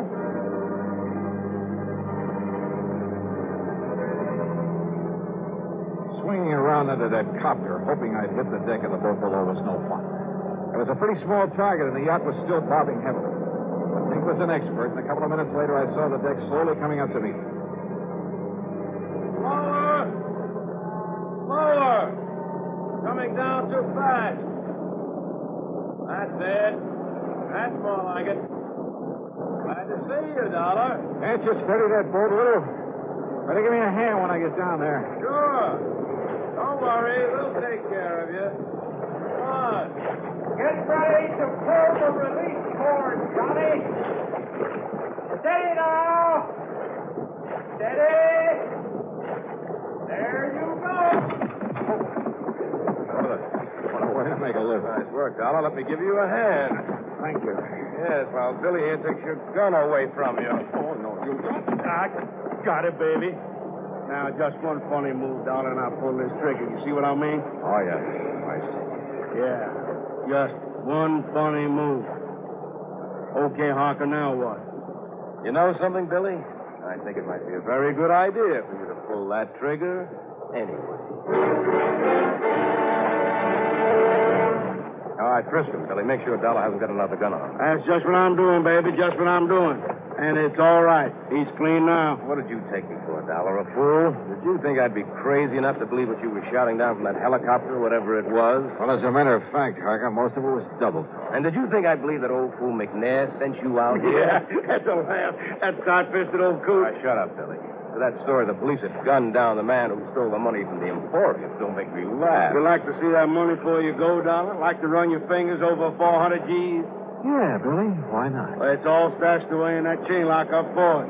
But you ain't never going to see. You're never going to see anything anymore. Can I kill him now, Hocker? Can I, huh? No, wait. Huh? Stop waving that gun around. That helicopter gets out of sight. Okay, sure. Well, what's it hanging around for? I don't know. Dollar, get below the cabin. You stay here, Billy, but keep that gun on through the door where that flyboy can't see it if he comes any closer. Sure. Go ahead, Dollar. Sure. Why not? Now, you just sit right there on that bunk and don't make a move, you understand? Because all I got to do is pull the trigger in here, and neither you pile up in that chopper nor nobody else is going to know it. Has he gone away yet, Hocker? No. No, he's circling around again. Well, make a sign to him then. Make a sign everything's okay. Go ahead, Hocker. That'll set him away. You just keep Dollar under control. Now, don't you worry about him. You just go ahead and signal that chopper. Okay, up there. Everything's okay. Thanks a lot. Thanks a lot. Yeah. Look, you see? I told you that to get rid of him. Yeah, there he goes. And maybe I better start digging up something that'll make Dollar sink to the bottom. What? Well, you know, the lead I'm going to fill him with might not be enough. You see what I mean? Yeah, very funny. Go ahead. Only watch him. He's tricky. I can handle him, baby. Wait. Why, what's the matter? That copper's coming back again. Well, I'll shoot him down. I can hit him. Oh, no, you won't. Then get us underway. Give her the power and get us underway. Then that guy'll know everything's okay. Maybe you're right. I'll try it.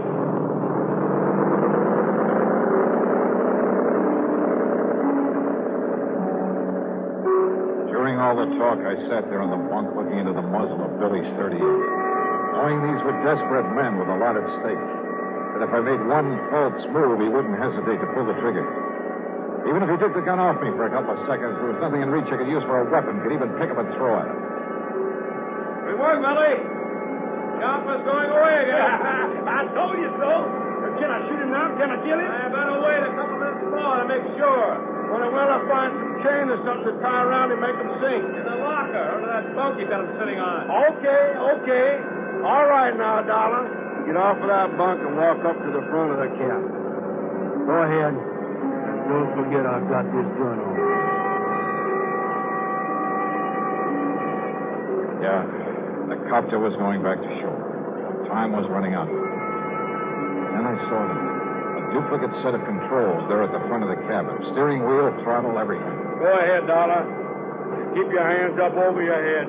Up high. Rising off the bunk, my hands over my head, I half stumbled as though from the motion from the boat. I lurched against the wheel and grabbed it and swung it hard a port. Hey! The boat swung around crazily. Hey! What do you think you did? Hey, let go of that wheel! Lousy shot, Billy! What's the matter? Billy, what's happened down there? Plenty, Harker. And if you want some of the same... Wrong, Dollar. Dead wrong. Because I have a gun, too. Not another cent. I see what you mean. Too bad you didn't take Billy's when you... Billy? Okay, Harker. I'm okay. But if you think I'm going to wait any longer to kill this guy, you're crazy. Okay, Billy. Go ahead and kill him. You don't, I will. No, look. That cop. What? What's coming right at us? It'll smash into us. Stop him. Shoot him. You bet I will. No, you fool. The pilot of the cop to the flyboy. Shoot him. Right.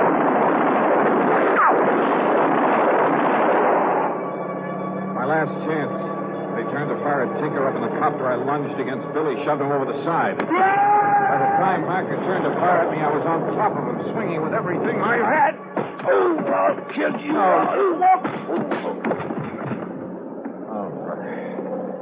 What a rest. Oh. All right, Johnny. Okay, Tinker. Okay. You want to pick up what's left of Billy out there in the water? Sure, Johnny. After all, that's what I told the tower. This was the rescue operation. See you back in Buffalo.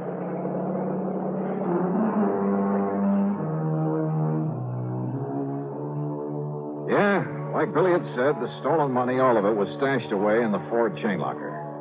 So after tying up Harker with all the line I could find, I started the engine of that beautiful yacht. But then suddenly realized, put it this way. If Tinker and his copter hadn't stayed with me, So help me, I'd never have found my way back to Buffalo.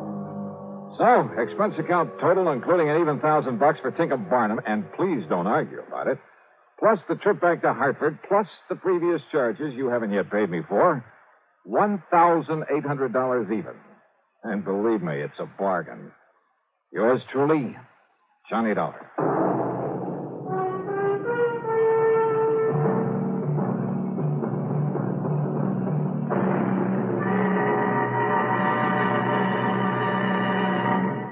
Now, here is our star to tell you about next week's story. Next week, two beautiful girls. One of them a sweetheart, and one of them a killer. Join us, won't you? Yours truly, Johnny Dollar.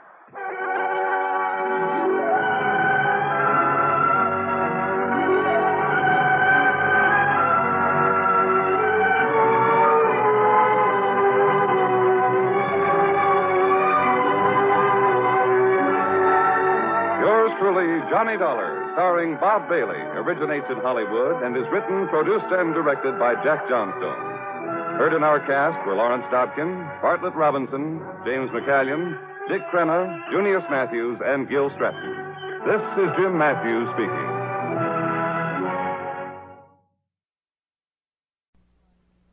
Pat McCracken, Johnny, Universal Adjustment Bureau. Oh, hi, Pat. What's on your mind? A beautiful model, name of Dorothy Blair. Ooh, hey, wait. The girl with the $1 million face? That's the one. Well, you probably got company.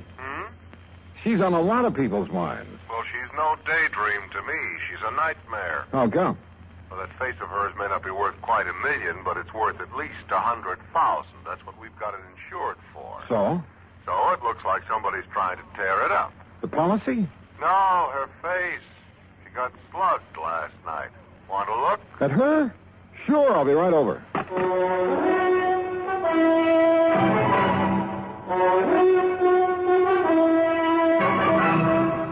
Bob Bailey in the exciting adventures of the man with the action-packed expense account.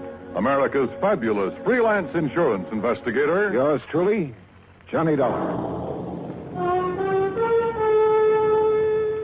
And now, Act One of yours truly, Johnny Dollar.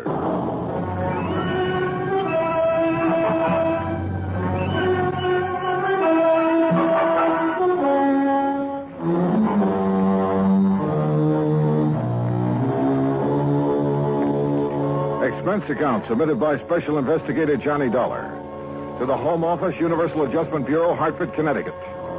Following is an account of expenses incurred during my investigation of the model picture matter. Expense account item 1, $1.20 for a taxi from my apartment to your office, Pat, where I picked up Dorothy Blair's address, then headed for New York. That's item 2, $36.20. I arrived at her apartment just as the doctor left. Even with a couple of bandages on her face, I think you got a bargain, Pat, insuring it for only $100,000. I guess I'm lucky, Mr. Dollar. My doctor says there won't be any permanent scars. Well, just what happened, Miss Blair? Well, I came home last evening about dinner time. I opened the door to my apartment here and started to reach for the light switch. Then suddenly I saw a shape beside me in the dark. Uh-huh. And? Before I could do anything, he hit me on the side of the head. I think it was a gun. It stunned me and I fell to the floor. Then what? I remember hearing the door slam. When I could get on my feet and turn on the light, whoever it was had gone. I see. You think it could have been a burglar looking for money or valuables? I don't think it was a burglar, Mr. Dollar. You mean you have some idea who it was? Well? Jerry Dunsmuir. Who's he? A fashion photographer. A creep, Mr. Dollar. Oh? The real article, believe me. They ought to put that guy's eyes in jail. You modeled for him before? About a year ago. I swore I'd never do it again, and I didn't. Until yesterday. Yeah, well, go on. Jerry'd gotten a commission to do a spread on winter fashions. He wanted to make some street shots with me in tweeds. Things like that. Street shot? Well, I figured the street would be a lot safer for me than his studio. But it didn't turn out that way, huh? No. After the second picture, he started in again with the same old line. And he's not very subtle, believe me. So? So I walked out on him. He didn't like it.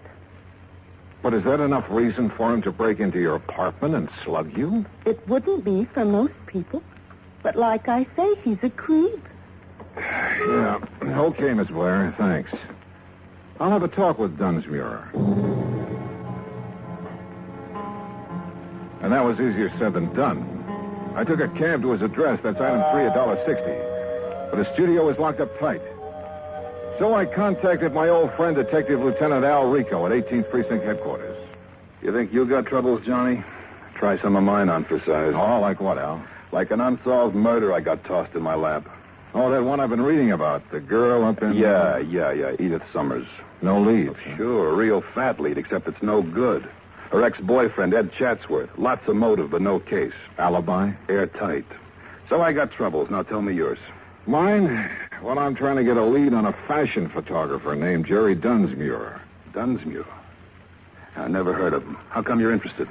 Dorothy Blair got slugged last evening. Oh, yeah, the girl with the $1 million face. I heard about it. She thinks Dunsmuir might have done it. I went up to his studio to have a talk with him, but it was locked up. Well, I'll have her files checked, but if we had anything hot on him, I think I'd remember. Yeah. Well, it was just a chance. Excuse me.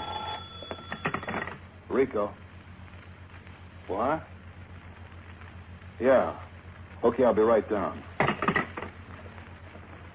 was about your Jerry Dunsmuir, Johnny. Oh? A couple of my boys have found him. Great. Yeah. They found him floating face down in the river.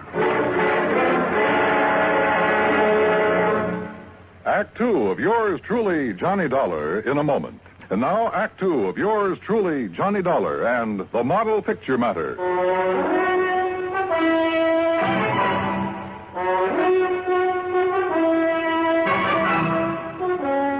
Expense account item 4, $1.80, cab fare back to Dorothy Blair's apartment. She had company. I'd like you to meet Edward Chandler, Johnny. Hi. Glad to meet you, Mr. Dollar. Dorothy, I wonder if I could talk to you for a few minutes. Why, certainly. I've got to be running along anyway. Still okay for dinner, honey? Sure. 8 o'clock. I'll pick you up. Bye, Mr. Dollar. Yeah, so long, Chandler.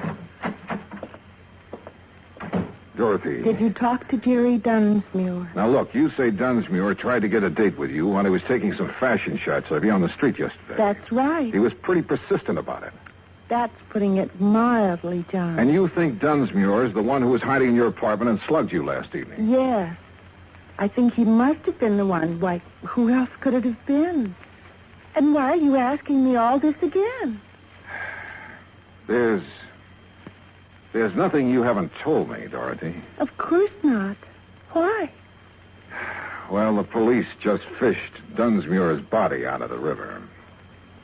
He was murdered? I haven't seen the medical examiner's report yet, but it's a good bet. People don't usually go for a swim with all their clothes on. But who could... Johnny, you certainly don't think I had anything to do with it. I didn't say that, Dorothy. But your tone of voice, the question. Look, I'm telling you the truth, Johnny. Can you prove it? I can prove the part about him taking pictures of me yesterday. This manila envelope. It came in the mail today. Here. It's from Dunsmuir's studio. He always sends me prints. See? Here's one of me in a tweed coat. Here's one in a fingertip lens. Okay, so he took pictures. I still want to know why you think it was Dunsmuir who slugged you if you couldn't see his face in the dark. Why, I guess because of the way he looked at me yesterday afternoon when I told him to stay away from me, not to call me again for a job. Oh, Johnny, believe me. You didn't see him after that, huh? Unless, of course, he was the one who slugged you in the dark. No. I didn't have anything to do with what happened to him, and I don't know who did. It's the truth, Johnny. Okay, Dorothy. If it is, I'll find out sooner or later. But if it isn't, I'll find that out, too. Maybe Dorothy Blair was leveling with me. but there were a few pretty important facts I didn't know. Was it really Dunsmuir who'd slugged her? And who killed Dunsmuir? And why? Also, this fella I'd met at Dorothy's apartment, Edward Chandler. Where had I seen his face before? Item 5, $1.75, cab fare to Dunsmuir's studio. A blonde secretary named Susan Billings was just closing up when I got there. She looked pretty dragged out. Please, Mr. Dollar, I've already told the police all I know. Right now, I don't exactly need any more questions. What you need right now, Susan, is a drink. Come on.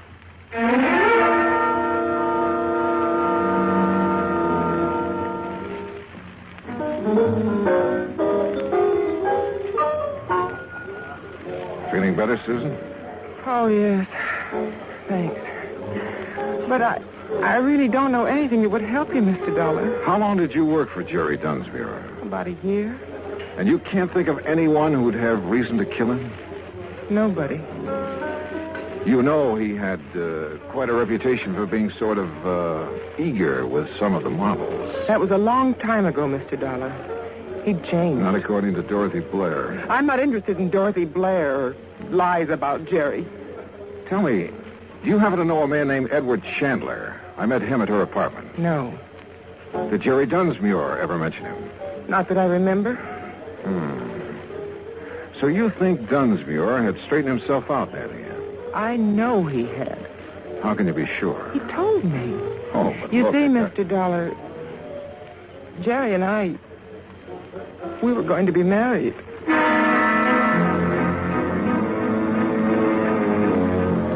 Either Dorothy had been lying to me about what kind of a guy Dunsmuir was, or else Susan had been living in a dream world. Either way, I was fresh out of leaves. I headed back to Lieutenant Rico's office, hoping I'd find some there. Johnny, the only thing we know for sure about Dunsmuir is that he sure had a weakness for women. Yeah, but Susan Billings believes that she was his one true love. I know. And I've been thinking about her. Maybe she found out about Dunsmuir's activities and didn't like him. It's a possibility. But if she knows more than she's told us, she's a pretty good actress. The same goes for Dorothy Blair, which reminds me I want to have another talk with Dorothy. I picked up a couple of names out of Dunsmuir's past, and I want to see if they mean anything to her. Want to come along? Sure, but we'll have to hurry. Hurry? Why? She has a dinner date with a guy named Chandler at 8 o'clock, and it's 1:45 right now. Okay, let's go.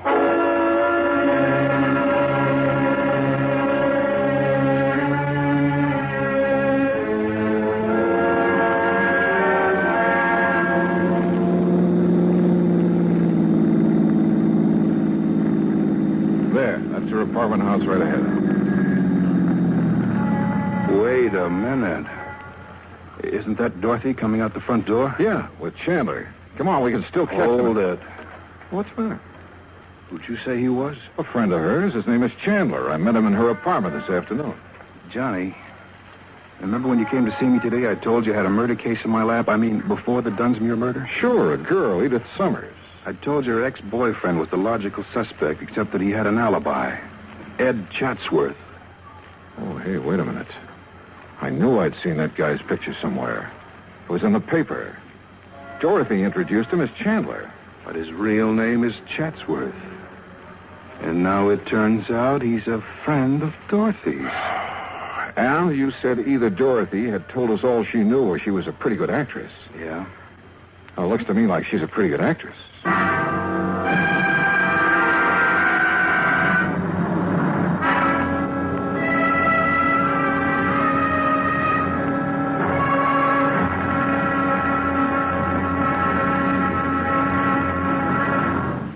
Act 3 of yours truly, Johnny Dollar, in a moment. Act 3 of yours truly, Johnny Dollar, and the Model Picture Matter.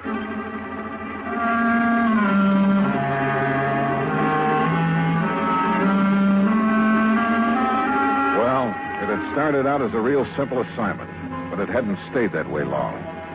All of a sudden, we had two murders on our hands, and it looked like there was a connection between them. Now, watching Dorothy Blair leave her apartment with Ed Chatsworth, we realized that she was somehow right in the middle of them. They're driving off in his car. Going to tail him, Al? That won't be necessary. Ever since I questioned Chatsworth about the Edith Summers killing, I've had a tail on him. No, Johnny, what we better do right now is start putting some pieces together and see what they add up to. Okay. The first victim was Edith Summers, killed in her apartment, the Blackton Arms. And you figure that her ex-boyfriend, Ed Chatsworth, had the motive. Well, we heard that Chatsworth wanted to drop her, but she wouldn't drop. But you say he has an alibi. 2 people swear he was out of the city the day that she was killed. All right. Dorothy Blair gets slugged in her apartment. She thinks the photographer, Dunsmuir, did it. Then Dunsmuir winds up dead that night. Right. And now we find out Dorothy and Chatsworth are friends. Begins to add up, Johnny. You think Chatsworth was trying to drop Edith Summers for Dorothy? If so, maybe they rigged the deal. Chatsworth was to get out of town while Dorothy handled Edith Summers. In that case, you're figuring Dunsmuir found out about the deal and came to blackmail Dorothy. Right. She won't go for it, so he slugs her. Then either she or Chatsworth, or both of them, decide to close Dunsmuir's mouth for keeps. It's a possibility, Al. Yeah. It is a possibility, isn't it? Al dropped me off at my hotel and headed back to his office. Item 6, $2, drinks. While I thought about the picture Al and I had built up to explain the killing. Well, it was all pretty logical, but somehow I couldn't buy it. Maybe, like Al had hinted, that $1 million face had gotten to me.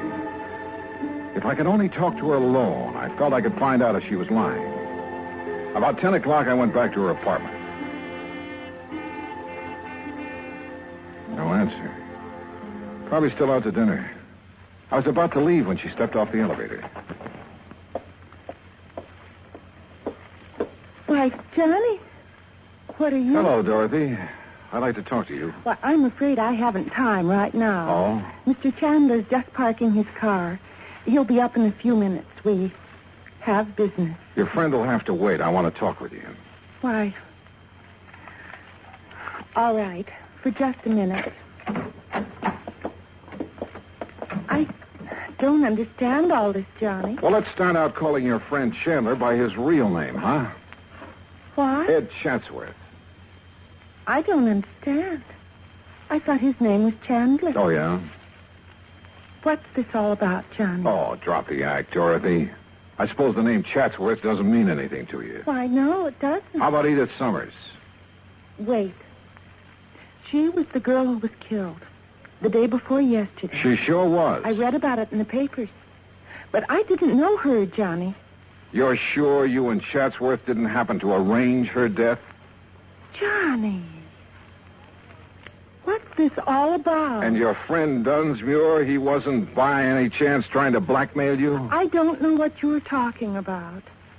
Please, believe me. I didn't have anything to do with either of those killings. Johnny, I swear it. Okay, Dorothy.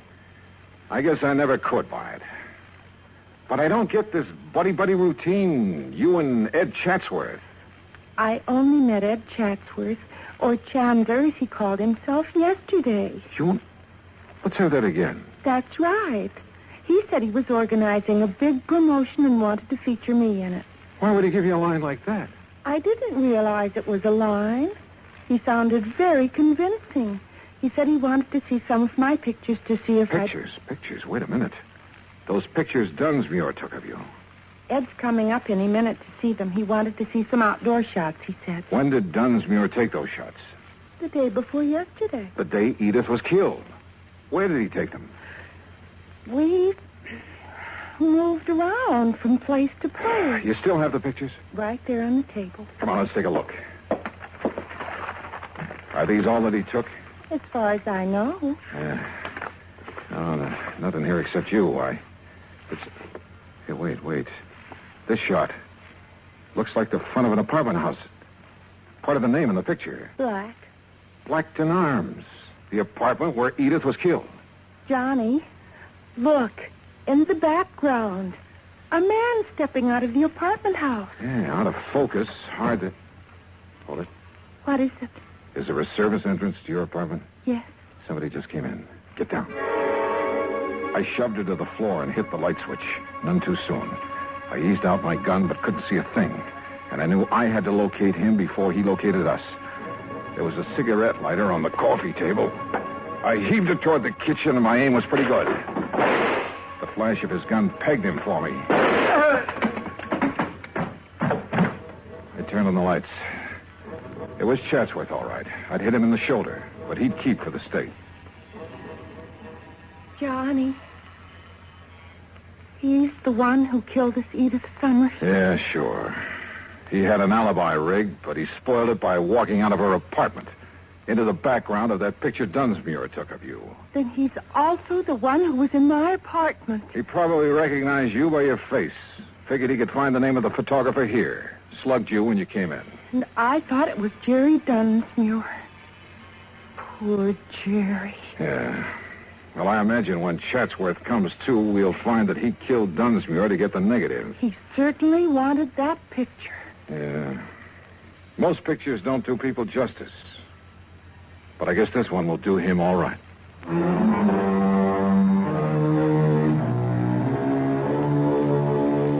Item 8, $36.80 transportation back home.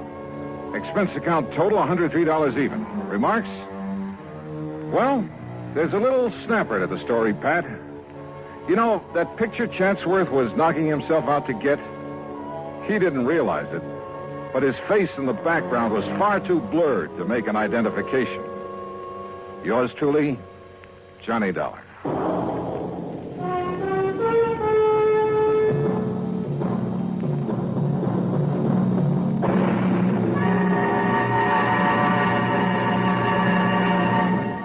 Our star will return in just a moment.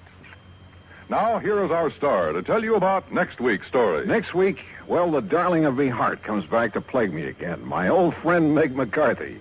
So join us, won't you? Yours truly, Johnny Dollar.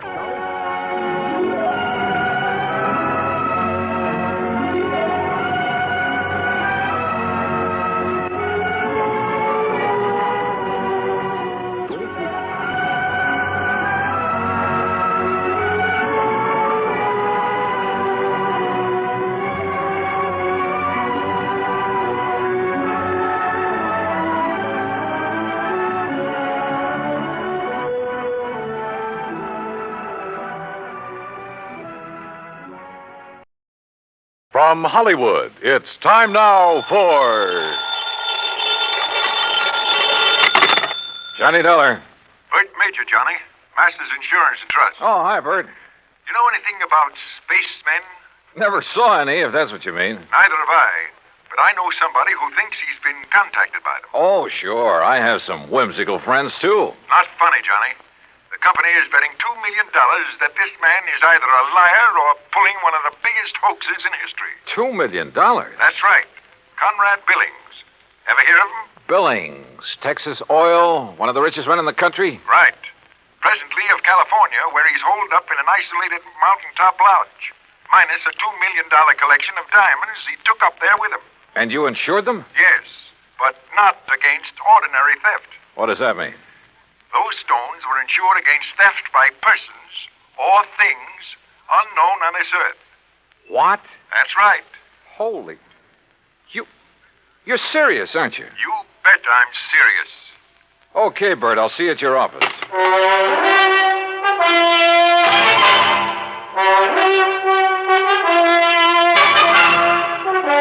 Bob Bailey in the exciting adventures of the man with the action-packed expense account. America's fabulous freelance insurance investigator. Yours truly, Johnny Dollar. And now, Act One of Yours Truly, Johnny Dollar.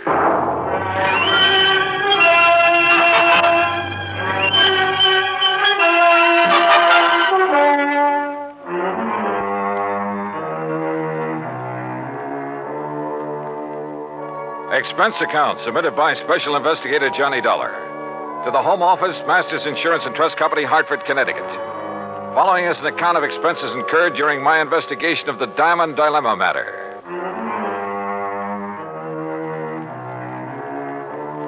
Expense account item 1, $3.20 for a taxi to the office of Bert Major. I've known Bert a long time, and he's been in and out of too many deals, big and little, to get excited over nothing. But he was excited now. This whole thing is incredible, Johnny. Fantastic.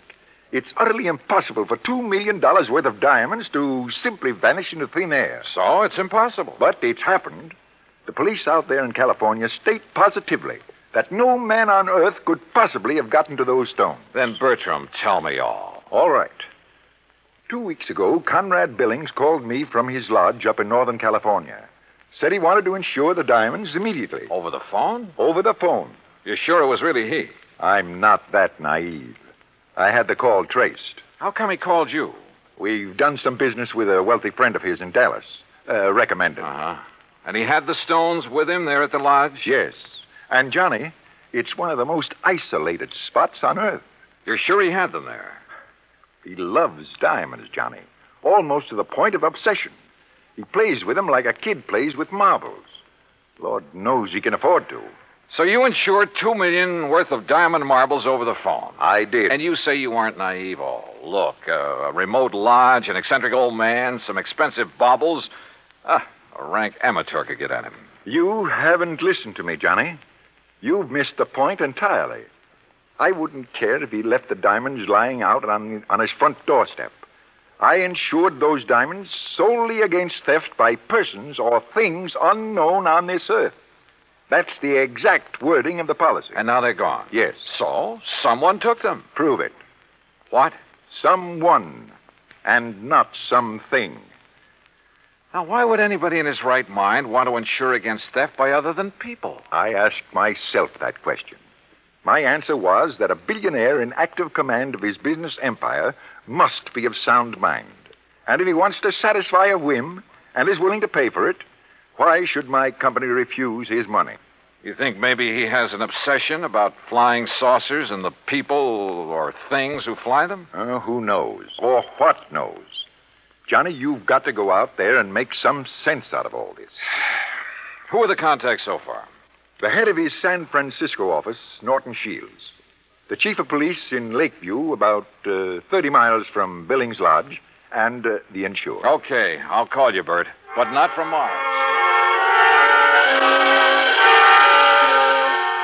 Expense account item $280, deluxe flight with trimmings, Hartford to San Francisco.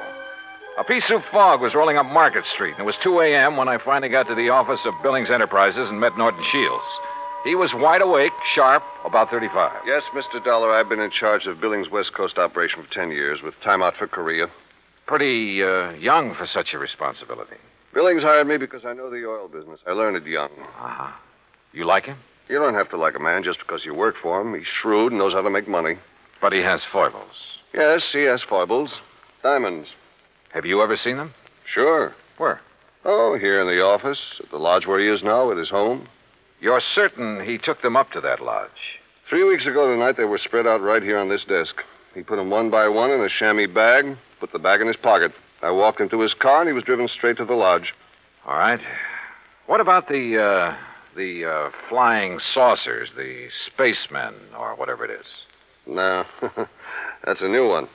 I learned of it when Mr. Major Call disclosed the terms of the insurance. And the fact that the diamonds had been, that they were gone. You haven't talked this over with Billings himself? No, I haven't. Don't you think you should? Why? If he wants me, he'll call me. How do I get to this lodge? I have a company plane and pilot ready to fly you to Clear Lake in the morning. You'll be met there by a car and driver. Anything else you want, call me. Why all the cooperation when you're not even supposed to know what's going on? A good lieutenant knows when to follow orders before they're issued. You're registered at the Mark Hopkins. You better get some sleep. Yeah, I may need it.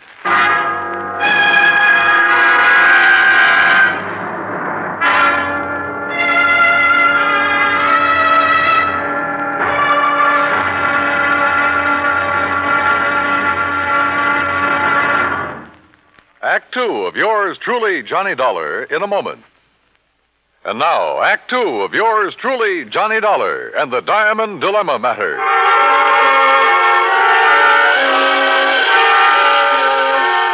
The company plane turned out to be a plush two-engine amphibian waiting for me at a private dock near the Golden Gate Bridge. The pilot introduced himself, and we headed due north up San Pablo Bay and then northwest past the Valley of the Moon. Then, a few minutes later, we glided in for a landing on Clear Lake, the largest body of water in the state of California. There, I was met by a car and a driver as promised.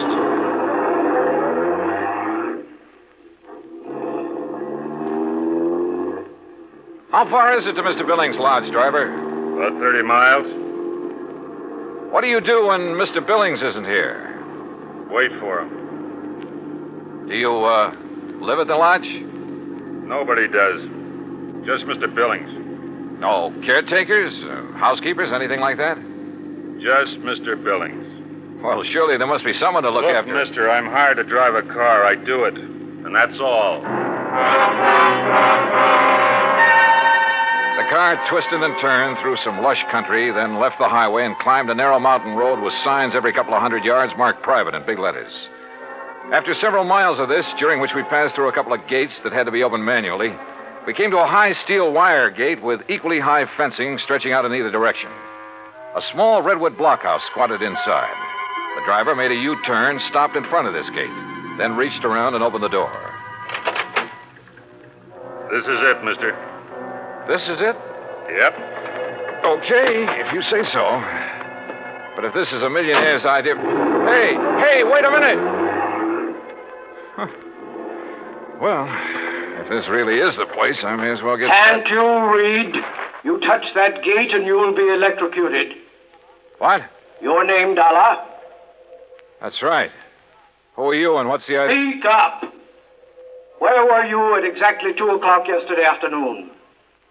Well, if it means anything to you, I was talking with a man named Bert Major in Hartford, Connecticut. Come in. The big gate swung open, and I gingerly walked through it, as per instruction from the loudspeaker nestled in the wall of the redwood blockhouse. You drive, don't you? Yes. Then get in that car you see there and follow the road. The car referred to by the voice was parked against the blockhouse on the far side. I did as I was told.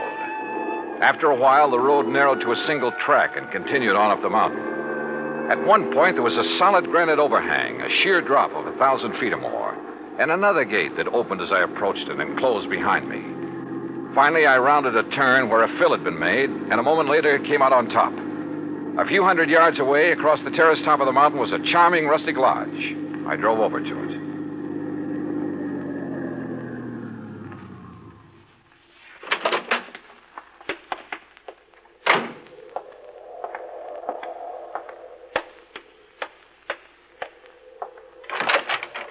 Good morning, Mr. Dollar.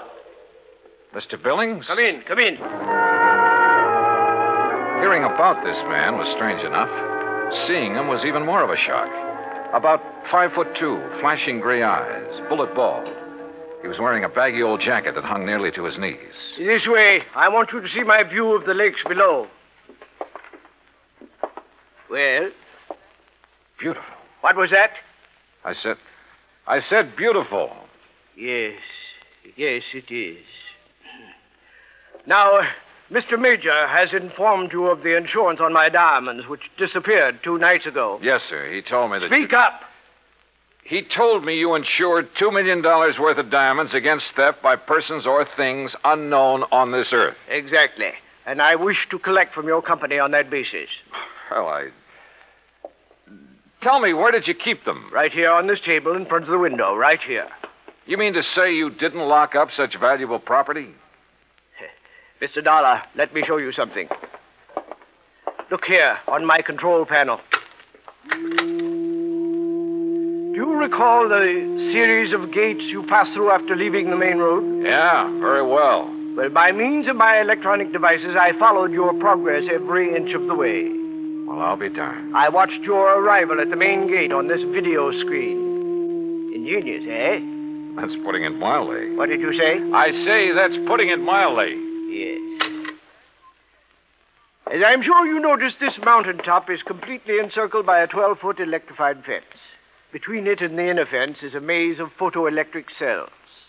This panel controls floodlight with which I can cover every inch of ground between the 2 fences. These viewers are geared to the floodlights. All of this equipment is automatically activated on contact. In short, Mr. Dollar, I can detect and follow any person or thing which moves through or between these 2 fences. Anyone who knows electricity could cut your fences and come right on up the road. I did not say this mountaintop was impregnable. I said no one could reach it without my knowledge. Why did you take out such limited insurance on your diamonds, Mr. Billings? I've made my money by leaving nothing, absolutely nothing, to chance. Now that man has projected objects into outer space, it is reasonable to assume that other planets may be ahead of us in technical endeavors. Diamonds would be of tremendous value to an unknown civilization. Well, look, how do I know this is not just an elaborate scheme to collect $2 million? A fair question, Mr. Dollar. What would prevent you from hiding those diamonds somewhere on this mountain? I should consider that question an affront to my integrity, but under the circumstances, I do not. I simply defy you to find them. Then what's your explanation of their disappearance? I have none. And unless you find one, I intend to collect from your company under the terms of the policy. Mr. Major mentioned the chief of police in Lakeview. Do you mind if I talk to him? Andy Prentice? Not at all. I have a direct phone to his office and his home. Would you care to talk to him now? No, thanks. But I would like to use your car. By all means. I'll open the gates for you on your way down. Just one point. There must be no publicity on this matter. Understood? Mr. Billings, if I can't prove that your diamonds were taken by a person, those space cats are going to get a lot of publicity. Act 3 of yours truly, Johnny Dollar, in a moment. And now, Act 3 of yours truly, Johnny Dollar, and the Diamond Dilemma Matter. While I drove down the mountain with gates electronically opening and closing behind me, I did some thinking. Billings had bought and paid for his privacy at tremendous cost. I couldn't see any loopholes in the setup. Yet, the diamonds had disappeared. 45 minutes later, I pulled up in front of the police station in Lakeview. Obviously, I was expected by the chief of police, Andy Prentice. Hello, Mr. Dollar. My name's Prentice. Mind if I join you? No, hop in. Just cruise down by the lake. I'm sure you want this to be a private conversation, too. Good idea. Well, what's your opinion on the diamonds? Well, I don't know who took them, but I'll tell you one thing. I don't believe it was some thing or somebody from outer space. Well, how would you get through all those electrified fences, photoelectric cells, floodlights, and closed-circuit viewers? Yeah. Well, what's your opinion? I'm as practical and logical as the next fella. If a human being couldn't get to Mr. Billings without his knowledge, and he'd call me the moment somebody tried, well... Oh, sure. Spaceman. Well, what else?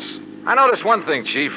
He's a little hard of hearing and doesn't wear a hearing aid. He doesn't need one. Just turns up the volume on all that electronic stuff he has around him. Well, suppose someone parachuted onto the top of that mountain. How would he get out? Man could dig under those fences. That would leave evidence, and I've been over every inch of the ground. I've even thought of the expert pole vaulter idea. No sign. Nothing makes any sense.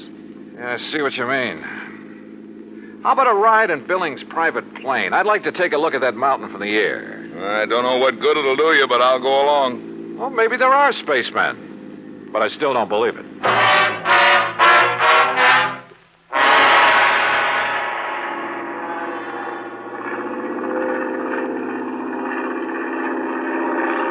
We're coming to it now. See the road winding up? And there's the lodge. Yeah. I asked the pilot to circle around the top as close as the air pockets will permit. Good. Chief, have the pilot drop down just below the top and steer a course between the two fences all the way around. Whatever you say. Oh, pilot! For the next few minutes, I studied the top of that mountain from all possible angles. The road leading up to it, the terraces, the lodge itself. Suddenly, an idea hit me. And a few minutes later, I left a somewhat puzzled chief of police at the landing dock on Clear Lake. An hour later, I was explaining who I was and what I wanted to do to a somewhat incredulous captain of police at San Francisco's International Airport. I finally convinced him I wasn't out of my mind, and he reluctantly agreed to cooperate. Then, about dusk, I found myself exactly where I wanted to be, on top of Billings Mountain, calmly walking toward the lodge.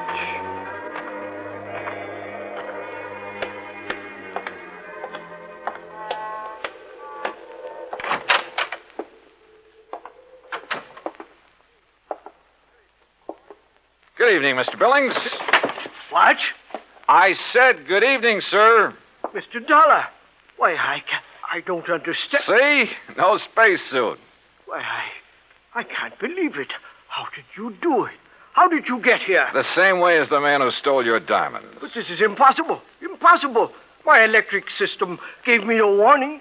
That's because you have it located in the wrong place. What?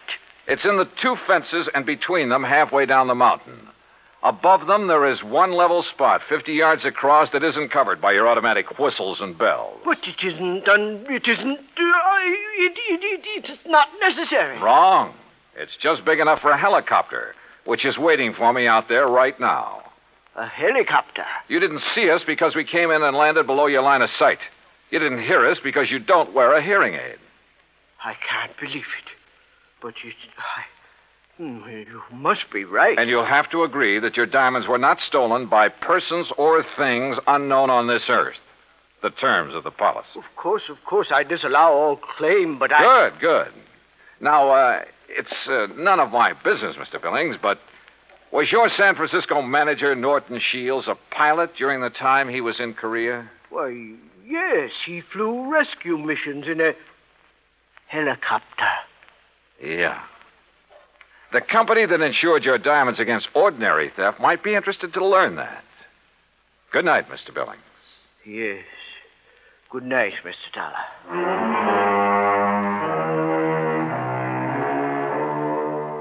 You know, in some ways, I felt sorry for him. He'd spent millions of dollars to insure his diamonds and his privacy. Came a real showdown, and it turned out he had neither. Oh, he'll get his diamonds back, sure, and probably buy some more. But privacy, with or without money, is a pretty hard thing to come by. At least in this man's world. Expense account total, including incidentals and transportation back to Hartford, $284.30. Yours truly, Johnny Dollar.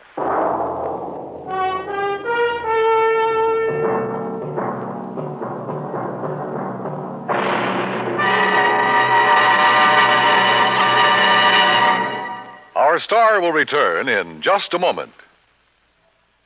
Now, here is our star to tell you about next week's story. Next week, a moth, a tiny moth, solves a case involving our national security. Join us, won't you? Yours truly, Johnny Dollar.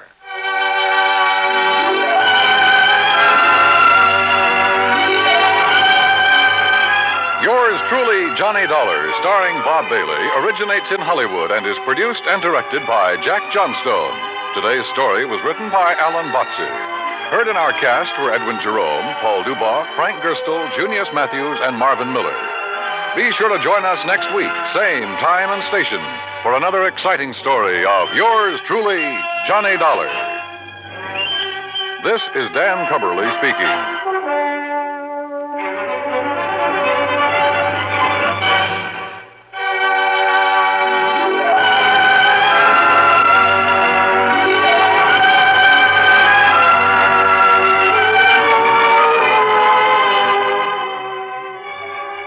This is the United States Armed Forces Radio and Television Service.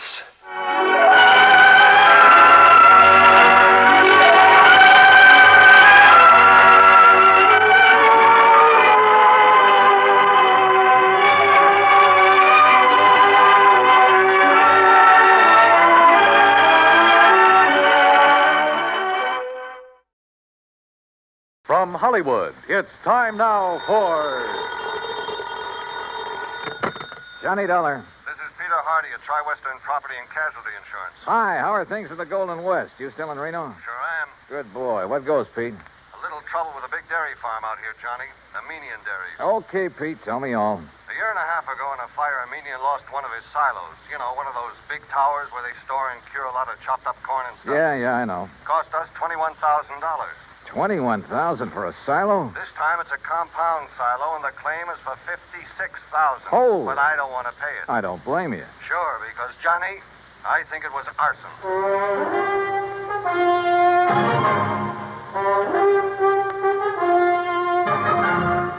Bob Bailey in the exciting adventures of the man with the action-packed expense account. America's fabulous freelance insurance investigator. Yours truly, Johnny Dollar.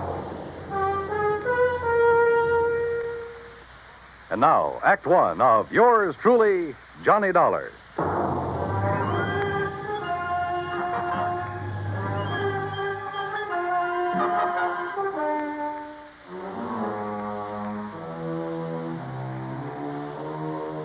Expense account submitted by Special Investigator Johnny Dollar.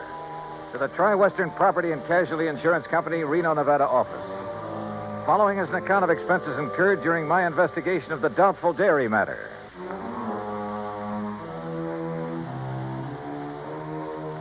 Expense account item 1, $141.20. Transportation and incidentals, Hartford to Reno, Nevada.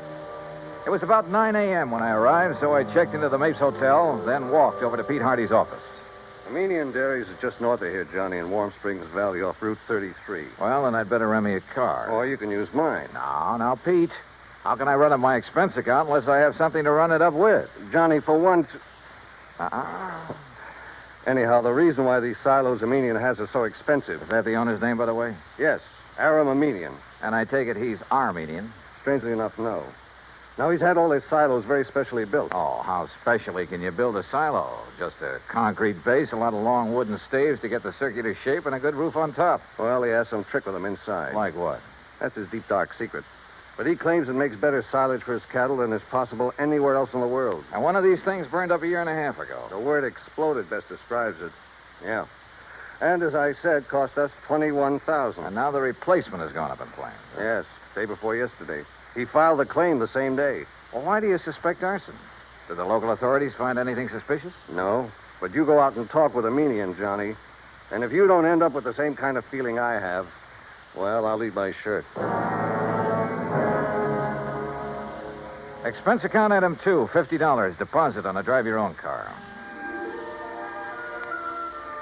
Finding the Armenian Dairy and Ranch some 20 miles north of the city was easy. It was spread out all over the countryside.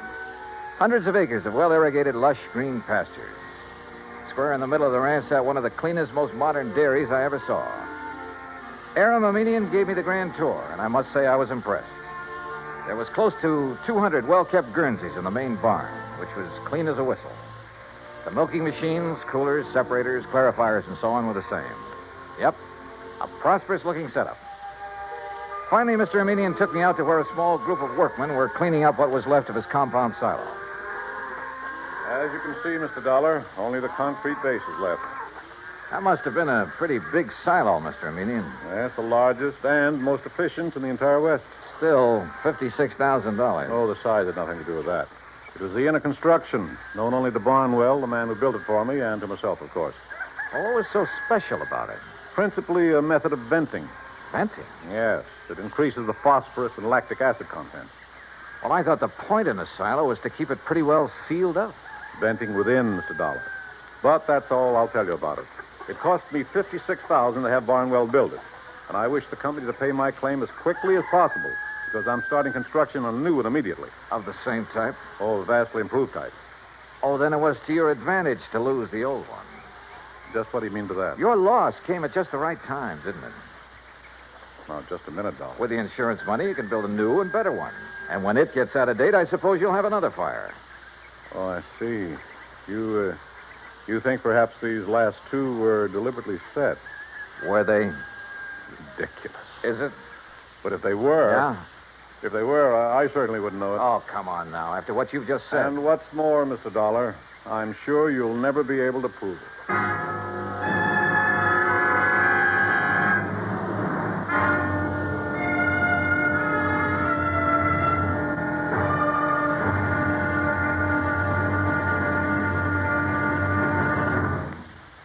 Act 2 of yours truly, Johnny Dollar, in a moment. We sometimes wonder, what is the life of a human being really worth? Not too much? Or maybe a great deal? Does it depend on whose life it is? Whatever the answer, one thing is certain. Fred Hargesheimer, since World War II, has felt that his life is worth quite a lot of gratitude. During the war in the Pacific, about June of 1943, Lieutenant Hargesheimer had his P-38 fighter plane shot out of the sky. Badly wounded, he bailed out over a tiny island, New Britain. It looked pretty small from where he hit the silk, but he found it much bigger when he hit the ground. It was bigger, and in complete control of the enemy. But Hargesheimer was lucky. After a month of lonely hiding, he was found by a group of friendly natives from the village of Nantambu. They cared for him and successfully hid him from enemy patrols for the next 4 months at the risk of their own lives. Then Hargesheimer was able to make it back to civilization. For the next 17 years, Fred Hargesheimer thought about those wonderful people of Nantambu. 12,000 miles away in the United States of America, Hargesheimer put a great plan into effect. He made speeches, took up collections, sold jewelry belonging to his family, and worked out a way to bring a bit of civilization and happiness to the little village of Nantambu. Needless to say, the villagers gave him a spectacular welcome upon his return. Fred Hargesheimer showed his gratitude to the people who had saved his life.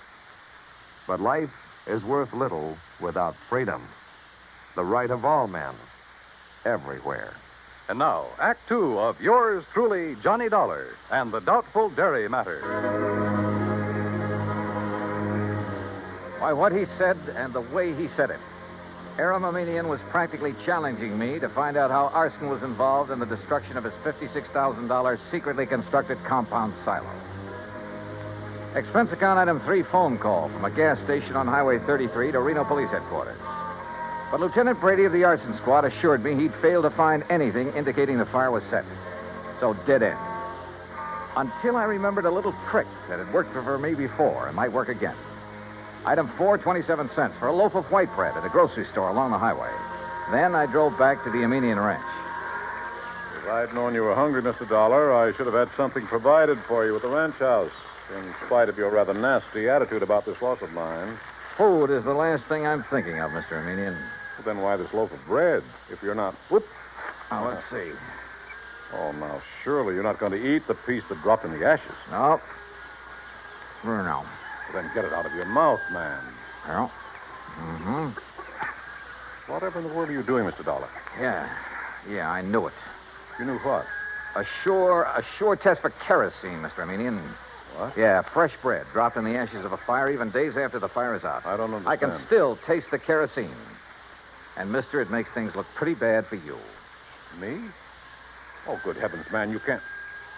Dollar, I resent this completely unfounded accusation. Go right ahead and resent. Or better still, let me get hold of a stenographer and you can dictate a confession. Get out of here.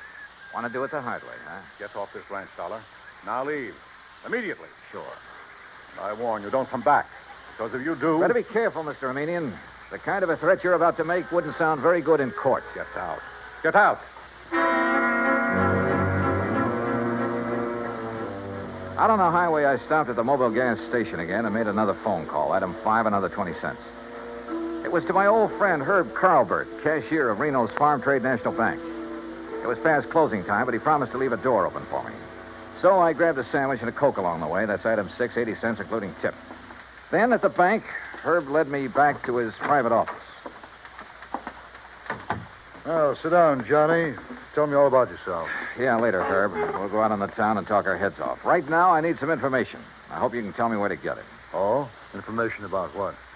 The Aminian Dairy. Or better still, Aminian himself. You know him? Well, I certainly do. We're his bank. His happens to be one of the best accounts we have, especially in our investment department. You mean it's big? Plenty big. Like how much? Well, now, Johnny, I'll tell you this. If I had a quarter of his net worth, I'd have retired long ago. No big outstanding debts on his place? Anything like that? Not a penny. Aram's financial condition is as... Now, wait a minute. Yeah? That fire and explosion of his compound silo? Yeah, that's right. Herb, I've found evidence indicating arson. Well, certainly aren't accusing him. Who else? Oh, no, you're wrong. Oh, now look, Herb, he filed that claim so fast. It's the most natural thing in the world for him. It's the way he does everything, like paying his bills immediately on receipt. He works that way. You expect everybody else to. Well, he gave me the impression he wanted to collect quickly in order to have money for rebuilding. Of course. Rather than cash in some of his blue chip investments. Herb, somebody fired that silo. Well, it certainly wouldn't be Aram. You sound like you're in cahoots with him. What about his employees? From my impression of the man, They love him like a father. Every one of them. And if every employer was as generous as he is, there wouldn't be any labor troubles in this country. Well, the fact remains that somebody somehow stood to profit by destroying that silo, and the one before it. Well, I can't imagine who. Even his competitors like and respect the man. Or so they say. No, they do. He's helped them stay on their feet during hard times, developed new ideas and methods, then passed them on to them. Oh, the fact remains... Look, Johnny, I've had a rough day. How about a nice, cool, casual drink? Then we'll have dinner and take in the town. Item 7, 2130, for drinks and a good dinner back at the Mapes. But I didn't enjoy either. Because Herb in his defense of a median was no help at all. Except perhaps for giving me a list of all the people he could think of who did business with him. I decided to check them all first thing in the morning. Finally, about midnight, having lost our share at a couple of nearby gambling clubs, we parted. Herb drove away to his home on the outskirts of town. I went back to the Mapes. Take Mr. and Mrs. Kenworthy to room 314, boy. Yes, sir. What's your... Oh, Mr. Dollar. Just my key, please. Certainly, sir. Here you are, sir. And I hope you enjoy a pleasant night's rest. Thanks. Oh, by the way, there was a gentleman here looking for you early this evening. Hung around quite a while. Said he'd be back. Well, who was he? He didn't give his name, sir, nor did he wish to leave a message. Mr. Armenian? Mr. Armenian the dairyman? Oh, no, sir. I'm quite sure. Okay, thanks. Yes, sir. Good night. Good night, sir. Oh, Mr. Dollar. Yeah? There he is. There. Huh? Going out the door, the dark brown coat. You're sure? Yes, sir. The same man. I wonder. Yeah, so do I. But if he knows you, sir, and saw you, sir... By the time I got out the front door, the man in the brown coat was halfway down the block and walking fast. Faster and faster, as a matter of fact, as I gained on him. He turned the corner, and by this time, both of us were running. Hey! Hey! Were you looking for me? By the end of 3 or 4 blocks, it was a real foot race. Then suddenly he turned into an alley, and like a darn fool, I plunged into the darkness of it after him.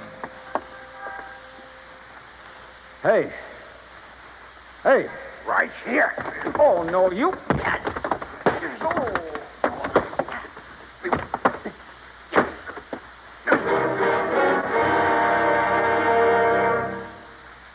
Act 3 of yours truly, Johnny Dollar, in a moment. Our flag now numbers 50 stars, and behind each star there stands yet another flag representing one of the 50 states. New Hampshire state flag carries its state seal on a field of dark blue. The seal is surrounded by a wreath of laurel leaves, the symbol of peace, interspersed with 9 stars because New Hampshire was the 9th state to join the Union.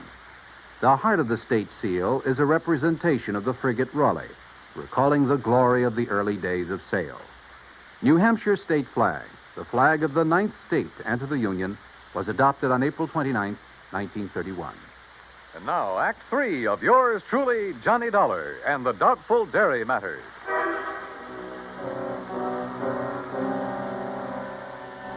If it hadn't been for a big interstate moving van that drove into the alley where I'd been waylaid, well, I have a strong hunch I wasn't supposed to have lived through that beating. The truck driver, who absolutely refused a tip, incidentally, half walked, half carried me back to the Mapes. And the desk clerk had a doctor in my room within a few minutes. Terrible thing, Mr. Dollar. You're being attacked like this. And, of course, I'll have to make a report of it to the police. Oh, do anything you like, Doctor. Just get me patched up, will you? And you, easy now. You have no idea who could have done this to you. Believe me, I intend to find out. Judging by this swollen hand of yours, you got in some good licks, though, and whoever... What's the matter? Well, this is a very unusual ring you're wearing. Oh, some kids in the YMCA gave it to me a couple of years ago. I helped them with a softball team. Oh, yes, of course. That's the Y insignia. Yeah, one of them made it. And the 3 raised points stand for spirit, body, and mind. Yeah, that's right. Well, now, if you just... Oh, wait, what's that for? To make sure you get plenty of rest. Oh, no, now, wait, Doc. I'm the doctor. Roll up your sleeve, please. Here, I'll do it. Look, if this shot leaves me groggy in the morning... You'll wake up feeling fine. There you are. Incidentally, that ring... Listen, before you notify the police... Ooh, hey, this shot works pretty fast. Yep. As I started to say, if that ring of yours didn't leave a mark on whomever you defended yourself against out there in the alley, I'll be very much surprised. In a few seconds, I was out like a light. But then a whole set of weird dreams began to plague my somewhat battered mind. And questions about who would attack me and why. Only the why was only too obvious to keep me from finding an arsonist who... Yeah, who probably bore the mark of my ring on his kisser. I thought of the names Herb had given me and his insistence that none of them could be guilty. Wait a minute. There was one name he hadn't mentioned, but Armenian had. Of one man who stood to gain a lot by the destruction of the silos. Or maybe it was just a crazy hunch, part of the wild dreams that came from the beating I'd taken. In any event... In the morning, as soon as the bank was open, I was in Herb Carlbert's office again. Well, yes, he has an account here, too, Johnny. At least he did before. How about loans? Has this man we're talking about taken out any loans? Well, yes, but, Johnny, you know I can't... Yeah, I know. The fact remains he's pretty hard up for dough, isn't he? Well, I didn't say that. Although, of course, if that's the conclusion you choose to draw... Tell me this. He owes the bank money now, doesn't he? Yeah. All right. Did he also owe the bank a lot of money about a year and a half ago? Johnny. Yeah. Well? Johnny, you're right. But who would have suspected? And when you consider that Aram Armenian is the one man who has given him money for all the work he's...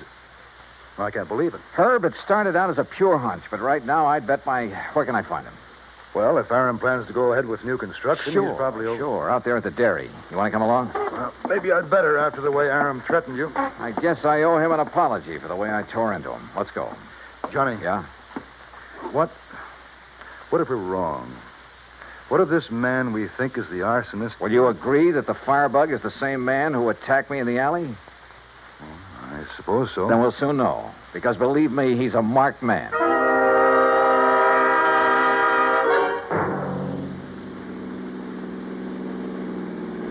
We made the Armenian dairy in 30 minutes flat, and we're told at the gate that Aram Armenian was in the pasteurizing plant.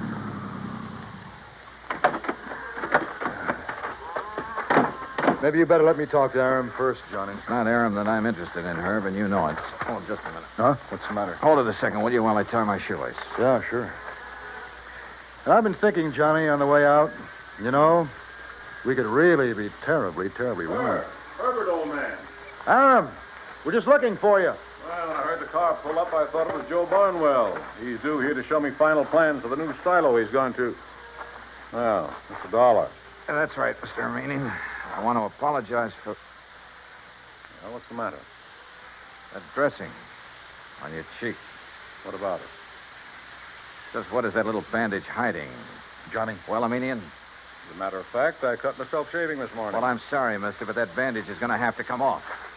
Look, Johnny. Now, just a minute, Dollar. Ah, here you are, Aram. Here's the final blueprint for it. Why, what's wrong, Joe? Oh, gentlemen, this is Mr. Joseph Barnwell, Herb Carlbert. We know each other. And Mr. Johnny Dollar. Yeah.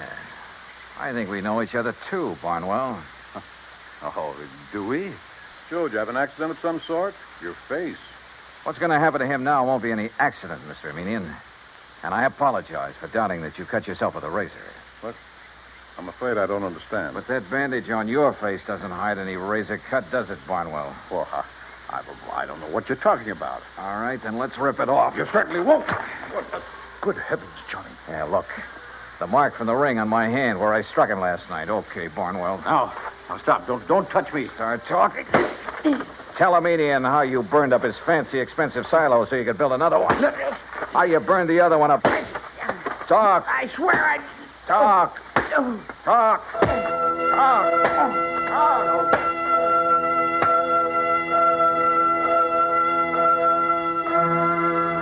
Yeah, he talked all right, plenty. About a racket so old I hadn't heard of it in years. The crooked builder who burned out his own clients to get himself more work. And in this case, a natural, because he was the only one who shared Aram's secret construction plans. And by the time I was through with him, he blabbed about some of the other clients he'd taken the same way. Expense account total, including incidentals and the trip back to Hartford, $418 even. Yours truly, Johnny Dollar.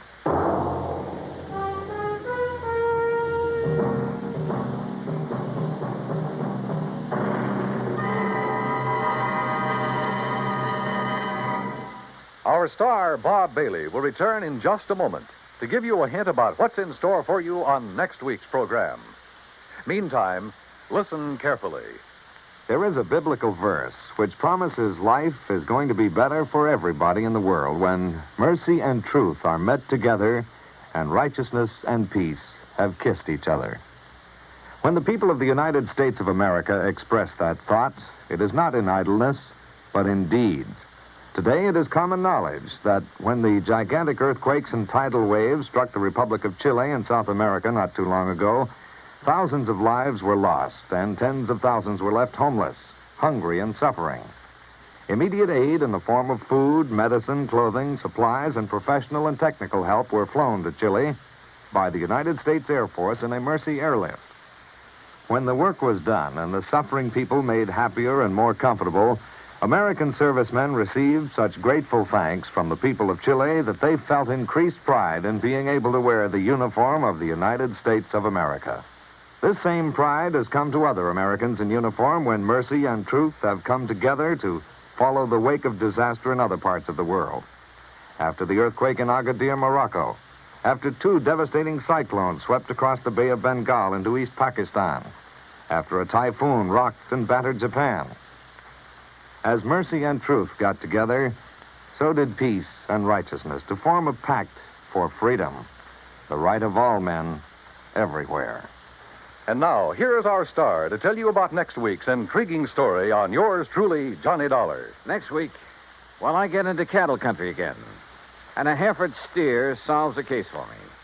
So join us, won't you? Yours truly, Johnny Dollar.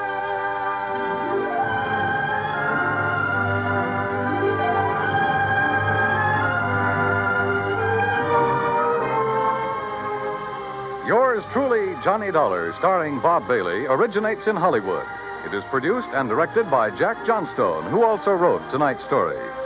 Heard in our cast were Paul Duboff, Will Wright, John Daner, Harry Bartell, Parley Bear, and Forrest Lewis. Be sure to join us next week, same time and station, for another exciting story of yours truly, Johnny Dollar.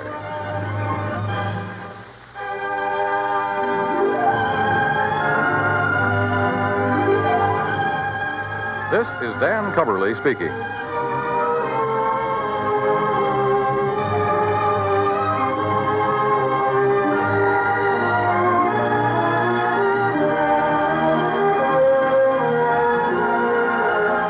This is the United States Armed Forces Radio and Television Service.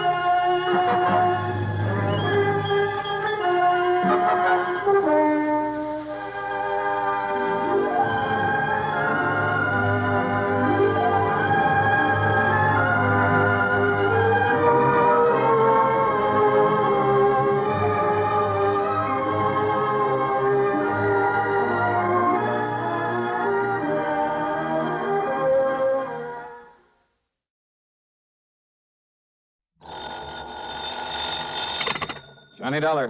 Dollar, this is Peter H. Fillmore at the Office of Surety Mutual Insurance Limited here in Denver. Mr. Fillmore. Dollar, I want you out here.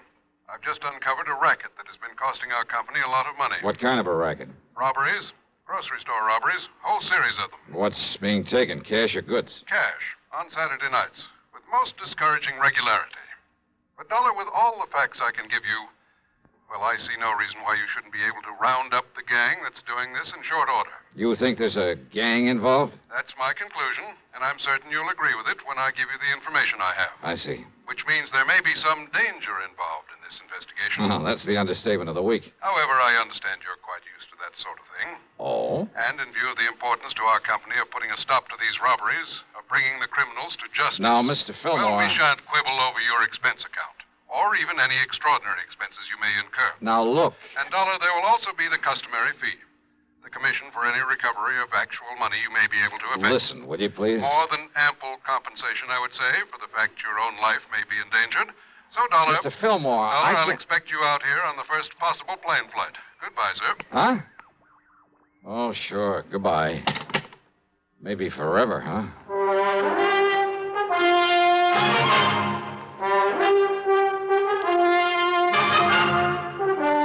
CBS Radio brings you Bob Bailey in the exciting adventures of the man with the action-packed expense account, America's fabulous freelance insurance investigator. Yours truly, Johnny Dollar. Thirsty people everywhere prefer ice-cold Pepsi-Cola. And because it's light, it refreshes without filling. Charlie, be sociable. I am, Kay. Pepsi is a favorite of thirsty people from Maine to Hawaii, from Alaska to Florida. Charlie. It's perfect for parties or picnics, so serve Pepsi to your guests. That's helpful, but... This is the sociable part. Keep plenty of Pepsi ice-cold and ready. Remember, it goes fast because everybody likes Pepsi. Singing still sounds more inviting. May I? Be sociable, look smart, keep up to date with Pepsi. Drink light, refreshing Pepsi. Stay young and fair and debonair. Be sociable, have a Pepsi. But singing doesn't say, pick up an extra carton of Pepsi today. Better yet, get a case. You do that. And now, Act One of yours truly, Johnny Dollar.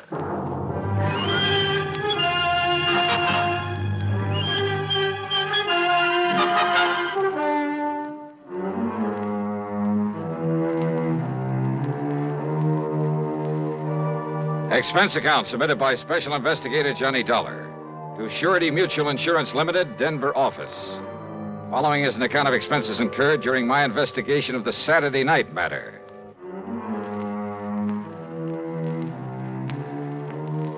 After including an extra box of 38 shells in my luggage, I spent item 1, $77, plane fare, Hartford to Denver, Colorado.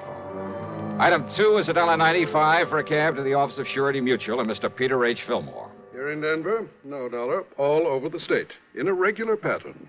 A pattern that has finally, today, enabled me to realize there's a connection between these robberies. Well, you better tell me all about it, Mr. Fillmore. Well, in the first place, you must understand that insurance against loss of actual cash, well, not many companies issue it. Without limit, that is. So I understand. However, since virtually all of our accounts are the commercial type, you understand what I mean by that? Yeah, I think so. Instead of individual life and home policies, endowments, that sort of thing. Exactly. Manufacturing plants, merchandising organizations, that sort of thing. Including a great many stores, both large and small, including 50 or more grocery stores, supermarkets. I see. Dollar, it was my own idea to insure them against unlimited loss by robbery. And I must say it's increased our number of clients considerably. Yeah, I think so. But don't the premiums for that kind of protection have to come pretty high? Oh, very high. As a result, the company has shown a very nice profit over the past couple of years. But, of course, if these robberies continue... Yeah, you say there's been a definite pattern to them. Yes. To begin with, Dollar, every one of them has occurred on a Saturday night. When the markets are likely to have more cash on hand than usual, huh? Exactly. How many robberies have there been? So far, 8. Well, that's about time you were catching up with them. Exactly. So, on with the pattern. The robbers have forced their way in at gunpoint, just as the owner, alone, was about to lock up and leave. In each case, there have been 2 of them, wearing nylon stockings over their faces by way of disguise. One of them, tall and husky, the other one, short and thin. That's about as much description as we've been able to learn from the store owners. And don't forget, Dollar, there's been no real coordination of police effort in these robberies. Because they've all occurred in different towns. Exactly. And that brings us to the important part of the pattern, which I only realized this morning. Whereupon I called you immediately. Well? The first was right here in Denver. The next in Pueblo, then Colorado Springs, Aurora, Lakewood, Englewood, Greeley. Last Saturday, a week ago tonight, the Casey Market over in Boulder was robbed. True to pattern. I'm afraid I don't quite see it. Denver, the largest city in the state. Then Pueblo, the next largest. I'll take your word for it. Then Colorado Springs, next in size to Pueblo. Then Aurora. And so on down the line? Exactly, Dollar. Exactly. And the last robbery was in Boulder? Just a week ago. So there may be another one tonight. All right. If you know the population of the various towns in the state as well as you seem to, you ought to be able to tell me where they'll go next, whether it's tonight or next Saturday or whenever. That's just the trouble. What? Until I get the latest population figures, well, I don't know. It'll be either in Wheat Ridge, barely northwest of Denver here, or in Grand Junction. How far away is that? Some 260 miles. Oh, great. Now, the last figures I have show 18,014 in Wheat Ridge, 18,021 in Grand Junction. But that may have changed by now. And there's no way of checking? Not before tonight, when there may be another robbery. Yet somehow you must decide on one of those towns and be there to prevent it. I must decide. Of course. And I'm certain you realize how important your decision is. Oh, sure. Very well, then, Dollar. Which is it? Wheat Ridge or Grand Junction? Oh, come on, man. There isn't much time. Well, let me see if I have a quarter in my pocket. Hmm? Yeah, here we are. I'm afraid I don't understand. Pretty important decision, huh? It certainly is. Okay, then. Heads, I go to Wheat Ridge. Huh? Tails, I go to Grand Junction. What? Can you think of a better way?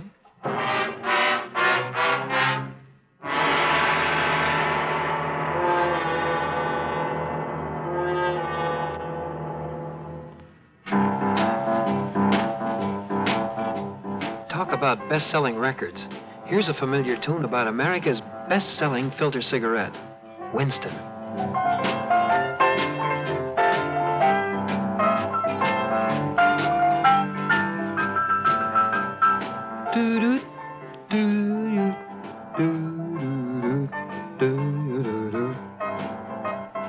Winston gives you real flavor, full, rich tobacco flavor.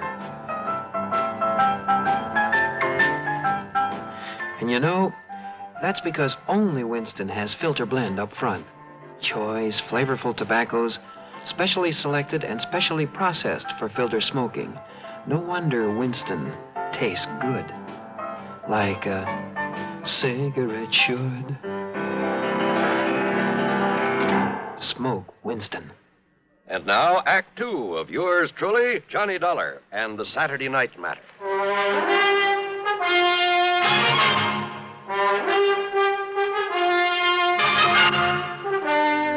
Now, Dollar, do you mean to say you think you can determine which city this gang of grocery store robbers will hit by the flip of a coin? This is ridiculous. I asked you, can you think of a better way?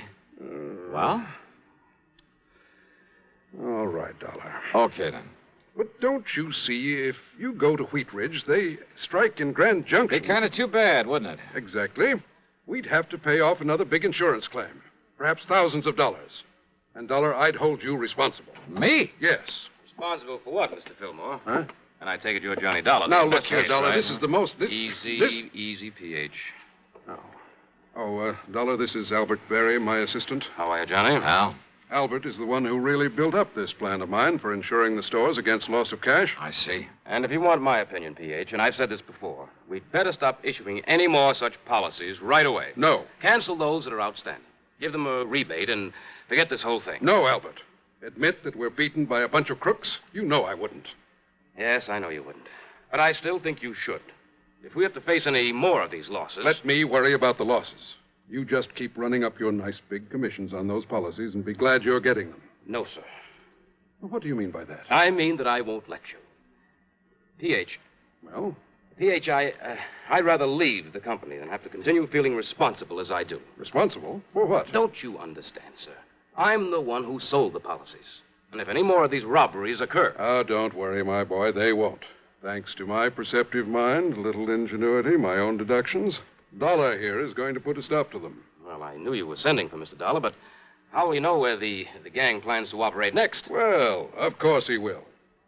At least, well... Very easy, Al. Look here. What? Tails. Okay, that means that I'm about to head for, Yes? Where? Dollar, good heavens, Just man. keep your shirt on, Mr. Fillmore. What if these criminals... If they hit the other town on the list, they won't stand a chance of getting away with it there either. How can you be sure? Just leave it to me, huh? Dollar. Now, I'll see you later. I gotta get busy. The coin had come up tails. That meant I was to head for Grand Junction. Yeah, I know it's crazy, but that's the way it was. Since it was afternoon, I'd have to make good time to get there before dark. So, expense account item $350 deposit on a rental car. But first I drove to Wheat Ridge, to the police headquarters there. I talked with the Sergeant Keesley. Oh, sure. The supermarket's just a couple of blocks south of here. You must have passed it. Yeah, I did. Well, don't worry, Dollar. If they hit again tonight and that's their target, they won't stand a chance. We'll have that place so well covered. Good. Well, now, wait. What if they pick Grand Junction? You want me to phone the boys in the department over there? No, that won't be necessary. I'm heading on over there right now. Good. That's better than me trying to explain this complicated pattern you've stumbled on. Yeah. Now, your man there in Grand Junction is Lieutenant Dick Speidel. Okay. You tell him you've talked to me, and he'll do anything you want. Good. He's a nice, cooperative guy, and he knows his way around. First, we can't be sure they'll operate again tonight. Maybe they'll skip a week. We'll still be ready for them if they follow their pattern. So will the boys in Grand Junction. Okay. Thanks, Sergeant. I'll be in touch. I picked up Route 6 and headed on west. Fortunately, the traffic was light, and I made good time over the broad winding highway. And I'll say this, it's a mighty beautiful drive through that country. More than once I spotted clear, cold streams where I knew darn well there were plenty of fighting trout to be taken during the season. And maybe with luck, I'll be able to go back someday and wet a line, there in the shadow of one of the imposing mountain peaks. I stopped at Glenwood Springs long enough to gas up and grab a sandwich. That's item 4, 5 1/4. Then drove on, hoping an early sunset wouldn't spoil the view of the scenery. But you know something? Keeping at that scenery was my undoing. Yeah, too much attention to it had caused me to disregard another car on the road following me. And it finally caught up with me at the beginning of a short detour only a few miles from Grand Junction, about where Asbury Creek joins the Colorado River. The highway was wet from the melted snow. It slowed down to cross a narrow temporary wooden bridge when the other car pulled up to me, then swung into my left rear and threw me into a skid. Hey, what the devil?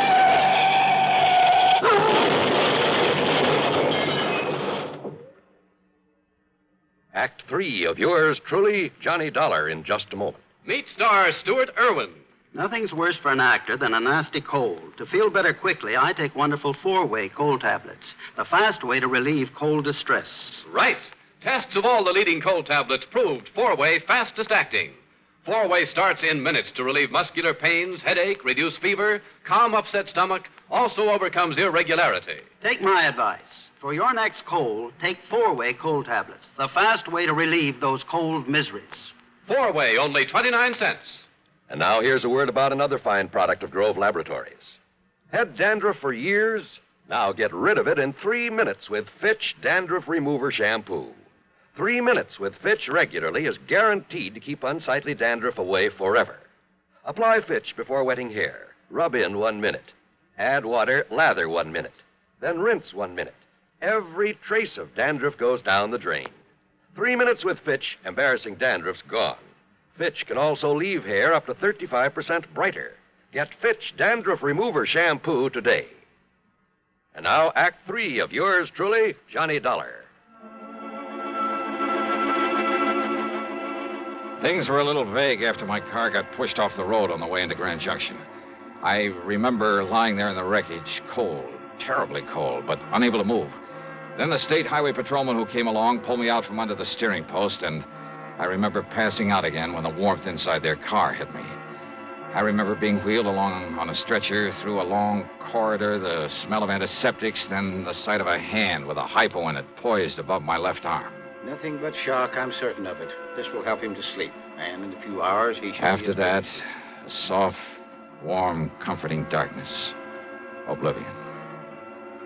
Then, when I finally came to and there was sunlight streaming in through the hospital window... Just take it easy, Dollar. What? Take it easy and get some rest, and you'll be all okay. I'm Lieutenant Dick Speidel. Oh. Lieutenant. Sergeant Keesley over at Wheat Ridge called about you. Yeah, well, Just look, wanted to make sure everything was all right over here. You're in Grand Junction, you know. Did they nab the gang behind the market robbery last night, was it? No trouble at all over there. Nothing happened. But I sure wish you hadn't skidded off the road Skidded? before you could get Listen, to me. there was another car. It came up behind me. Yeah, I know. So far, we haven't been able to get a lead on it. What if they didn't hit the market over there? Yeah, Dollar. It was the Bluebird supermarket right down the street from here. Over $3,000. Yeah? Well? A set of tire marks, same as from the car that ran you off the road, but that's all. Oh. Except for one thing. What's that? What? Now, look, you're in no shape to worry about this thing now. You said Doc except for one says thing. you need a lot of rest. What is it? But when you're up and around What is it, again- Lieutenant? Well, when Barnaby Schultes came out here from the west and opened that market... Yeah? Well, always when somebody comes here with a lot of money, I run a check on him. And?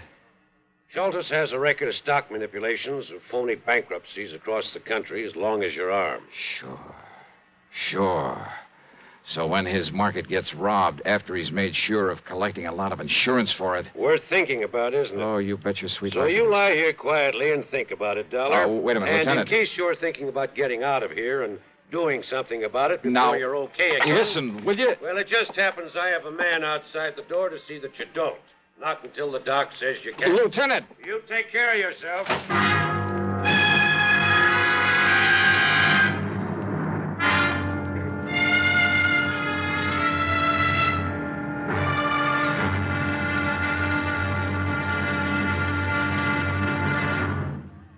Munch, munch, munch a bunch of Fritos, corn chips. It's not polite to smack your lips, but you can't help it with Fritos, corn chips. Munch, munch, munch a bunch of Fritos, corn chips.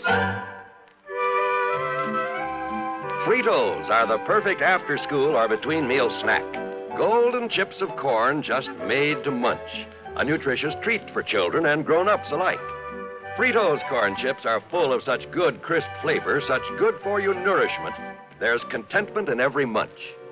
Munch, munch, munch a bunch of Fritos, corn chips. Whenever you want good munching, get Fritos corn chips. Whenever you want to add zip to a lunchbox, to salad, soup, or sandwiches, serve Fritos corn chips. They're America's favorite. Golden chips of corn just made to munch.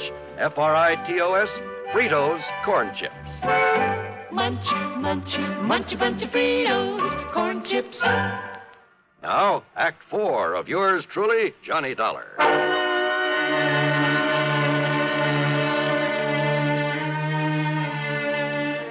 Early the next morning, I was out of the hospital and back in Denver at the office of Peter Fillmore. I was sure I had a lot of the answers to this case and told him so. Yes, go on, Dollar. Well, sure, it's an open invitation to robbery. Well, don't you see, the market owners could arrange these robberies themselves. Not only collect the insurance, but get a cut on whatever was taken. Good heavens. Yeah, sure. And look, didn't you tell me the owners couldn't seem to come up with a very good description of the crooks? Couldn't or wouldn't? They've done it themselves. Every man has a price. No, that isn't the answer. Well, not all of it. Each one of them arranging themselves wouldn't account for a whole string of them in various different towns. So it means that somebody's been getting to them, that somebody's been running a robbery ring. But that means... Why, don't you see, Dollar? That means the ringleader must be someone who knows exactly which of the markets has bought this type of insurance from us. To quote you, Mr. Fillmore, exactly. So you'd better start thinking of somebody right here in your own office. Exactly? Sure. No, I mean... You mean exactly, because he could clean up on this operation both ways. By getting a nice fat commission on all the policies that he sold. But the only and then man... by arranging the robberies, then taking a cut on them. But good heavens, I simply can't believe that... Al Berry.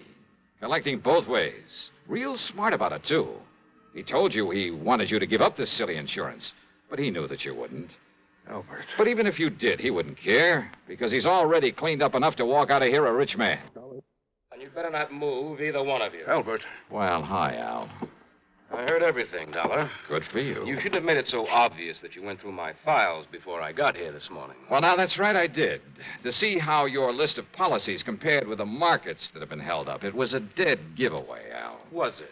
I mean, you're pulling those jobs in the same order as the insurance you sold. Starting with the biggest accounts in the biggest towns and working on down. Pretty stupid, Al. All right, Dollar. Oh, no. Ever seen a gun with a silencer? Now, look, don't be silly, please. Do you think I'd be foolish enough to have come over here alone, knowing what I know about this? What are you talking about? The police. What else? Oh, sure. Standing right outside the door, waiting. That's right. Don't try to be cute, Dollar. It won't work. Huh? That's right. No, listen, Sergeant. Just relax, Al. Enough to let that thing drop out of your hand. Gently. Thanks, Sergeant.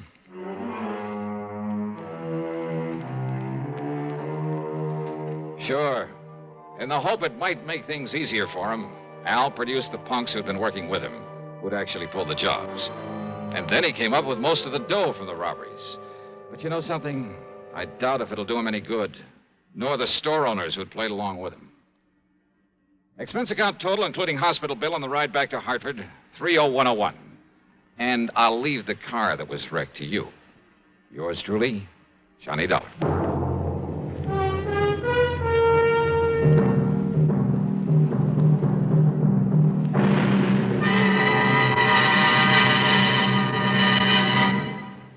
Our star will return in just a moment. Constipation is something people don't talk much about, but it can be a problem for anyone, even doctors. And when constipation occurs, it's interesting to see just what doctors consider important about a laxative they might use or recommend. Now, a majority of the doctors we heard from had this to say. A laxative should be effective, gentle, close to natural acting. A medicine that can be used with complete confidence. Well, pleasant-tasting chocolated X-Lax is effective. Overnight, it helps you toward your normal regularity. X-Lax is so gentle, so close to natural acting, there's no upset. That's why many doctors and millions of people use X-Lax with complete confidence. X-Lax, the laxative that helps you toward your normal regularity gently, overnight. Now, here is our star to tell you about next week's program. Next week, down to Sarasota, Florida, to a case of the almost perfect crime. Join us, won't you? Yours truly, Johnny Dollar.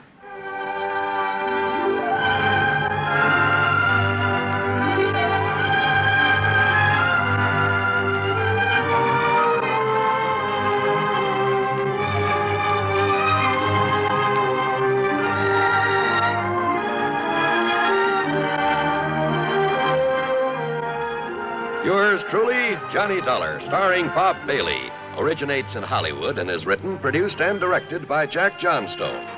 Heard in our cast were Bartlett Robinson, James McCallion, Forrest Lewis, and Russell Thorson. Be sure to join us next week, same time and station, for another exciting story of yours truly, Johnny Dollar.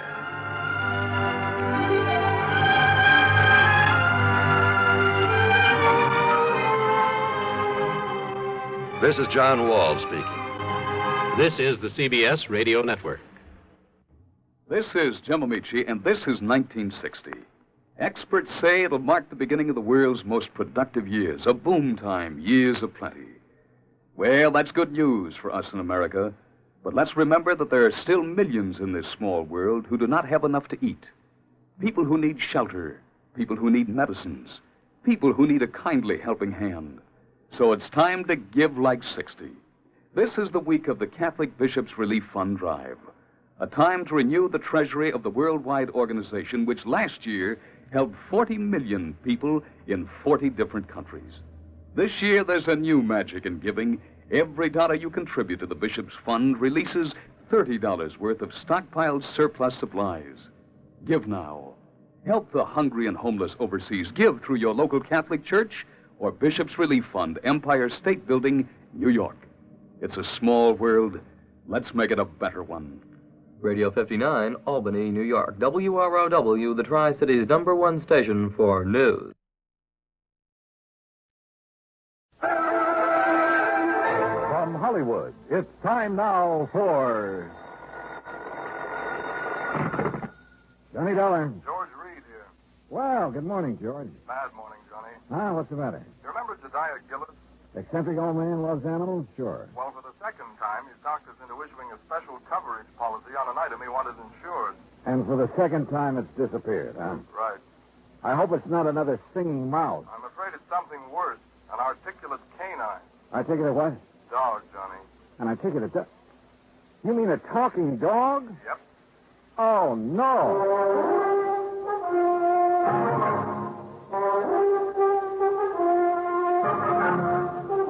Bob Bailey in the exciting adventures of the man with the action-packed expense account.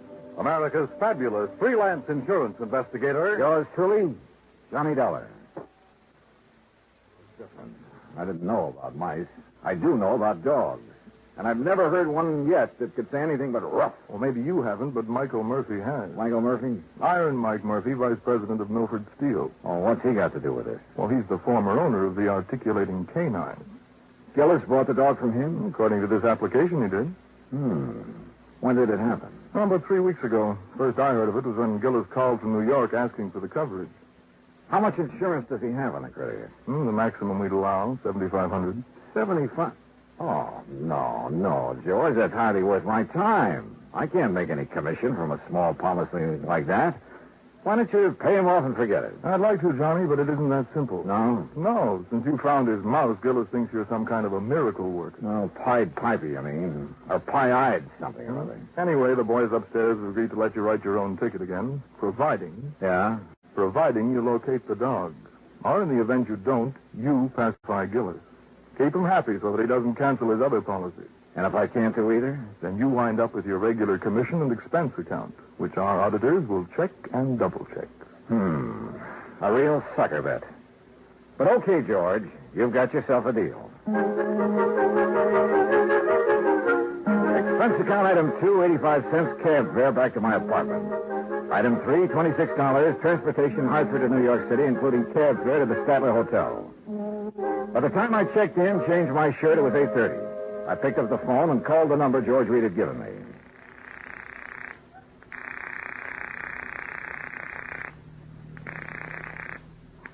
Hello? May I speak to Mr. Gillis, please? Johnny Dollar. Dad told me you were coming. Well, hi. Hi, is that all? I guess this is Marion. Yeah, no. I had a hunch your father was staying at your place. Do you have my address? Sure have. 514 East 51st Street. Apartment 4C. Oh, yeah. Now, you get right over here before everyone leaves. Everyone? Who all's there? Well, just friends. It's a celebration. What kind? I'll tell you when you get here. Now, hurry. Right. Expense account item 4, $1.70 taxi from the Statler to the East 51st Street address. The entrance to the building faced toward Beekman Place, and one side of it looked out over the East River. I could hear the noise from apartment 4C before I stepped off the elevator. Marion had a good many friends, which figured because of her blonde hair, gray eyes, and a few other... Well, yeah. I pressed the buzzer and waited. I was about to press it again when a door opened further off down the hall. Hi.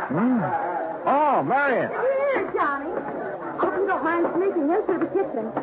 But Dad made it very clear that he wants to see you now and alone. Alone? Was that mob in there? He's waiting for you in the den. It's this way. How've you been? Oh, fine, just fine. Sounds like quite a party. It is. I sent out the invitations before the pup disappeared. I offered to call it off, but Dad wouldn't let me. Any special kind of celebration? I think so. It's to announce my engagement. Well, what do you know? Who's the lucky man? His name's Bill Fisher. He's an executive with the Powers advertising agency. Real big-time operator, huh? He just talked one of his clients into putting on a new TV show. Well, you know you have all my good wishes. Oh, Bill, we were just talking about you. I wondered where you disappeared to. Bill, this is Johnny Dollar. Hi, congratulations. You're getting a fine girl. Yes, I think so. Thunderation, what's called? Oh, it's Dollar, so you finally decided to get here. Hello, Mr. Gillis. Come in. Yes, sir. We'll see you later, Johnny. Yes, sure.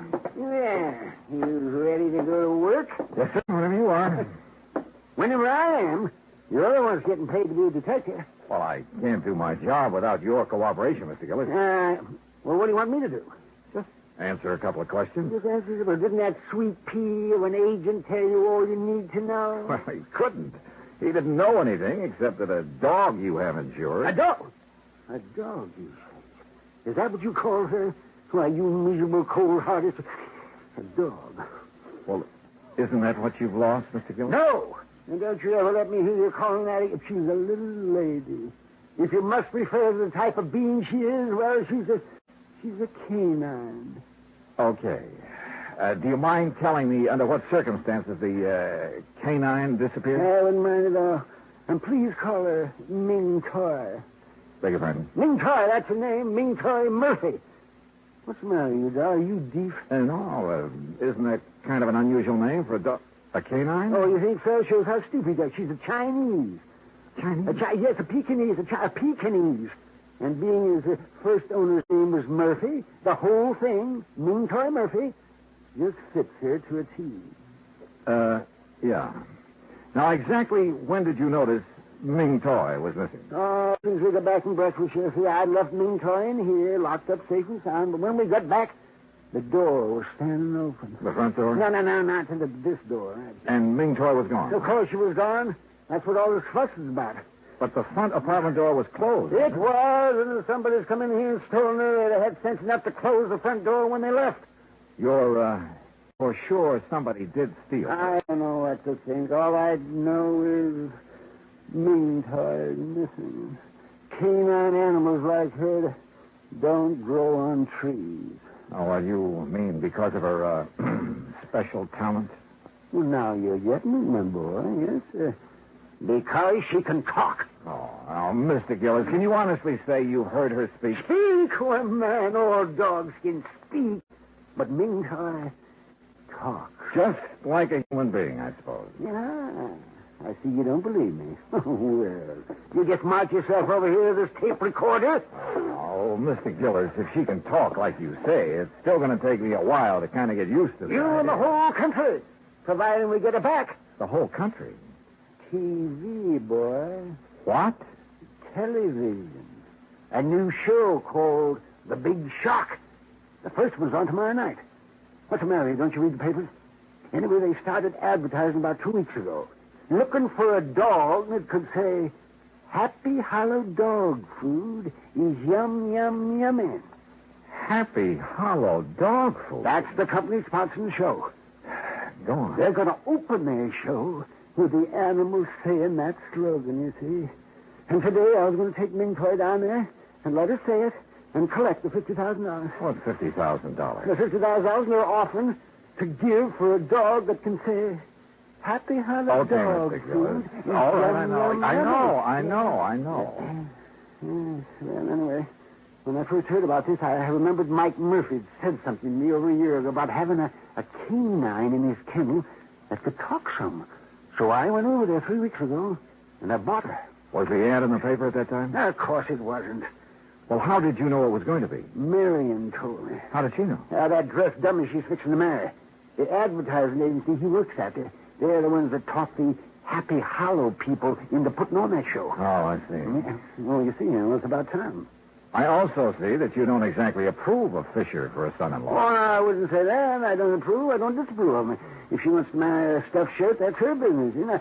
Let me play this tape recording for you. You're going to hear the sweetest little voice this side of China. Ah, now then, me little pet.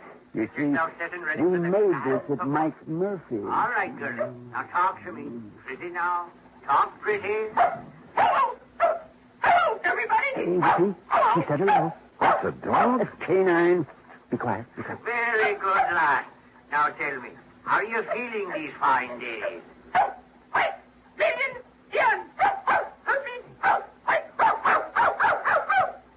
Hey, what happened?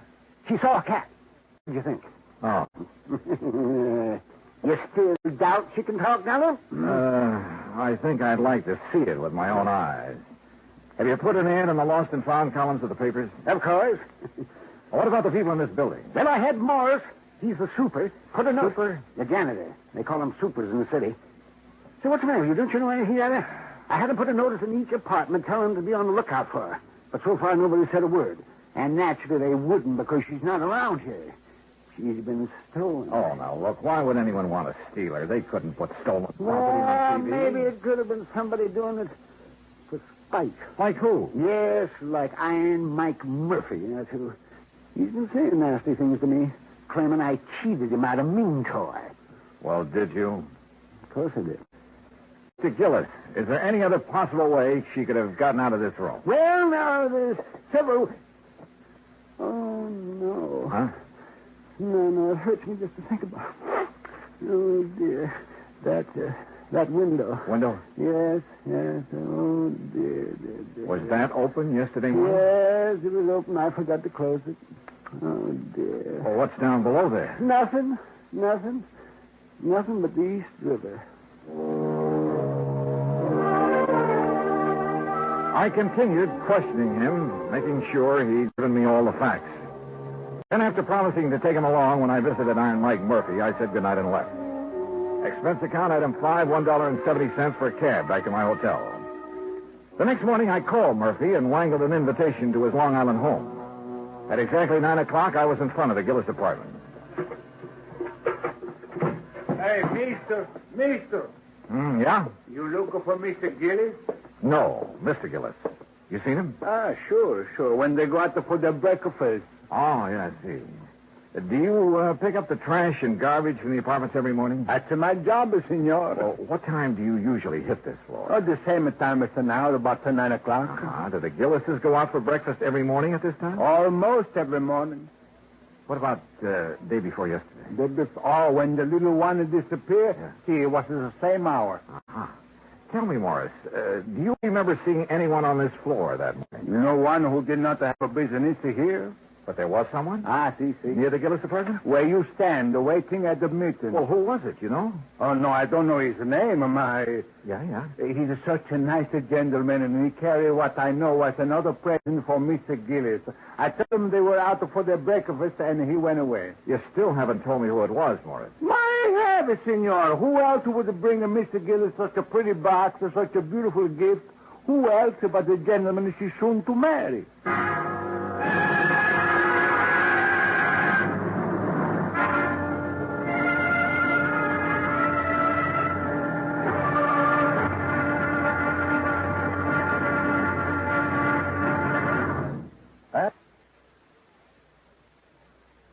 Now, Act Two of yours truly, Johnny Dollar, and the Ming Toy Murphy Matter.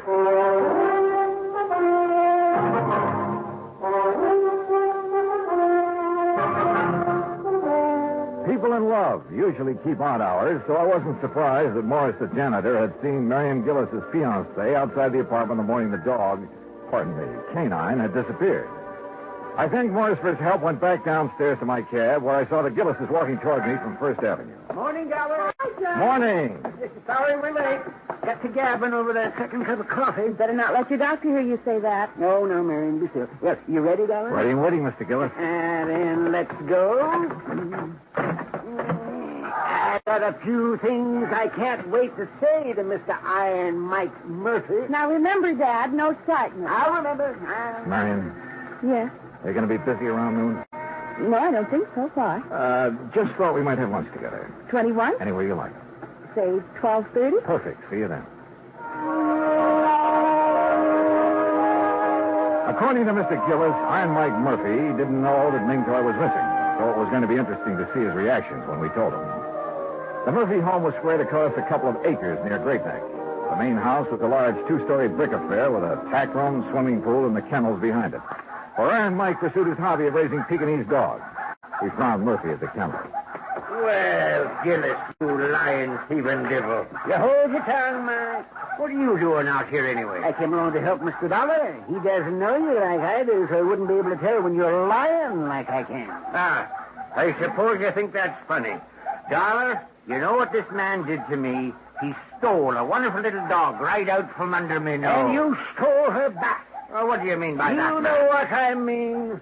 The day after you called me on the phone, you saw that ad in the paper. Well, the next day, somebody stole Ming Toy. And I'm sure it was you, you shanty Irishman. Why, you dirty-minded evil old man. I've half a mind to take a horsewhip to you for saying such a thing. Oh, you deny it, eh? Of course I deny it. And you say it again, I'll deny it with me fist. Oh, is that so? Well, I whipped you when you were in the steel mills, and I can whip you now. Look out, fella. Oh, Mr. Gillis, remember what your daughter said. Defend yourself, Murphy. Mr. Gillis. Bring yourself at me, Gillis. Taxi. Mr. Gillis, please, Mr. Murphy. Here I come. Justice triumph. Ow. Coffee. Hey, driver. Over here. Taxi.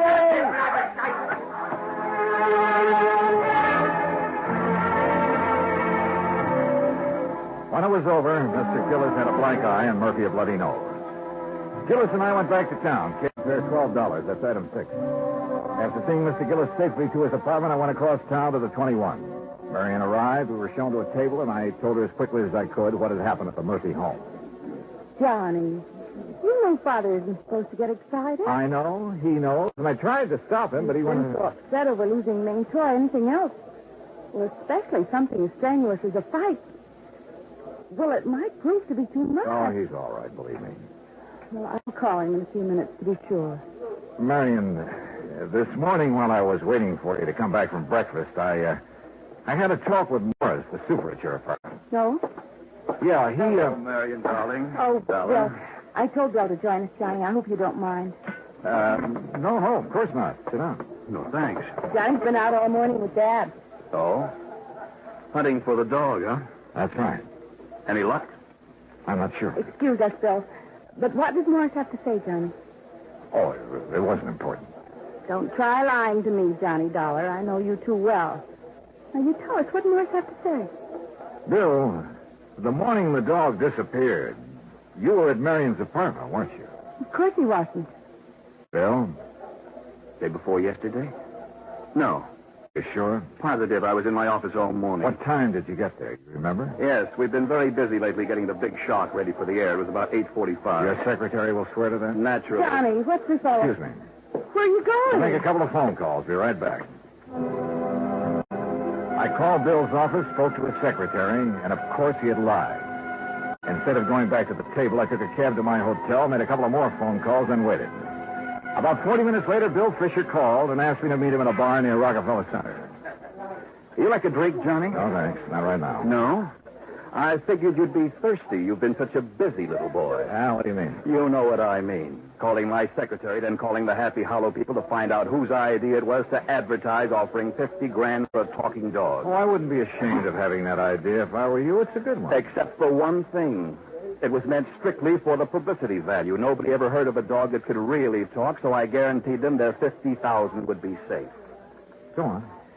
See, it was tough enough getting the Happy Hollow people to put a show on TV in the first place. They really don't have that kind of money. And if they'd had to pay out the $50,000 on top of everything else, well, that would be it. We'd lose their account. I'd lose my job. Uh-huh. So what did you do with Ming Toy? Well, naturally, since she could talk, I had to get rid of her. You understand that, don't you? How did you get into the Gillis apartment? That was easy. I'd been there the night before. When I left, I slipped the latch so the door wouldn't lock. When they went out to breakfast the next morning, I went in. I was going to put her in that box and carry her out, but she put up such a fuss, I just tossed her out the window. Into the river? Yes, Dollar, into the East River. Well, what can I do about it? After all, Ming Toy was only a dog. It wasn't like she was a person. Well, what can I do about it? I'm not sure. But whatever it is, I hope it's plenty. I left him there and walked down 6th Avenue. When I reached the corner of 51st, I called Marion and asked her to meet me in a little park near her apartment building. Somehow I told her, as simply and directly as I could. Well, it's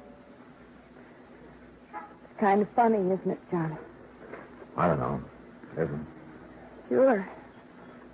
If I hadn't met Bill, none of this would ever have happened. Dad would still be feeling chipper. I might have been engaged to somebody else. Maybe even a nice guy like you. And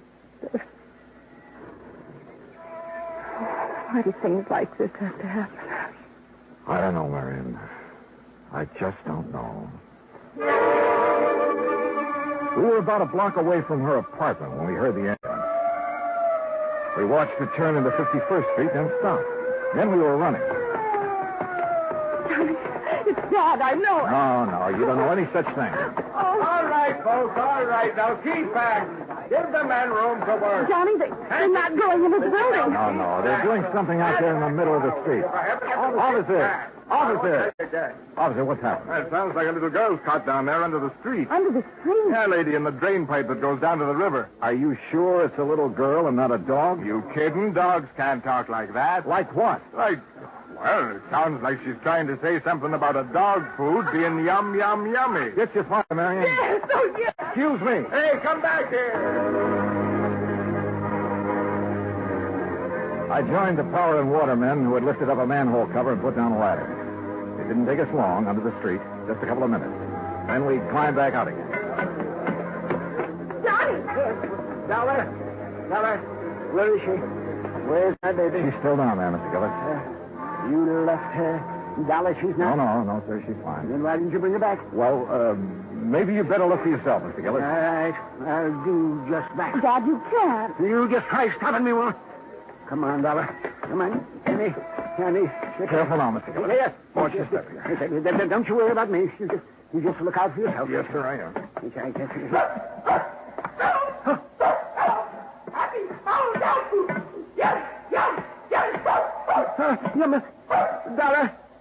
Dollar. Do you hear? She's saying, happy horrid dog food. Yes, sir. By George, boy. Here, let me down here. Where is she? Where's my little sweetheart? This way, Mr. Gillis. Hello, you little rascal, you. Yummy. Careful now, Mr. Gillis. She's under this water pipe. This one, I guess. Yes, sir. You'll have to stoop down to see her. What's that meaning sound, Al? She.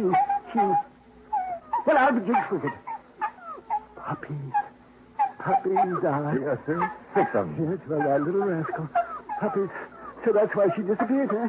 To have her family. Oh, she called me Papa. Papa? Well, you naughty little girl. By golly. Papa. Well, sir, by golly. Well, who would have thought? I guess Ming Toy did, sir. Yes, he must have. Yes, indeed. Oh, Papa. Look, Johnny. I'm a grandfather.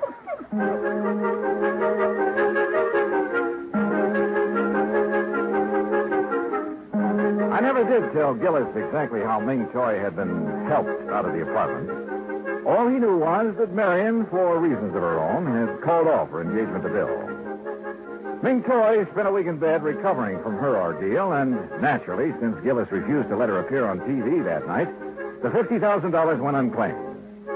And, alas, the long-suffering public has yet to hear the dulcet tones of a talking dog named Ming Toy Murphy. Expense account total, including hotel, incidentals, and transportation back to Hartford, $225.70. Yours truly, Johnny Dollar.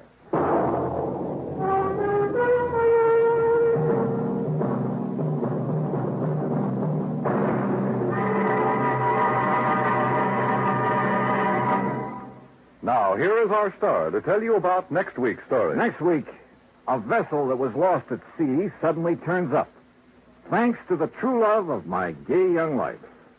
Join us, won't you? Yours truly, Johnny Dollar.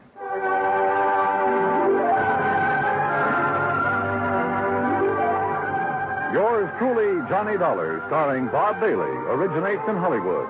Written by Charles Smith, it is produced and directed by Jack Johnstone. Heard in our cast were Virginia Gregg, G. Stanley Jones, Herb Ellis, Joseph Kearns, Jay Novello, Bill James, and Howard McNear. Musical supervision is by Amerigo Marino. Be sure to join us next week, same time and station, for another exciting story of yours truly, Johnny Dollar. This is Dan Cubberly speaking.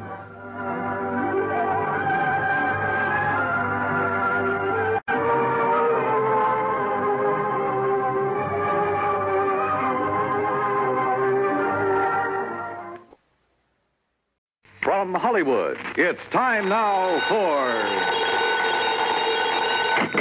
Johnny Dollar. Pat McCracken, Johnny, Universal Adjustment Bureau. Hi, Pat. What's on your mind? Ever heard of A, B, and C? Well, yeah, back in the first grade. Oh, look, I'm not talking about the alphabet. I'm talking about an advertising agency. Oh, well, what about it? Well, the A stands for Appleton. Alfred Appleton, 55 years old, and Eastern Trust has his life insured for $100,000. So? It's annuity. It starts paying off at the age of 65, and we'd like to see him collected. Looks like somebody else has different ideas. What do you mean? He thinks somebody's trying to kill him. I see. You want me to run down to New York and talk to him? Well, he's up at his weekend place now, about 100 miles up the coast, overlooking the sea at Skeleton Point. You can talk to him there. Skeleton Point? Now, that's a cheerful name. I know. Johnny, make sure it stays just a name.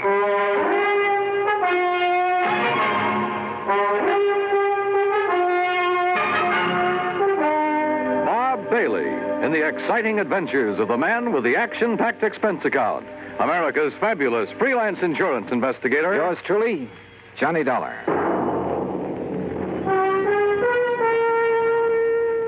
And now, Act One of yours truly, Johnny Dollar.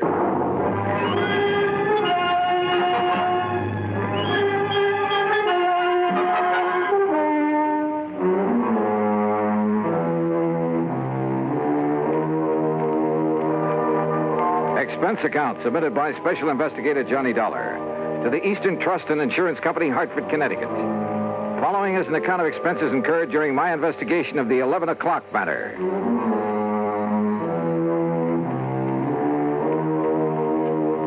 Expense account item 1, $8.40, gas and mileage on my car to Skeleton Point through a drenching rainstorm. The Appleton home, perched high on a cliff at the edge of the sea, was an old weather-beaten affair, but right now it looked mighty good to me.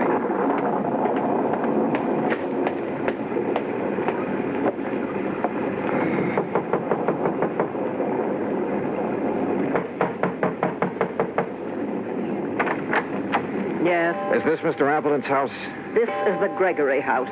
Oh, I'm sorry. Mr. Appleton only leases this house.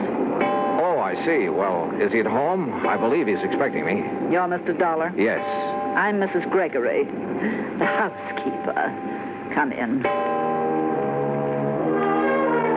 Mrs. Gregory had a strong, determined face and dark, metallic, piercing eyes. She took my coat and pointed to a door across the entry hall. I was conscious of her eyes following me as I entered the library to find two men seated in front of an open fire. Johnny Dollar? Yes, sir. I'm Al F. Appleton. This is my attorney, Grant Hillman. Well, how are you, Mr. Dollar? Well, a little damp, Mr. Hillman. Oh, yeah, here. Sit down to the fire, dry out. Oh, thanks. Ooh, feels good. And slightly warmer than the welcome the housekeeper gave you, I imagine. Mrs. Gregory? Well, she did seem a little reserved. She's a widow, owns his house. But I love the place, so... anyway, I'm glad you came.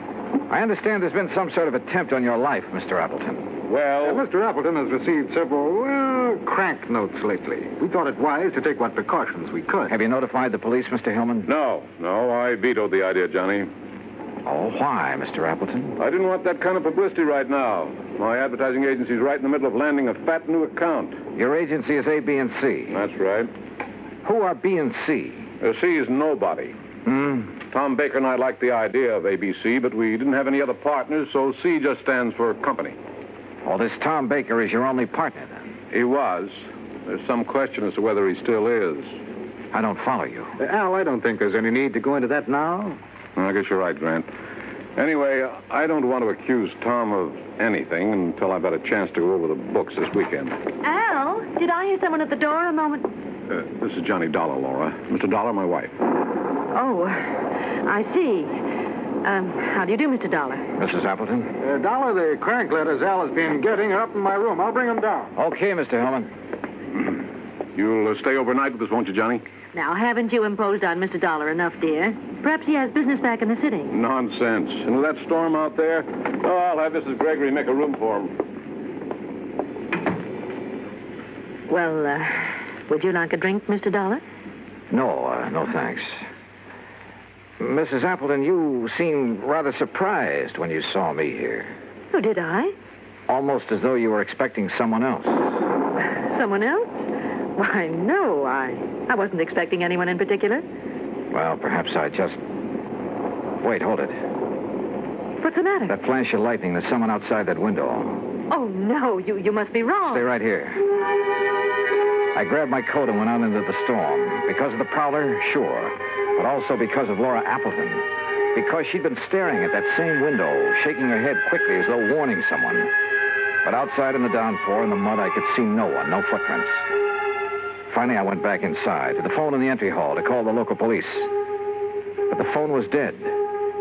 Maybe the storm had knocked down the lines. Yeah. Or maybe someone just wanted to make sure we'd have a nice, cozy weekend, undisturbed. And my hunch was, it might be too cozy for comfort. Act Two of yours truly, Johnny Dollar, in a moment. And now for another episode in the life of Sergeant Donald Bellwether, my husband.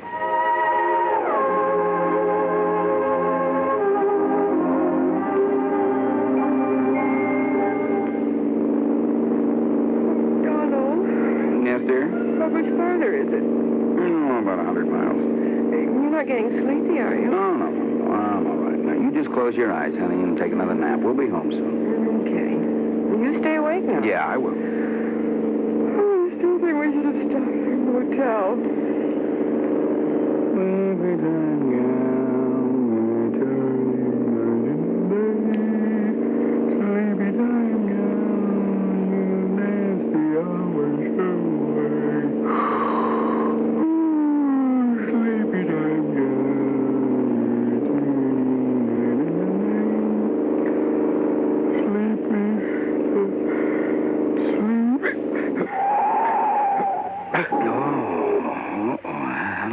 For that. Donald? Huh? Donald, are you awake? What happened? No, nothing, Reba. It's all right. I guess I'm getting a little sleepy, that's all. I'm going to stop a while, take a little nap. That's a good idea. So what if we do get home later than we plan? At least we'll arrive in good health. Yeah, you're so right. About 1,800 American drivers lose their lives each year because they fall asleep at the wheel. Well, I'm just not going to make it 1,801. Are we parked far enough off the highway? Oh, yeah, we're way off the road, honey. I'll just take a nap for about an hour. I'll be refreshed, and we'll be on our way again, huh? All right, dear. Sir, I'm not going to make it 1,801. And you're not going to make it 1,802 either. Oh, that's my Donald. That's my doll.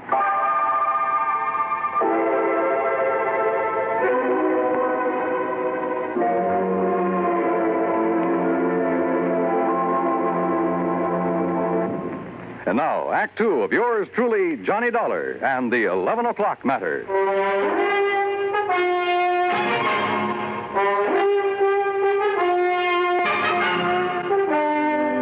Did you see anybody outside, Mr. Dollar? In that rain, Mr. Hillman, I couldn't see 10 feet in front of me. Well, can you describe the face you saw at the window? Well, it was more of a silhouette. I couldn't even tell if it was a man or a woman. You sure you did see someone, Johnny? Yes, reasonably sure, Mr. Appleton. Come in. Your partner is here, Mr. Appleton. Tom Baker? Hello, Al. I thought I'd surprise you. I tried to call you earlier, but your phone was out. Well, this is a surprise. Well, I'd like you to meet Johnny Dollar. Hi. Tom, you're soaking wet. My car hit a big puddle about half a mile down the road and quit on me. I had to walk the rest of the way. Did you just now get here, Mr. Baker? Yes, why? Mr. Dollar thought he saw someone outside the window a few minutes ago.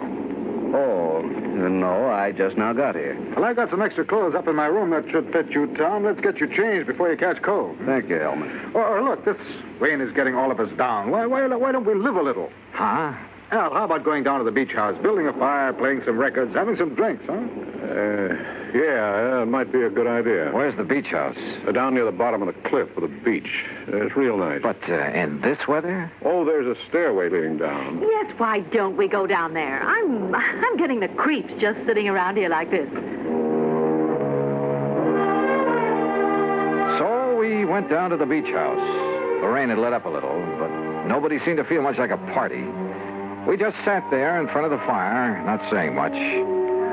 Once or twice I thought I detected Laura Appleton and Tom Baker exchanging quick glances, but I couldn't be sure.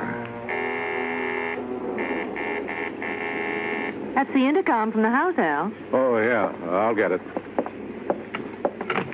Yes? Oh, yes, Mr. Gregory. You can go on to bed. We won't be needing you anymore tonight. You know, bed sounds like a good idea.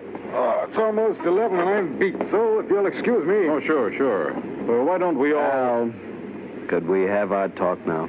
Oh, okay, Tom, if you insist. Laura, why don't you fix us another drink? All right, Al. How about you, Mr. Dollar? Yeah, I'm with you, Hellman. Let's go on up to the house.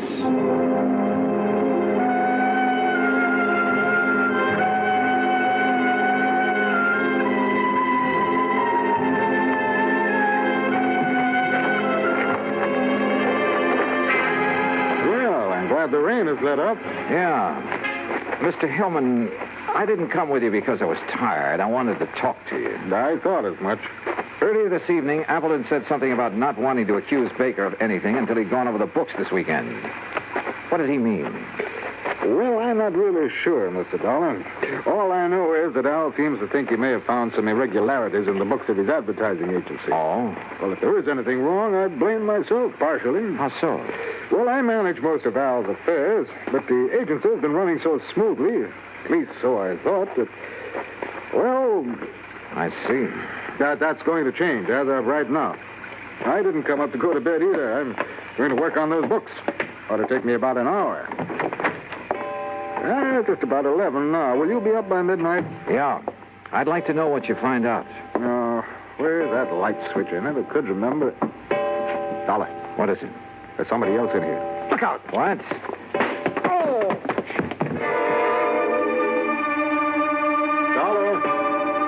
Dollar! I guess I was out only a few seconds because the clock was still striking when Hillman brought me to. Dollar, are you all right? What? Yeah, I guess so. I grabbed at him, whoever he was, but he knocked me loose. By the time I got the lights on, he was gone. Oh. Lucky for you, he only stunned you momentarily. Oh, brother. Hillman, did you see where he went? Well, he didn't leave by this front door here, I'm sure of that. Then he must be still in the house.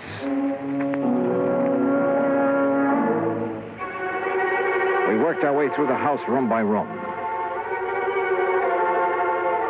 Finally, 10 minutes later, we stood by an open window in a back room. Well, there's our answer. He went out this window. Yeah. What is it? What's the matter? What? Oh, Mrs. Gregory. Yeah, Mr. Dollar was attacked by a prowler. A prowler? What? That's terrible. Where's the intercom to the beach house? We'd better tell Mr. Appleton. Right there on the wall. This button here? Yes.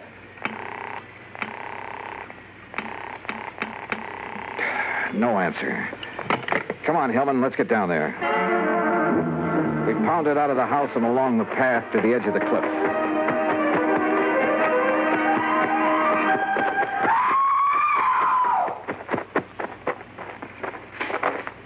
Then we found her, Laura, standing at the top of the wooden stairway. One section of the railing was broken away. We looked over the cliff. There was a body lying on the rocks down below. It was Al Appleton.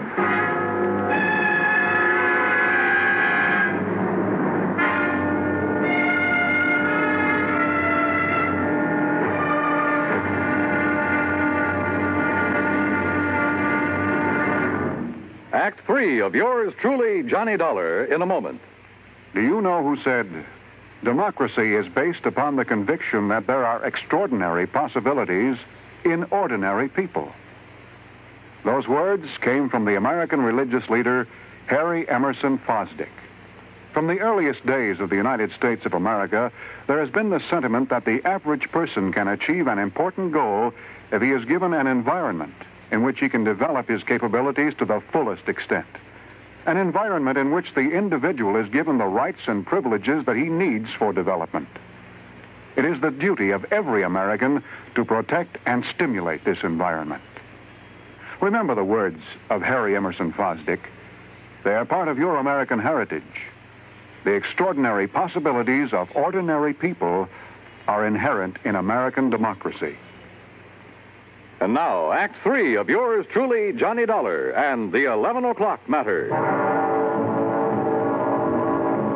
We stood on the stairway at the top of the cliff looking down at Appleton's body on the rocks below. That is, Hillman and I did. Laura Appleton was in a state of shock, and we couldn't get much sense out of her. We had Mrs. Gregory take her back to the house, then Hillman and I got a flashlight and climbed down the rocks to Appleton's body. Dead, Mr. Dollar. We'd better not move that body until the police get here. Yeah. Let's see. His wristwatch stopped at 10 after 11. It's 11:30 now. Right. And because the clock was just striking 11 when I got hit over the head in the entry hall... Yeah, so then we must have spent 10 or 15 minutes searching the house for that prowler. Meantime, he or somebody else was shoving Appleton over the cliff. Somebody else? There were a couple of people with Appleton down at the beach house. Laura and Tom Baker. I'd forgotten about Tom. Where is he? Right now, Hillman, that's a very good question.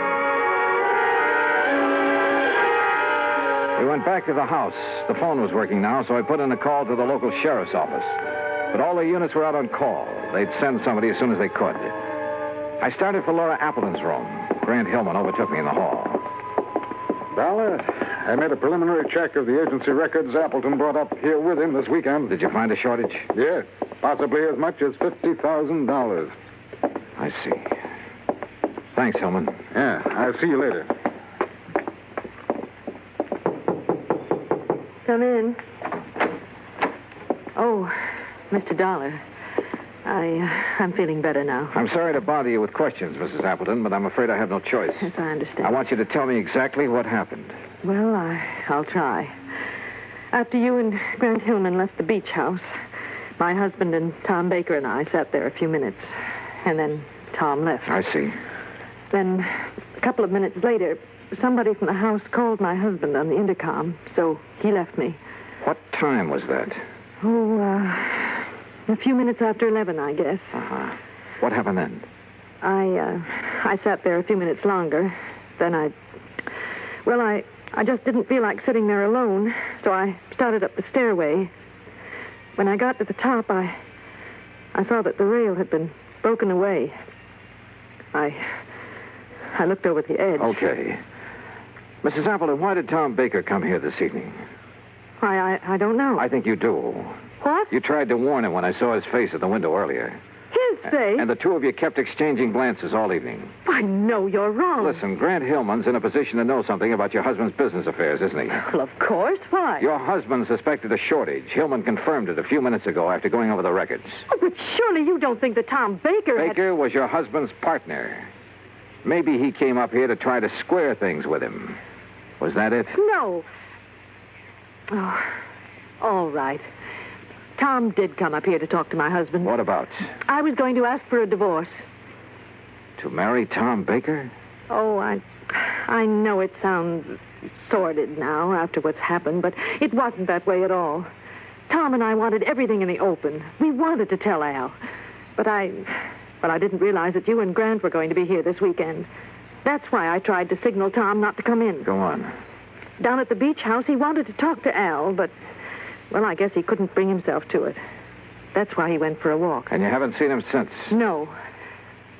Oh, Mr. Dollar, I know my story doesn't sound very convincing, but if you're trying to suggest that either Tom or I killed my husband... Yeah? Dollar, could I see you a minute? Oh, sure. I'll talk with you later, Mrs. Appleton. What is it, Hellman? Tom Baker just walked in. Baker? Yes, I thought you'd want to talk to him. I sure do. Look, Mrs. Appleton claims somebody called her husband at the beach house on the intercom a few minutes after 11. If so, that's what lured him up to the top of the stairway. A few minutes after 11? Well, that's when you and I were searching the house. We ended up at the intercom last, though. Somebody could have had time to make that call. Now, wait a minute.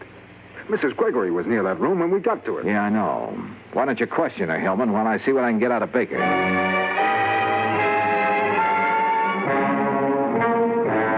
For the fifth time, Dollar, I didn't have anything to do with it. I went for a walk on the beach. I didn't even know Appleton was dead until Grant Hillman told me a few minutes ago. I'm telling you the truth. Yeah, well, I'm afraid we'll have to let the police decide that, Baker. Sheriff Station, Maloney. Hello, Johnny Dollar at the Appleton place. I'm still waiting for one of your units. Oh, yeah, we're sorry, Mr. Dollar. We've had a lot of calls on account of the storm. Well, you're not the man I talked to when I called before. No, that was Harris. He went off duty at 1. He left me a message about your call, and we'll have somebody up there within 15 minutes. Okay, thanks. That's funny. Well, Mrs. Gregory denies making that call on the intercom, Dollar. Huh? Oh, yeah, okay, Helen. Well, what's the matter? Something that sergeant said over the phone. Hey, wait a minute. What time have you got? Why, 10 minutes of 1? Yeah? That's what my watch says, too. But according to the sergeant, it was after 1. I checked the big clock in the entry hall and the one in the living room. They both agreed with my watch, 10 minutes of 1. I slipped outside, unlocked my car door, and looked at the clock on the dashboard. It read 10 after 1. When I felt a gun in my back, I realized I'd come up with the answer a little too late. It's a pity, Dollar. I thought I had a foolproof idea, but I hadn't figured on your locking the car. So it was you hit me over the head when the clock was striking 11. Who called Appleton at the beach house, lured him up the stairway, and shoved him over. Then came back and reset my watch and the clock so I'd hear it still chiming 11 when you brought me to. I thought I'd only been out a few seconds. Actually, it was 15 minutes. Yes, but you're the only one who knows. Now get in the car. We're leaving. I started to get in, then kicked at the car door behind me. It swung and knocked Hillman off balance. Before he could recover, I nailed him.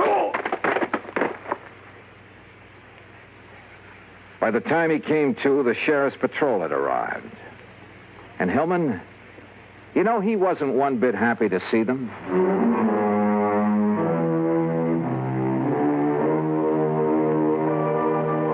Expense account item 2, $13 even. Transportation back home. Total expenses, $21.40. And a real bargain, if I do say so myself. Remarks? Hillman's motive was money, of course.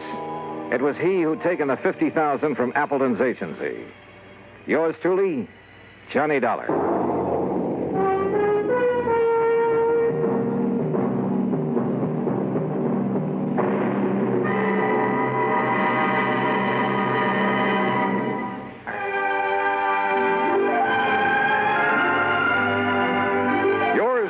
Johnny Dollar, starring Bob Bailey, originates in Hollywood and is produced and directed by Jack Johnstone.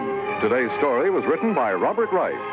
Heard in our cast were Eleanor Audley, Paula Winslow, Larry Dobkin, Will Wright, Ben Wright, and Harry Bartell. Be sure to join us next week, same time and station, for another exciting story of yours truly, Johnny Dollar. This is Dan Cubberly speaking.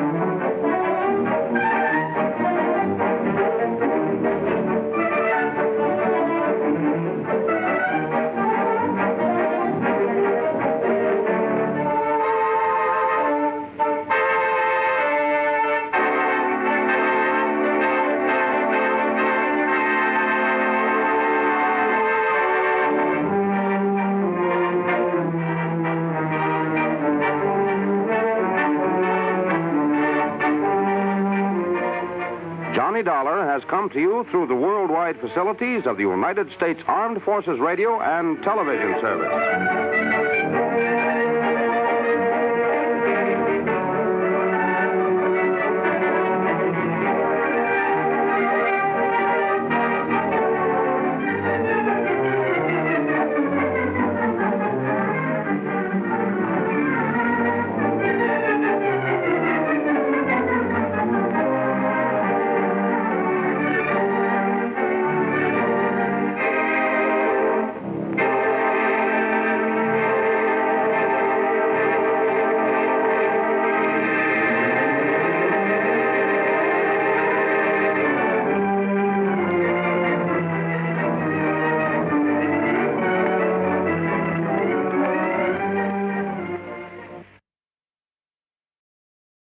From Hollywood, it's time now for Johnny Dollar. Pat McCracken, Johnny, Universal Adjustment Bureau. Oh, hi, Pat. Johnny, you've handled a lot of difficult cases for the companies we represent. You've done a magnificent job. Saved some of them a lot of money. Huh? Sometimes nipped things in the bud even before they've happened. Pat. And there have been times when you've given up personal plans to take them on at a moment's notice and without question. Listen, that bush you're beating around is getting pretty big. All right, then I'll get to the point. Johnny, why don't you take yourself a holiday at company expense? What? Lake Mojave Resort, maybe, where I understand you love to fish. At company expense, huh? That's right. Okay, Pat, I'll grab the first plane. Good boy. But, brother, just wait till you see the expense account I pile up for you. Why, Johnny... Because if I ever smelled a rat, believe me, it's now.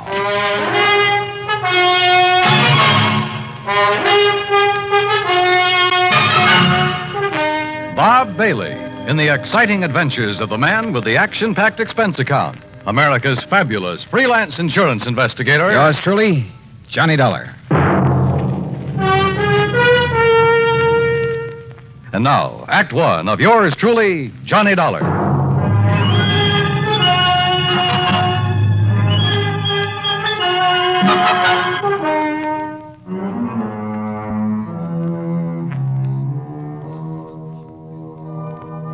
Expense account submitted by Special Investigator Johnny Dollar. To the Universal Adjustment Bureau, Home Office, Hartford, Connecticut. Following is an account of expenses incurred during my investigation of the Wayward Trout Matter.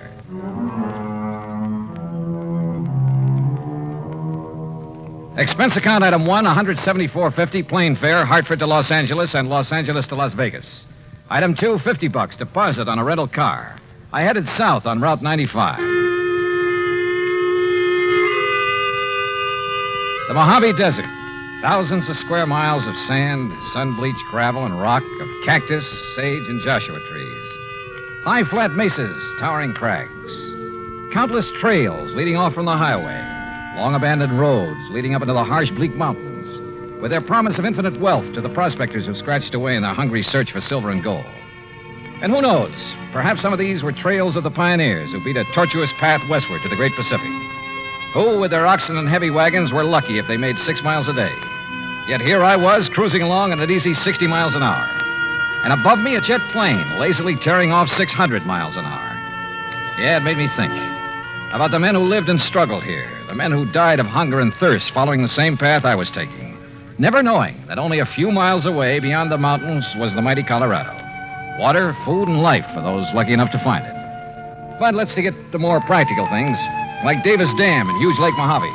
On the east bank at the lower end, Lake Mojave Resort, with its clean, modern cabins, boathouse, dock, and harbor. Everything for a fisherman. It was after 9 p.m. when I pulled in. My old friend Buster Faber was waiting for me. By golly, Johnny, I'm glad to see you. Yeah, same here, Buster. How are you? Before you start on why I'm here, how's the fishing? You remember Ham Pratt, the general manager? Sure do. How is he? Went out 3 days in a row, got 3 limits, 5, 6, 7 pounders. Oh, and I have to come here on business. Yeah, but as soon as you clear it up, you and I are going to do some fishing. Believe me, we'd better. But now, what's the problem? Oh, well, here, let me take your bags.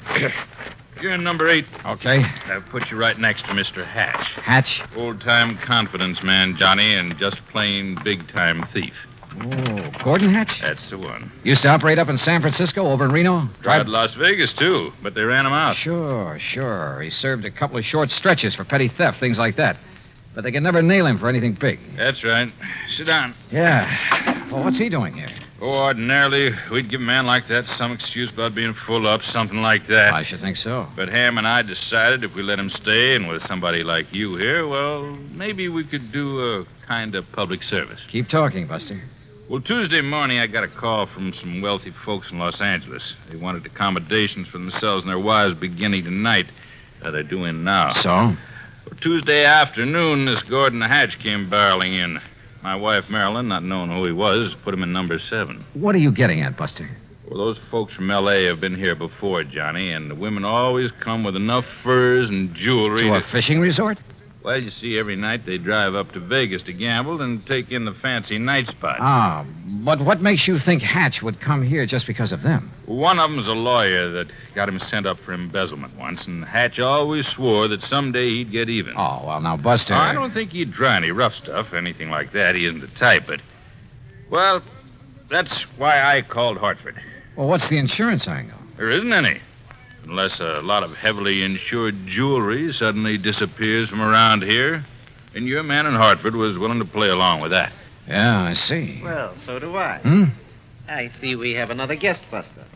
How do you do? My name is Gordon Hatch. Mr. Hatch, this is Johnny Dollar. He's come for a few days fishing, the same as you. Excellent. We must go out together, Mr. Dollar. I found a couple of wonderful spots. Yeah, I understand you had pretty good luck, sir. Oh, didn't Ham Pratt tell you about the big one I got over near Sculpture Rock? Nearly 10 pounds.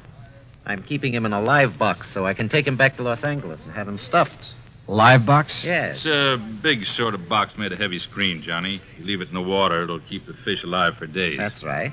Well, aren't you afraid somebody will walk off with them? Oh, the nice people who come to this nice place? Of course not. And as a fisherman, I'm sure you know that even the worst crook in the world wouldn't touch another man's catch. Yeah. Look, excuse me, I hear some cars coming down the road. Must be the folks I'm expecting. Why, of course, Buster. I'll see you later. Right. Any plans for the evening, Mr. Dollar? Oh, not particularly. I'm a little tired. Well, then come along into my cabin next door. Have some excellent scotch and plenty of soda. Oh, well, I've had a pretty long day. Now, look, we can relax and regale each other with tall tales about the big fish we've caught here and there. After all, there isn't anything else to do out here of an evening. Oh, I kind of thought I'd wander down to the dock and see if Ham Pratt is about. Oh, save that for tomorrow. Now, come along, Mr. Dollar. I won't take no for an answer. Actually, I was glad for the invitation. I wanted to know more about this man, sound him out if possible, about his real reason for being here. As it turned out, we spent a very pleasant evening talking entirely about fishing. Only once, in answer to a pretty direct question, did he speak about what I wanted him to. That is all water over the dam, Mr. Dollar. If it's possible to make amends for some of the, shall we say, questionable things I may have done in the past, well, I can only assure you that I'm sincerely trying to make such amends. Please don't embarrass me this way again. Yeah, sorry. Now, tomorrow we'll go fishing. Well, I'll not only take you to one of the hottest spots on the lake, but I'll show you the beauties I have in the live box. You'll turn green with envy. Nightcap? Well, it's been a pretty long day, and I really should hit the sack. So should I. So, here we go. Bottoms up, and may tomorrow bring us each a limit. That I will drink to. Now, there we are. And I'll see you at the crack of dawn. Sleep well. Right. Right? Wrong. Sure, I was tired. It had been a long day.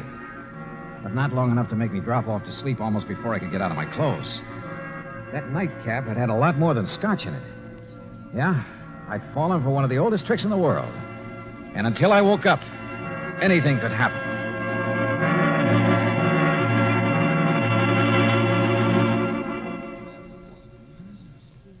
Act 2 of yours truly, Johnny Dollar, in a moment. And now for another episode in the life of Sergeant Donald Bellwether, my husband.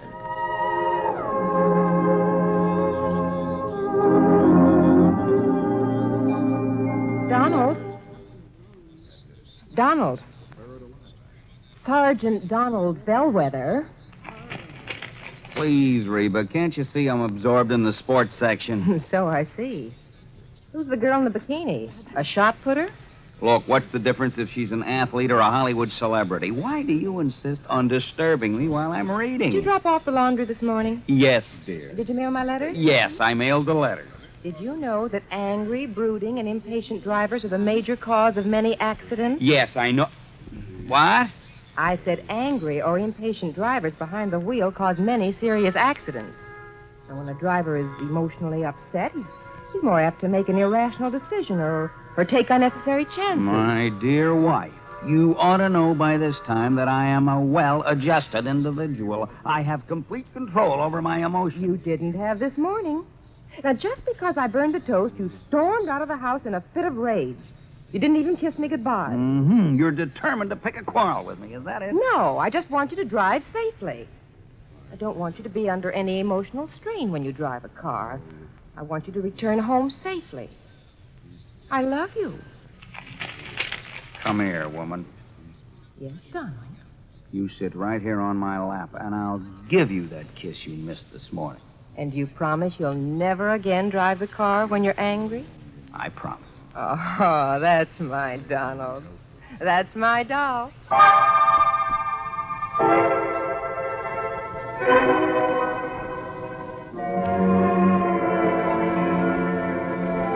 And now, Act 2 of yours truly, Johnny Dollar and the Wayward Trout Matter.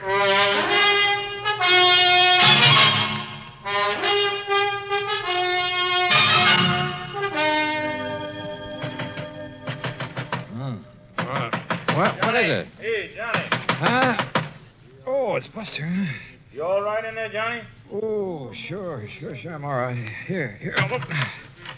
Holy, what time is it anyway? Almost 9 o'clock. Oh, look at those big red eyes. Yeah, you aren't kidding. I feel as though Where's Gordon Hatch? Went out fishing at the crack of dawn. Said you'd promised to go with him, but he pounded on your door and finally gave up.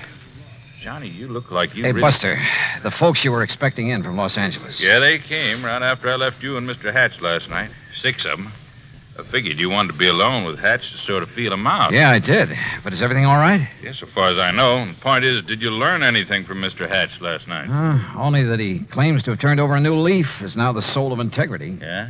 Well, I wonder. You say he's out fishing, huh? That's right. You know where he went? Well, one of his favorite holes, one I told him about, is in the big basin about 10 miles up the lake. What about the folks from L.A.? They're still asleep in their cabins. Look, Johnny, like I told you, Hatch isn't the kind of trying any rough stuff, even against Mr. Fellows, the lawyer who sent him up one time. And he's here with that party? He's the one that organized it, made the reservations. Now, listen, Johnny, I may be all wrong about In spite of his threat to get even with Fellows? Well, I mean, maybe he's gone straight. He certainly acts like a nice enough guy. Yeah. Well, the only thing I can do is keep an eye on him. If he makes a play, I'll nab him. If he doesn't, well, my trip out here will have been wasted. Wasted? I thought you and I were going to do some fishing. Oh, well, now that's different. Ooh.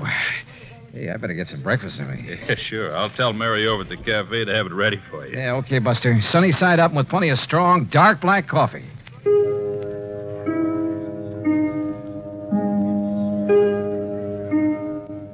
My head felt like it might split open any second, and I was more sure than ever that Hatch had poured me a Mickey last night. Yet he had expected me to go out on the lake with him this morning.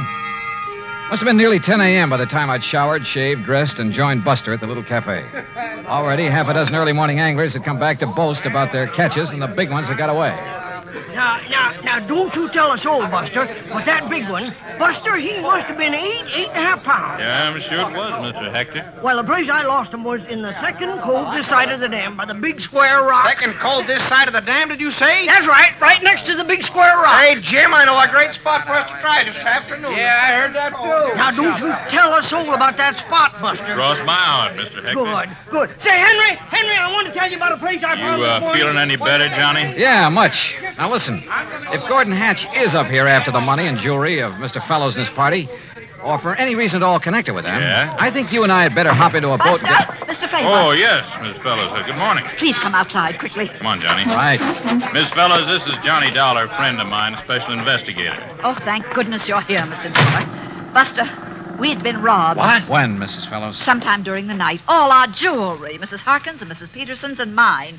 Why, it must be hundreds of thousands of dollars worth. My diamond brooch alone I is see worth... you found him, Martha. Yes, Ralph. Oh, this is Mr. Dollar, and he's some kind of an investigator. Good. I've heard of you, Dollar. I've told them, Ralph, about the jewelry. Yeah, well, whoever did it got our money, too. With all we brought along to gamble in Vegas, must be over $20,000. But how he managed to sneak into our cabins... And without waking us, too. Of course, we were pretty tired last night. Well, good morning. Oh, Mr. Pratt. Oh, what seems to be... Johnny, glad to see you. How are you, Ham? I got some bad news for you. Yeah, Ham, it looks like he's done it. Oh? Gordon Hatch? Yeah. Better make a thorough search of his cabin. Gordon Hatch? Oh, no. I'm afraid so. Great Scott. So, Ham, look in his luggage, under the mattresses, anywhere else you can think of. Right, Johnny. Mr. Dollar, do you mean to say that Gordon Hatch is here at this point? Better look in his car, too, Ham. Under the car and the upholstery. Look here now, Mr. Dollar. Sorry, Mr. Fellows. I'll have to talk to you later. Come on, Buster. You and I are going for a boat ride.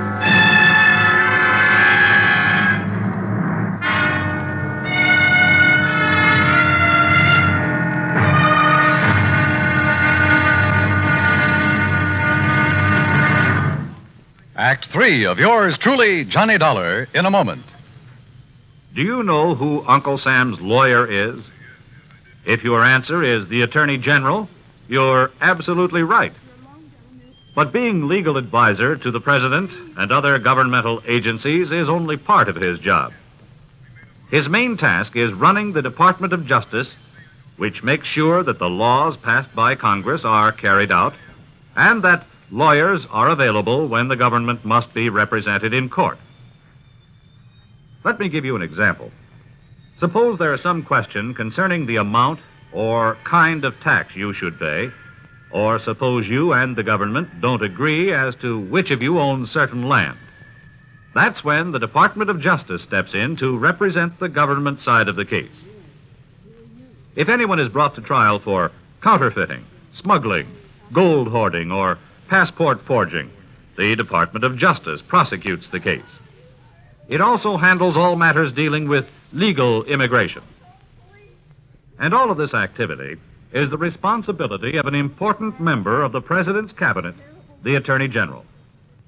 Just as it is the duty of the United States government to protect each and every one of you, it is the duty of the Attorney General to protect the government of the United States. And now, Act 3 of yours truly, Johnny Dollar and the Wayward Trout Matter.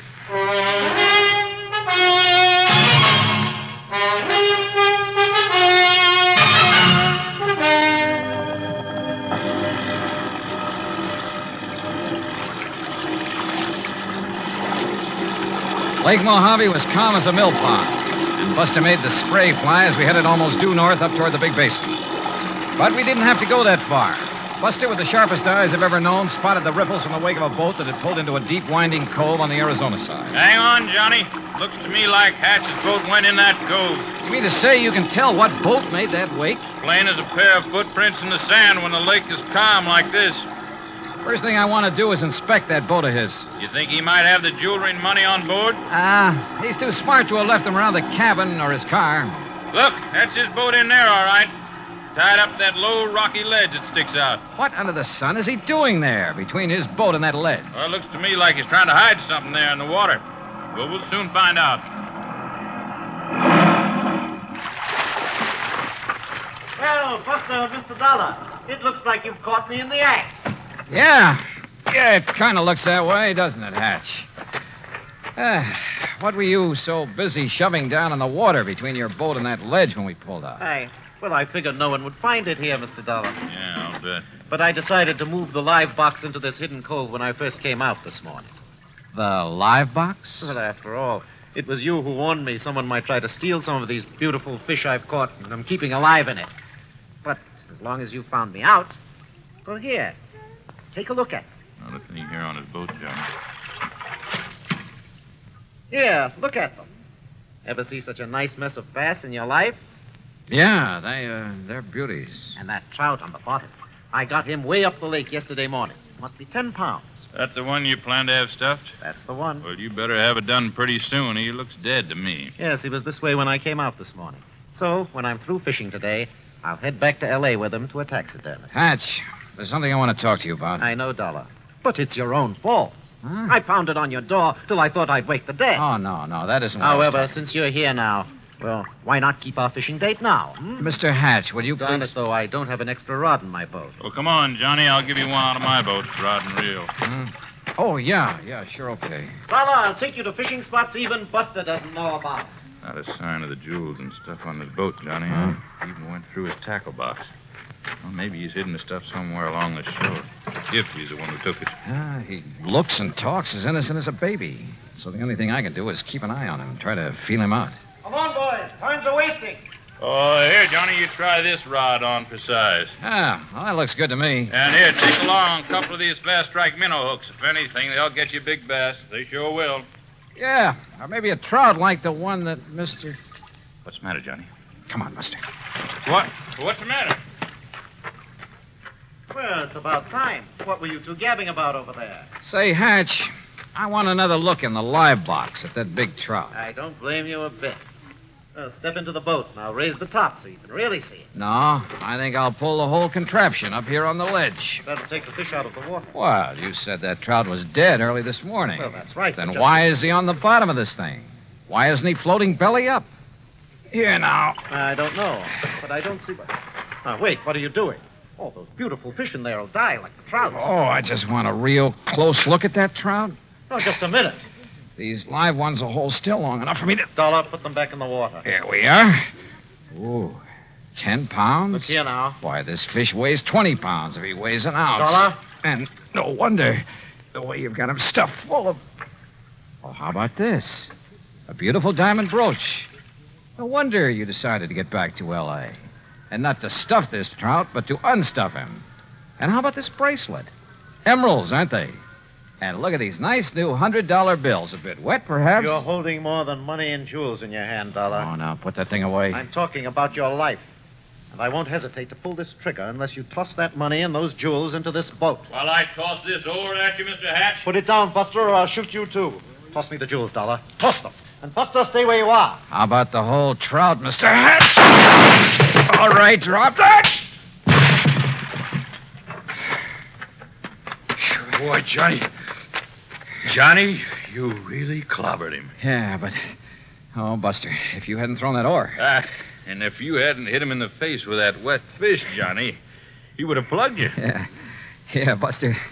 I always did like trout.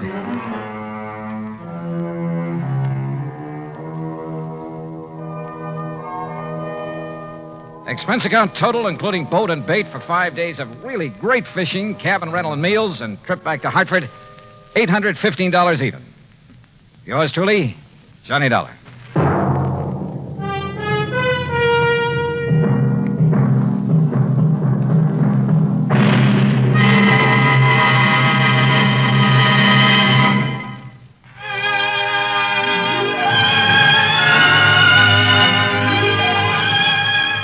Truly, Johnny Dollar, starring Bob Bailey, originates in Hollywood and is produced and directed by Jack Johnstone, who also wrote today's story. Heard in our cast were Eleanor Audley, Larry Dobkin, Barney Phillips, Edgar Barrier, Junius Matthews, Russell Thorson, and Alan Reed. Be sure to join us next week, same time and station, for another exciting story of yours truly, Johnny Dollar. This is Dan Coverly speaking.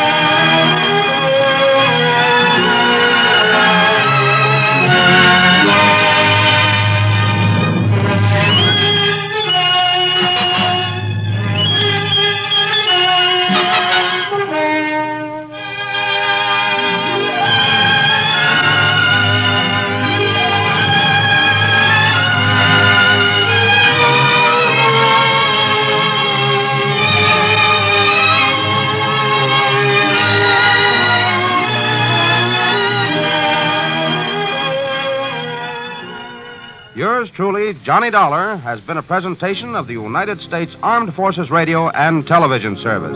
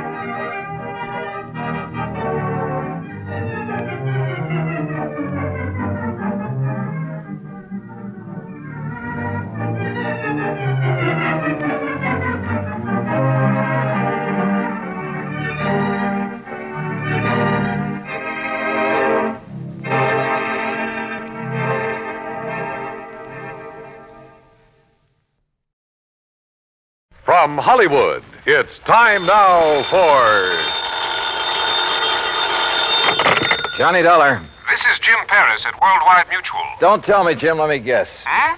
What are you talking about? The reason you called me, I can smell the smoke all the way over here at my apartment. Oh, Also, I heard something about the fire on a news broadcast a few minutes ago. Yes. Somewhere out on Albany Avenue, he said. Yes, it's the cash and save market over the other side of town. And since your company insured it, you want me to go over and take a look? A good look, Johnny. You thinking of possible arson? I am. Okay, why? That store is just one of a chain. Hartford, Boston, Providence, Springfield, Lowell. Yeah, I see. But how does that make it arson? This is the fourth one to go up in as many weeks. Oh. The outfit that owns them having financial troubles? The outfit that owns them is one man. Oh. John Wakefield Carson. Then I repeat my question. Johnny, if he is burning up his own markets, if you can prove it, you can save our company a lot of money. That might cost you a lot of money, Jim. What do you mean? Wait till you see my expense account.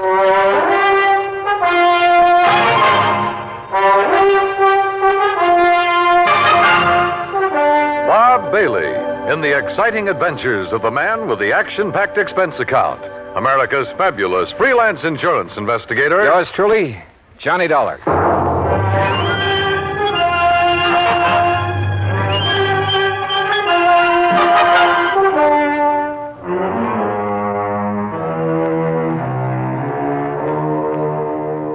Expense account submitted by Special Investigator Johnny Dollar to the Worldwide Mutual Insurance Company, Home Office, Hartford, Connecticut.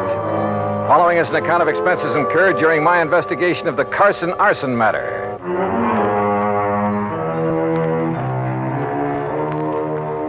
Expense account item 1, $1.25 for a taxi from my apartment to the offices of Worldwide, where I hoped Jim Paris could give me a little more to go on. He did. Very little. First loss 4.5 weeks ago was the market up in Thompsonville. How much? Loss in Thompsonville, $41,204. That was the smallest one in the chain. Uh-huh. The following week, the one over in Fall River burned to the ground. And the claim on that? Some $58,000 odd. Nothing odd about that much dough. And the loss in Lowell was a bit over $64,000. How much the claim will be on this one here in Hartford remains to be seen. How much coverage does he have on it? Around $100,000, I believe.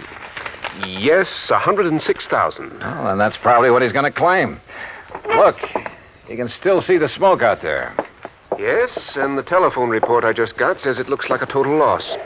Will you go over and take a look at it? John Wakefield Carson. That's right. His office is up in Boston. That's where his newest, biggest market is. Oh, how much insurance on that one? Nearly $500,000. It's one of the largest, most modern supermarkets. And I'd better get over and see him in a hurry. Hmm? You want me to get there before that one goes up, don't you?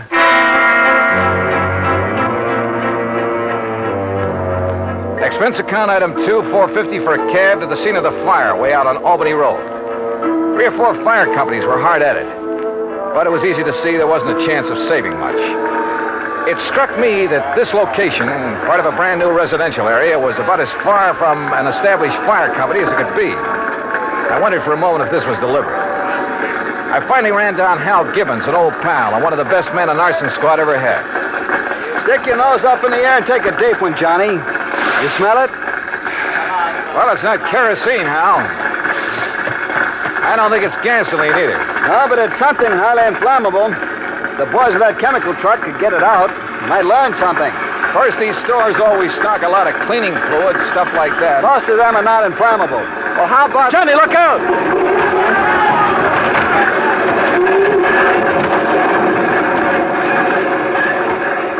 Golly. Hey, maybe we better move back a ways. Yeah. Must have got a pretty big start on the fireman, Hal. Sure, because it's so far out. It's like the markets in Thompsonville and Fall River. And Lowell, too. Oh? Kind of makes you wonder, doesn't it? At this point, I'm more than just wondering, Johnny. Have you come up with anything? Those other towns are out of my bailiwick, but I know all the boys in the departments. Have they come up with anything? No. And that's why I feel I've got to get the first lead, if there is one, right here. Has old man Carson showed up? No. Not during any of the fires. He just sits calmly in his office in Boston, mutters something philosophical about the vagaries of fortune, and lets it go at that. And files a big fat insurance claim. I think I want to see that guy, Carson. I don't think it'll do you any good, but go to it. Know anything about his financial situation? He's loaded. Multi-millionaire. And boy, what a queer one. What's that mean? A regular nut. Always quoting Shakespeare, the Bible, poetry, but a good businessman.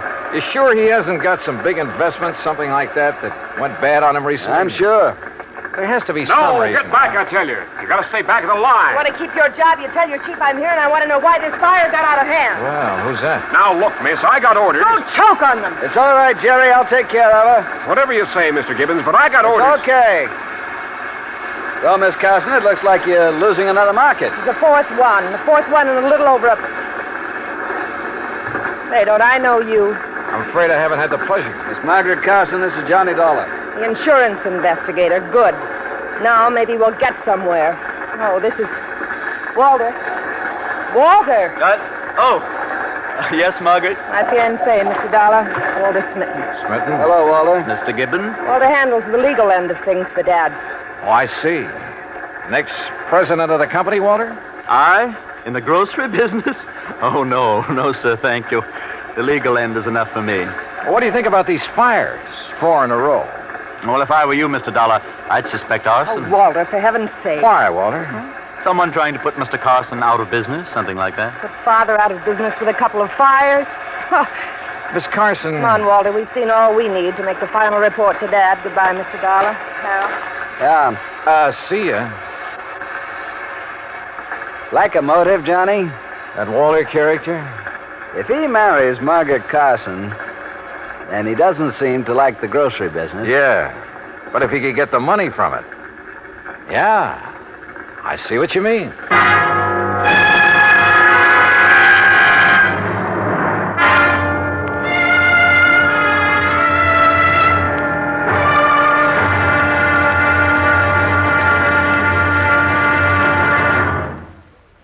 Two of yours truly, Johnny Dollar, in a moment. Our flag now numbers 50 stars, and behind each star there stands yet another flag representing one of the 50 states. South Dakota's state flag was inspired by a song. South Dakota is the Sunshine State.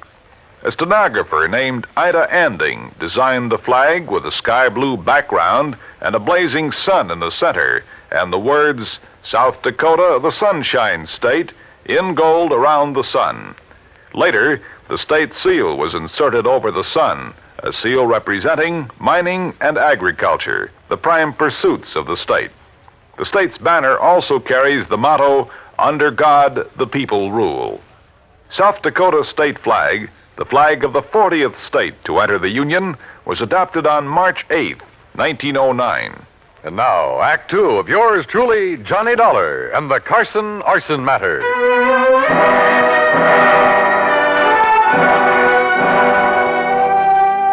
Expense account item 3, 20 cents, phone call from a booth near the scene of the fire. I wanted more information from Jim Paris at Worldwide Mutual. Information about the policies covering the 13 cash and save markets, 4 of which had recently gone up in flames. I waited in the phone booth until Jim called me back. Johnny Dollar. Jim here. Oh, good. All right, here's the list of markets, Johnny, in the order of insurance coverage, starting with the smallest amount. Go ahead. Thompsonville, Fall River, Lowell, Hartford. That's the same order in which they burned. Exactly. Okay. Which remaining store has the next biggest coverage? Salem. Okay, I'll start with Salem. What are you thinking of, Johnny? It's just a hunch, Jim, but... Well, I'll call you later.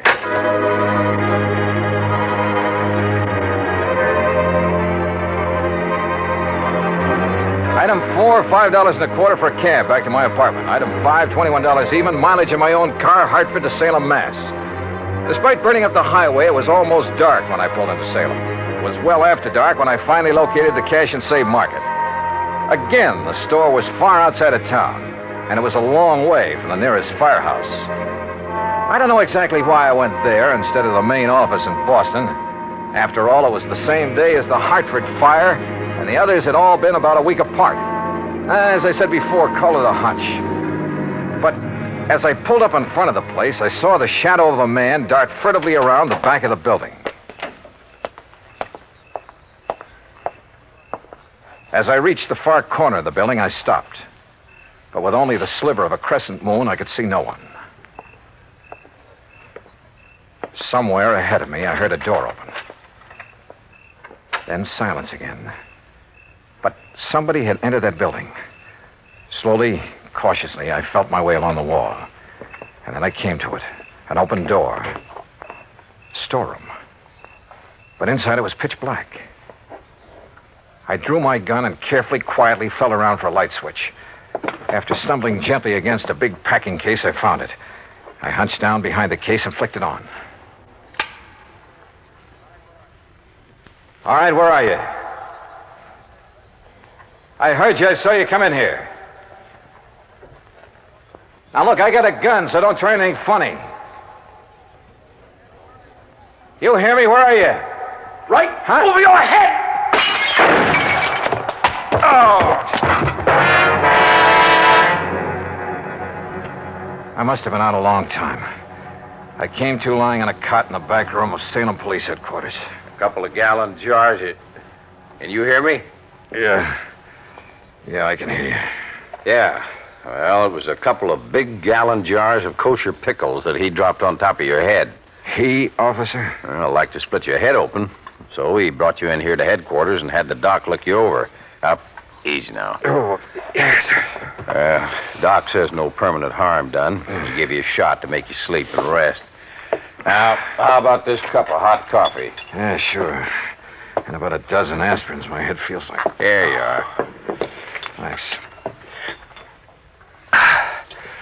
But you said he. Well, according to him, you left yourself wide open when you sneaked in there after him. And then to turn on the lights. Son, you've got a lot to learn. Okay, so I pulled a boo-boo. But do you know who it was that slugged me? Of course, son. He brought you here. Who? Owner of the market. What? Mr. John Wakefield Carson. Item 6, $2 more mileage on my car. This time down to Boston and the main office of Cash and Save Markets. To the private office of John Wakefield Carson. Please be calm of mind, all passion spent, Mr. Dollar. What? That's from Milton. Please sit down. Now look, Mr. Carson, about last night. Baydock plays tricks upon us all. It did so in bringing us together last night. How did you know I was going to investigate that market of yours up in Salem? Well, I didn't know. But look, you young man. Yeah? The fires which destroyed those 4 markets did so in order their value to me. So I found out. And possibly then the next to go would be the store in Salem. For that indeed is next in order of value. It figures. Or perhaps 'twas mere coincidence those accidents occurred in that order. Accidents? Remember, coincidence breeds further coincidence. That's a quotation from Bresco. Now listen to me, Mr. Carson. For that reason, I decided to inspect the Salem store myself. Inspect it, huh? To make sure there'd be no possibility of spontaneous combustion there. Let's get one thing straight right now, Mr. Carson. Yes? I think those fires were set. And if you'll come down to earth. Possible, I suppose. It was Shakespeare who said, fire answers fire. Through their paly flames, each sees the other's umbered face. Listen to me, will you? Of course. I think you set those fires, or had them set. Why, Mr. I think you were going to burn down the store in Salem until I came along. When I saw you there, I thought that was your intent. Oh, sure. All right, tell me this. What do you plan to do with the insurance money, if you get it? Rebuild? Bigger and better stores where the old ones stood? Well, no. Or did you find out you hadn't made them big and modern enough for those real estate developments where they were located and decided the cheapest way for you to do? No. To build again where tragic dealt the fate. Forget the fancy quotes and answer my question. Shakespeare said, you tread upon my patience, sir. Look. It's most enough to make a deacon swear. That's by James Russell. Mr. Carson. What disposition of the funds I choose to make is mine alone to settle. And from my heart. Carson? Enough. I've had enough of this. Now be on your way. No, wait a minute. Be gone, Dollar. And irk me now no more. No, you wait. From your heart, you said. Now I have said enough. Henceforth, my lips are sealed. Okay. But you know something? I think you've told me who might have set those fires. And if you'll answer me just one more question. No? Okay, we'll see.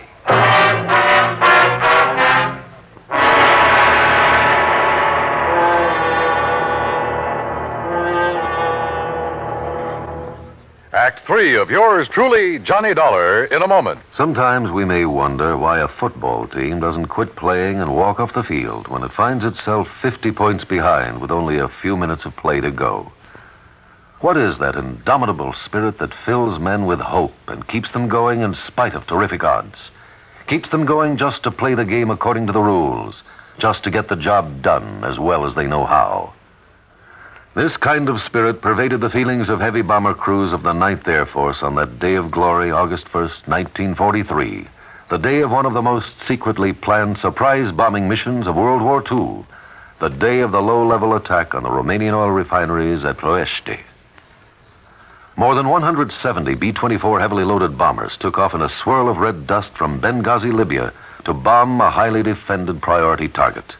The element of surprise in the low-level attack was to be one of their greatest weapons. But things went wrong from the start. 3 planes exploded during takeoff operations. 11 more aborted due to engine trouble. Of those that reached the target area, less than 1/3 returned to home base. The leaders of the mission encountered navigation difficulties and difficulty in identifying the specific targets. And due to the loss of that elemental hope, surprise, they also encountered devastating enemy firepower from flak and fighters. The mission was partially successful, but a horrifying experience. 5 medals of honor were awarded to the heroes of the Ploiești raid for valorous action above and beyond the call of duty. At any time, the men would have been justified in turning back. But they had a code of conduct that made them want to see the unequal game through to the end. It was a job that had to be done, a charge of the Light Brigade in the air as they flew down the Valley of Death to glory. And now, Act 3 of yours truly, Johnny Dollar and the Carson Arson Matter.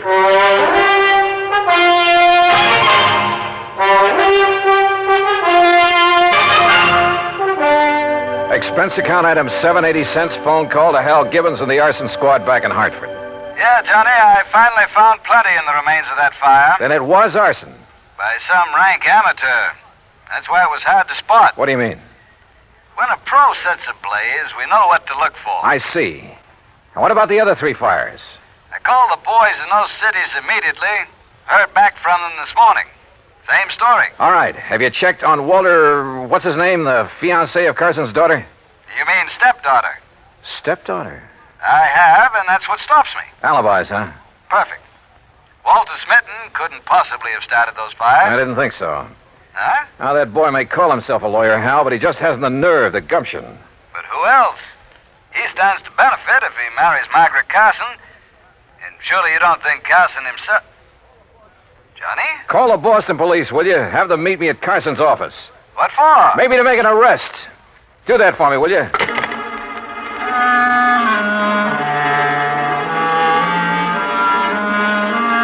Hunch? Maybe it was more than a hunch now. Sure, I know there was no real clues in the case, but maybe for once I could get along without them. I went back to Carson's office and I must confess, tried a little bluff. Court? You'd hail me into court? That's right. Unless you open up and tell me what I want to know. Very well.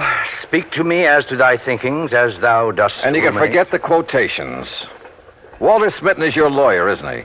A timid but an eager lad who saved me many a fall. You like him? Like a son. I would he were my son. For as the Bible says, a wise son maketh a happy... All right. Oh, yes. You have a stepdaughter, Margaret. Alas, I have. Okay. Now, who is to get the insurance money you may collect? Well, that, sir, is none of your concern. You going to talk now, Mr. Carson, but or it's in a court? Family matter. Who gets it? I pledged to my wife before she died that Margaret would have all monies from any profit, any monetary gain of any kind, of any of my ventures. That would include the insurance money. I see. That, Mr. Dollar, was my pledge, and oh, how I have rued it. Why do you say that? She's not of my blood, Mr. Dollar. She has no soul for art or poetry. And since she's come of age, she's made so many demands upon me. Money, that's all she thinks of. And unlike Walter, she's so bold, aggressive, headstrong. Were it not for Walter, I'd mistrust her every move. But if he's in love with her? Because she demands he be, and why? So she can use his legal guidance in her fight to take this business away from me. All right, Mr. Carson. I haven't notified the authorities yet, but I found proof that Margaret is the one who started those fires. You what? And you've just told me why. Because the money would go to her. Oh, Mr. Dollar, I'm glad. I've suspected, yes, but because of family honor. No, I'm glad you have proof. At long last, it will take this millstone from about my neck. Proof, huh? Margaret. Well, Dollar, you'll never live to tell the authorities. Margaret, that gun. Unless you'd like to make a deal, Johnny. Could be worth a lot of money to you. I'd even promise not to set any more fires. Oh, you were right, Mr. Dollar. Unless I'm mistaken, Margaret, the man who just came in... What man? Who heard your little confession is from the police department. You trying to make me look around so you can grab for this gun? Oh, no. Fact remains, he's standing right in back of you.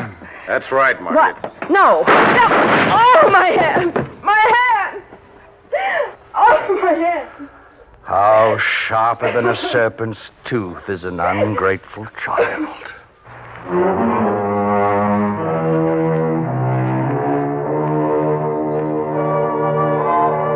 Yeah, the company will have to pay on those 4 markets.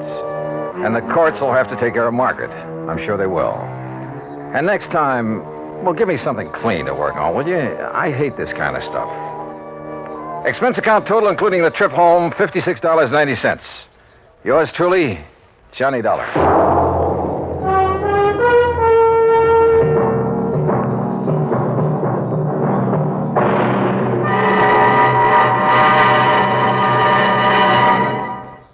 Our star will return in just a moment.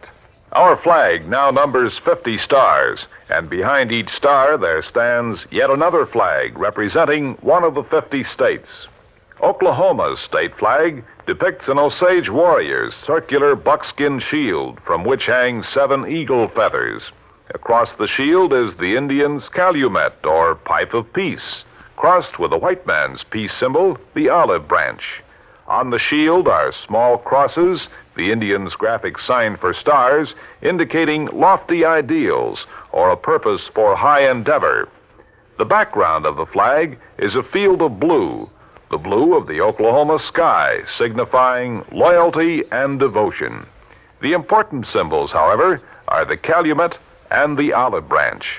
These override the shield, the symbol of war, and bespeak a predominant love of peace by a united people.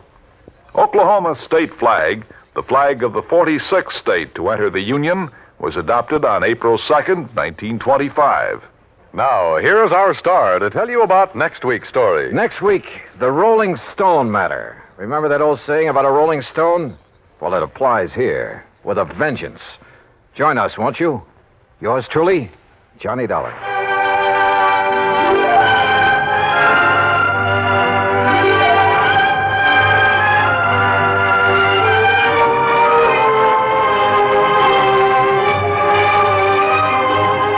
Yours truly, Johnny Dollar, starring Bob Bailey, originates in Hollywood and is produced and directed by Jack Johnstone, who also wrote today's story. Heard in our cast were Virginia Gregg, Byron Kane, Harry Bartell, Jack Edwards, Joe Kearns, and Forrest Lewis. Be sure to join us next week, same time and station, for another exciting story of yours truly, Johnny Dollar.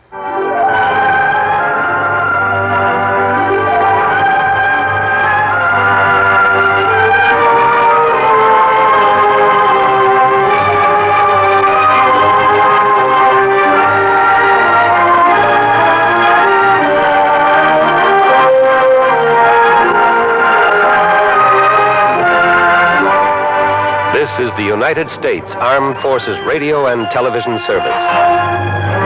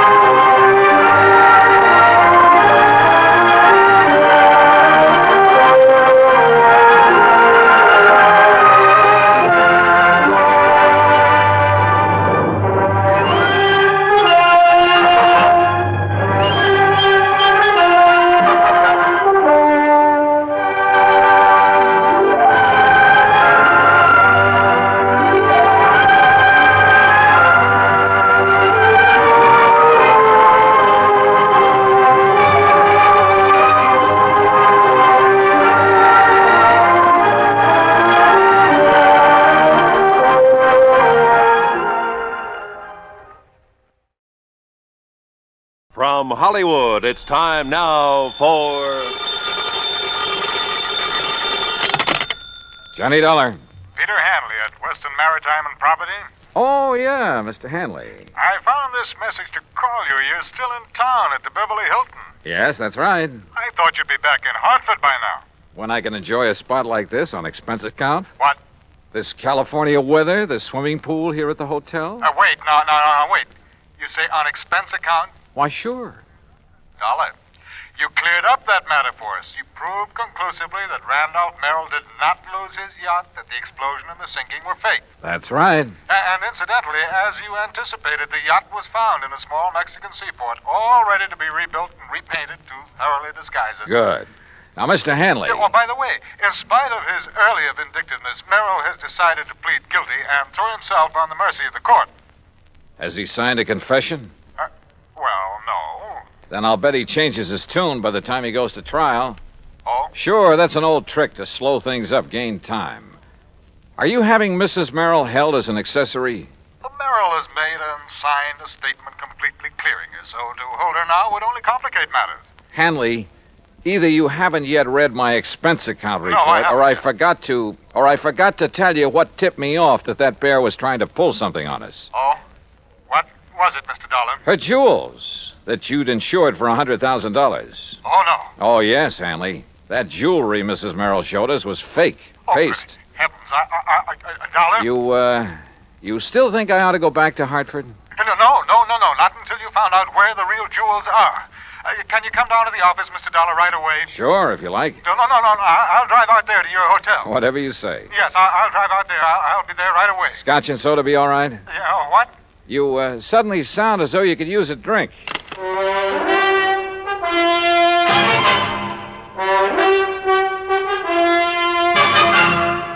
Bob Bailey in the exciting adventures of the man with the action-packed expense account, America's fabulous freelance insurance investigator. Yours truly, Johnny Dollar.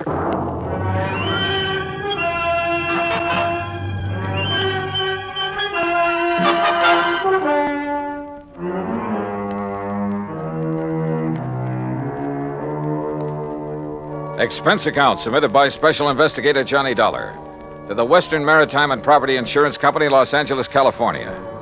Following is an account of expenses incurred during my investigation of the Wayward Diamonds Matter.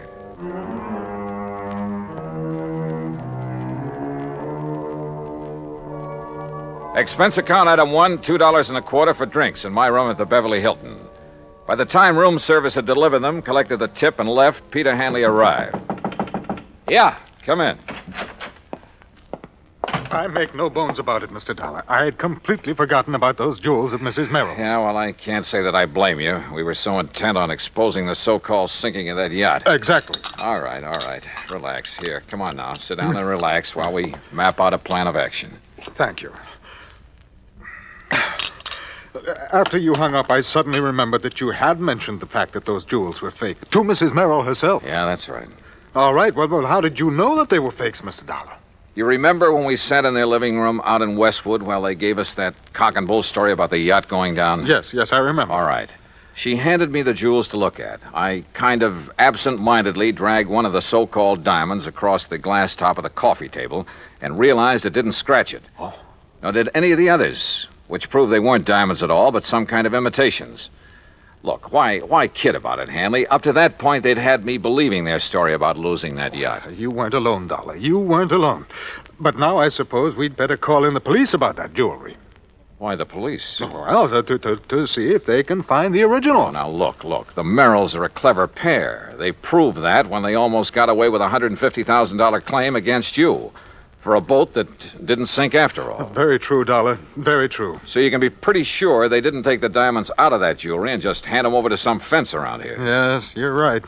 Later, I suppose she figured to lose the fakes, have them stolen, and then claim the insurance. Yeah, probably. If we hadn't nabbed the old man for the yacht fraud. You say she hasn't been held? No. But I see now that she should have been, in spite of her husband's statement that she was completely innocent of any complicity in the whole scheme. Yeah, I think she should have. You know, it's going to take a lot of money to defend him. And with him in the clink, she's the logical one to raise it. With the diamonds. The real diamonds. Uh-huh, that's my guess. Very well, then I'll go over to police headquarters right away, charge her with fraud. You know, because of the diamonds themselves, and see that she is held until she tells us where we can recover them. Hadn't you better get evidence of fraud first? Well, the mere fact that she substituted paste for the real diamonds in that jewelry, Dollar. Well, a lot of people do that. Never wear the real stuff in public unless they have a lot of guards around. Well, even so... No, Hanley. You've got to prove that she's actually got rid of the real ones. Or tries to. You see, I don't think she's had a chance to yet. Why not? No, listen. I'm running up a nice fat item for you on my expense account. What kind of an item? Well, so far it only amounts to $100 and $150. What for? Fee to a private detective agency. Somebody to tailor 24 hours a day. In the hope of finding out what she's doing with the genuine stones? More important, to find out how she'll try to dispose of them. But you may have done that some time ago. No, I doubt it. Why? It's only recently they've needed dough. Granted. They had two plans. The phony sinking of their yacht, and later, if that worked, a phony loss of their phony diamonds. But why later? Well, to run them both together would look suspicious. What's more, apparently saving the jewels made the yacht accident look legitimate. Yes, I suppose so. Sure. And remember this. She made a big thing of having saved her jewelry. When we still believed the wreck was legitimate. That's right. She made a big point of displaying those phonies to us because she wanted to be sure we'd not only see them, but believe they were the originals. That we'd be witness to the fact she still had them. Yes, I see. But you must recall that you finally recognized them as paste. Yeah, but like you and I almost forgot about it simply because they had nothing directly to do with the matters at hand. Yeah, and she may think that we have forgotten. I doubt it. The point is, now she needs money. He saw to it that she stayed free to raise it. And the diamonds are probably her only way of getting it. Which is why I put a detective on her. Oh, excuse me. Johnny Dollar. Yeah? What? Well, how did... Yeah.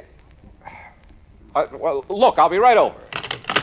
What is it, Dollar? Oh, that detective I was talking about has just lost his job. I don't understand. He just came to. Came to? Yeah, at the home of Mrs. Merrill. He's in her home? Yes, but she isn't. She's gone.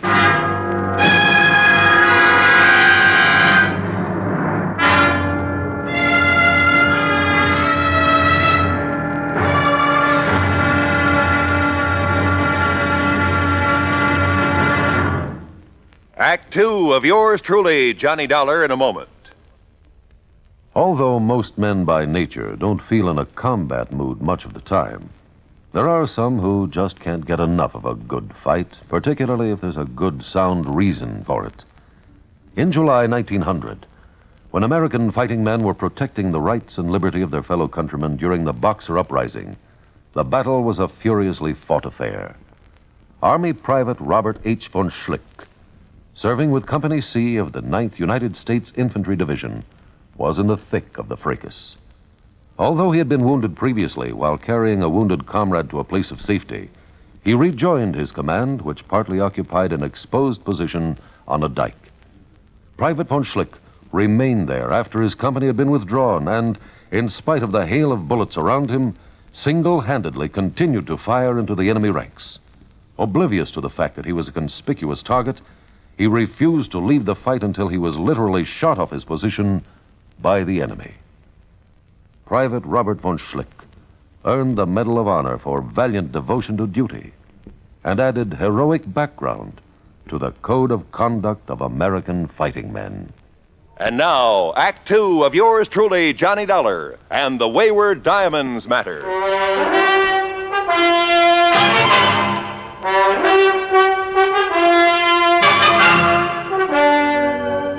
In separate cars, I still had my rental job. Pete Hanley, the insurance man, and I drove out to Westwood, just beyond Beverly Hills. You're sure that detective was here at the Merrill home when he called you? Well, that's what he said. But if he was supposed to simply tail... Come on.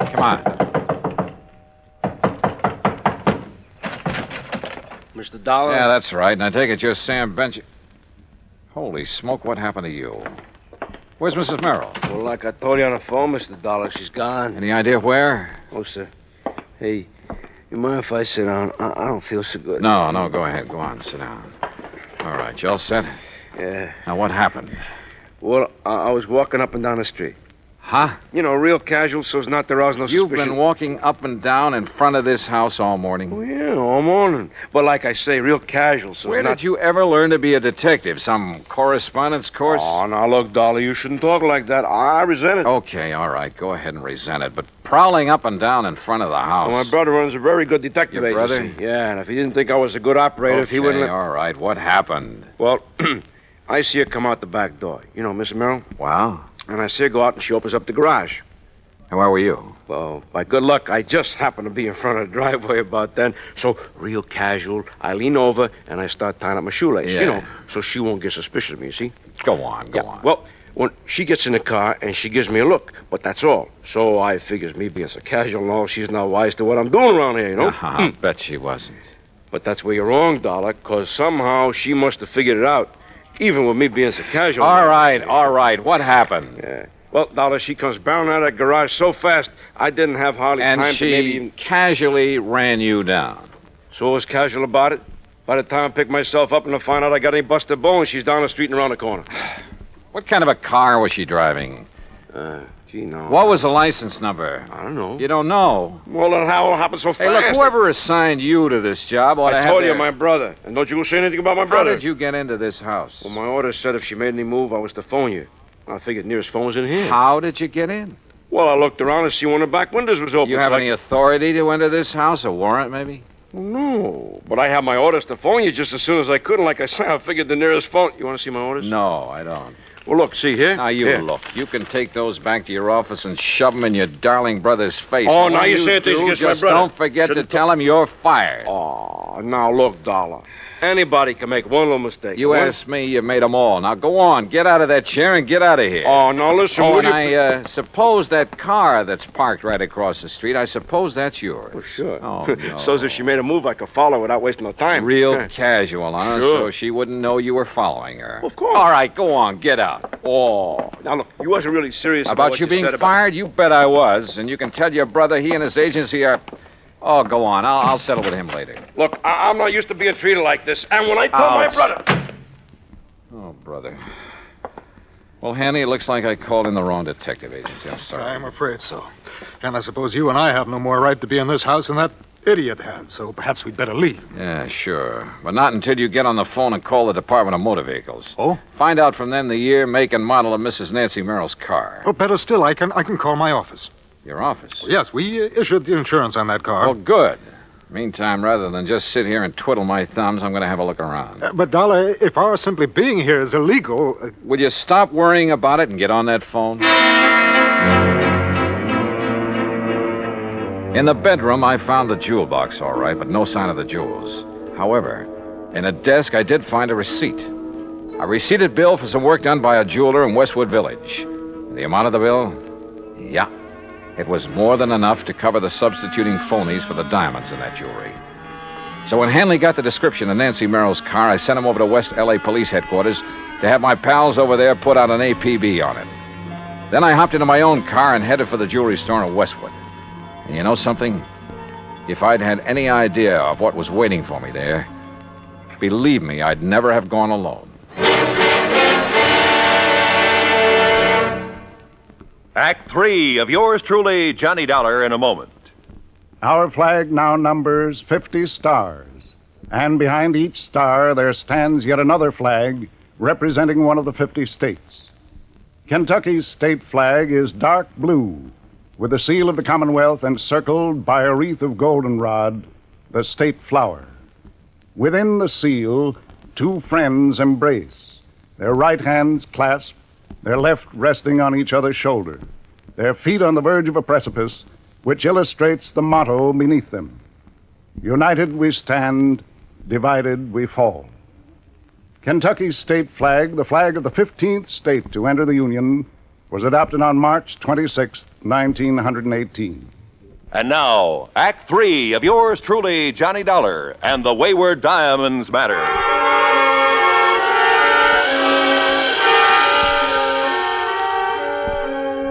Howard's Hillcrest Jewelry is a small but very exclusive shop on Weyburn Avenue in the Westwood Village section of Los Angeles. There, with the help of a receipt I'd found in Nancy Merrill's desk, I hoped to get on the track of the missing diamonds. I entered the snooty little shop and asked for the owner. I'm sorry, my good man, but Mr. Howard is engaged with one of our important clients. Well, I'm here on rather important business. Well, if you care to leave your name and he wishes to see you, perhaps we shall call you.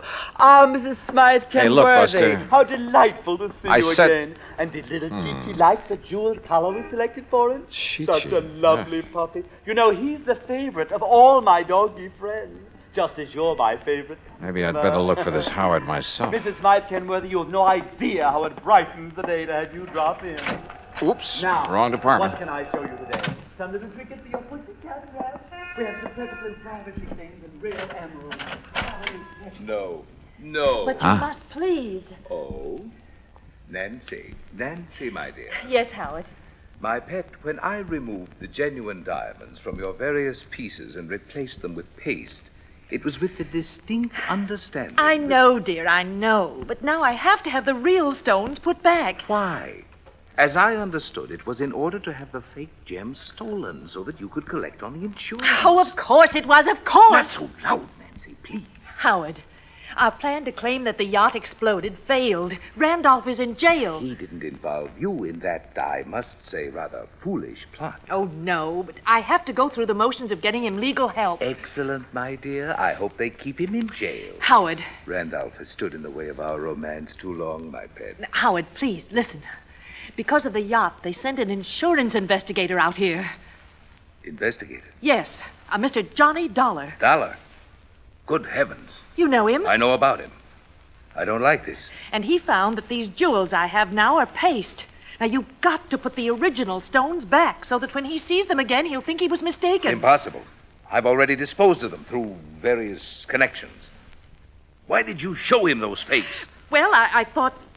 You thought wrong, you stupid wench. Oh, Howard. Don't you see? You may have opened the door to investigation of some of the other favors I've been doing you and other customers to beat your insurance companies. Oh, but I didn't think... Oh, of course you didn't. But if Dollar ever connects me with those imitations... Oh, dear. Oh, I know. And if they ever find out that the loss you faked here in the store that you collected so much on... Nancy, if they ever discover that that was faked, I'll go up for life, thanks to you. Oh, no. I could kill you for being such a fool. Oh, but darling, I didn't know. I didn't realize... You don't know anything. Howard, please. Oh, shut up. Shut up and let me think. Oh, if there's anything I can do... I said shut up! Howard. Will you be quiet? I got to think this thing out. I knew from the beginning that stupid trick with the yacht wouldn't work out. I told you so. But it fooled the police and the Coast Guard. How were we to know the insurance company would send that Johnny Dollar out here? Will you stop talking about him? We've got to figure our way out of this mess. Now, who else besides Dollar knows about the phony jewels I made up for you? No one, Howard. Except my husband, of course. Are you sure? But how could they know? Well, what if your husband talks? Oh, he doesn't dare. Don't you see? He's the one who sent me here to get the stones back. So the Dollar can't prove he saw the imitations. And I tell you, I can't get them back. They're probably scattered all over the country by now. But don't you see? Unless we can show them to him, the real ones, I mean, show them to this Johnny Dollar. No, it's impossible. So, that means only one thing, Nancy. Replacing the fakes with some other genuine stones? No, that would take months. No, Nancy, it means that I have to get rid of this man, Dollar. That gun! That's right. You'd kill him? Yes, Nancy, I'll kill him if I can find him. I'll save you the trouble of looking for me, Howard. What? Dollar! And is that the gun you plan to kill me with? Yes, that's right. And I think I'd better kill you right now. Oh, Howard, darling, please. Oh, put that thing down, Howard. You're not going to shoot with customers out front. My private vault is just outside this back door of my office, Dollar, and it's open. In there, the sound of a shot won't be heard out front. No kidding. No kidding. All right, walk. Out that little door. Walk. Well, you don't really leave me much choice, do you? I'll open it carefully. No tricks. Tricks? With a gun in my back? All right, open the door. Go ahead. Oh, it seems stuck. Maybe you'd better open it. I said no tricks. You open it. Oh, Howard, you don't know what you're doing. You bet I do. Go ahead, Dollar. You may be sorry for this, you know. Will you quit stalling and open it? Whatever you say. Mr. Howard! Mr. Howard! Oh, no. What? Mr. Howard, there are some men here to see you. Nancy, go out there. Tell them I'm not to be disturbed. I'll see them in a few minutes. Oh, please, dear. Go ahead. Go on. Mr. Howard, these men are from the police. The police? Well, bless Peter Hanley. Oh, no, you... Yes, I do. Dollar, are you all right? Those shots... Johnny. Hiya, Pete. Huh? Oh, thank heavens. Thank heavens. Yeah. Looks like he's okay, Mr. Hanley. But, Dollar, what under the sun did you do to our friend Howard here? Well, we had a little argument, Sergeant. I'll tell you all about it, and then you can haul him off to the clink. Oh?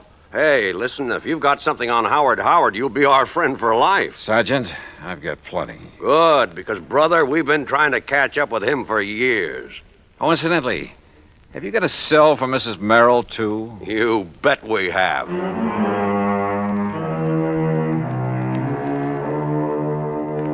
Expense account item 2, $50 in legal fees to make a deposition so I won't have to hang around for a trial or 2 or 3. And I have a sneaking suspicion that Howard and Merrill and his wife are going to have a long, long time to think things over. Expense account total, including additional mileage on my rental car and the trip back to Hartford, $218 even. Yours truly, Johnny Dollar.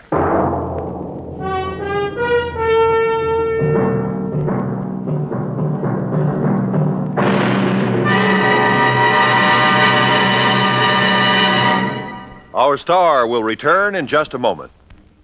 There are some men who, after being practically pushed into the service, find their element and commit heroic deeds. Frank Luke was that sort of young man. Soon after the United States entered World War I, Luke was taunted by his patriotic family into joining up. He was commissioned a second lieutenant after completing his flight training with the Signal Corps Air Service, that small beginning of today's mighty Air Force. Lieutenant Luke found it difficult to accept the discipline so necessary in the military. When he got to France and was assigned to the English Spads, his attitude worried his commanding officer. But Luke's performance in the air didn't. In less than 2 months in aerial combat, he accounted for 7 enemy aircraft and earned himself the nickname of Balloon Buster for knocking down 11 or 12 of those menaces to the ground troops, the observation balloons. For his gallant action in the face of great danger and overwhelming odds, he was awarded 2 Distinguished Service Crosses and the Medal of Honor. Shortly before the end of the war, Lieutenant Frank Luke made his last heroic combat flight. After having just returned from a sizzling air battle, he refueled his Spad and took off on an extra duty mission. Pursued by 8 enemy planes, he shot down 3 balloons. He was wounded, and his plane was so badly damaged in the action that he had to make a forced landing in a German cemetery. Perhaps the irony of it struck him at the time. When called upon to surrender, he preferred to open fire with his automatic and fight to the death, though he was only 21 years of age. Lieutenant Frank Luke may have had trouble adjusting to the military life, but when he did, he was a gallant fighter and a credit to his country. Now, here's our star to tell you about next week's story. Next week, a quiet little fishing pier on the coast of California. Only they call it the Pier of Death. Join us, won't you? Yours truly, Johnny Dollar.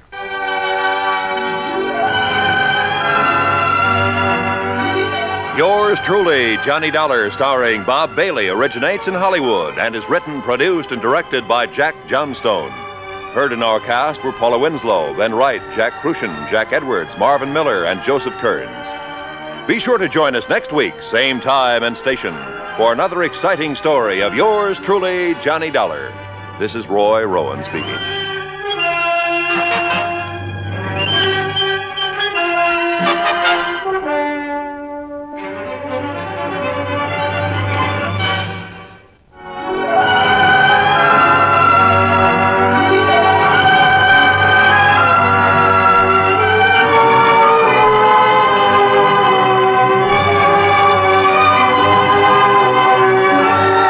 This is the United States Armed Forces Radio and Television Service.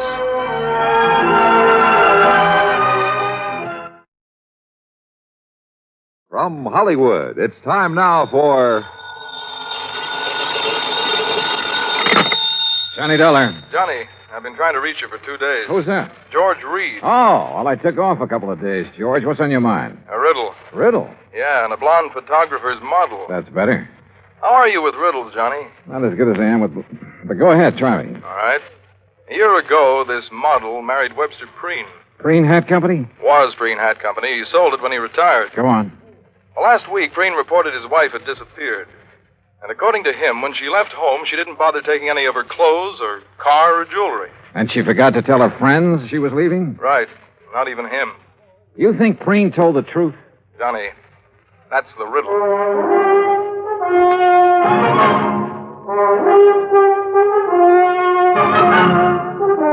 Bob Bailey in the exciting adventures of the man with the action-packed expense account, America's fabulous freelance insurance investigator. Yours truly, Johnny Dollar.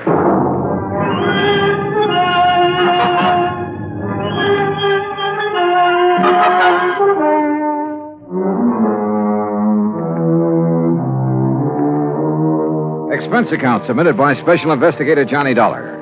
To Floyd's of England, American Branch Office, 443 North 15th Street, Hartford, Connecticut. The following is an account of expenses incurred during my investigation of the Mad Hatter matter.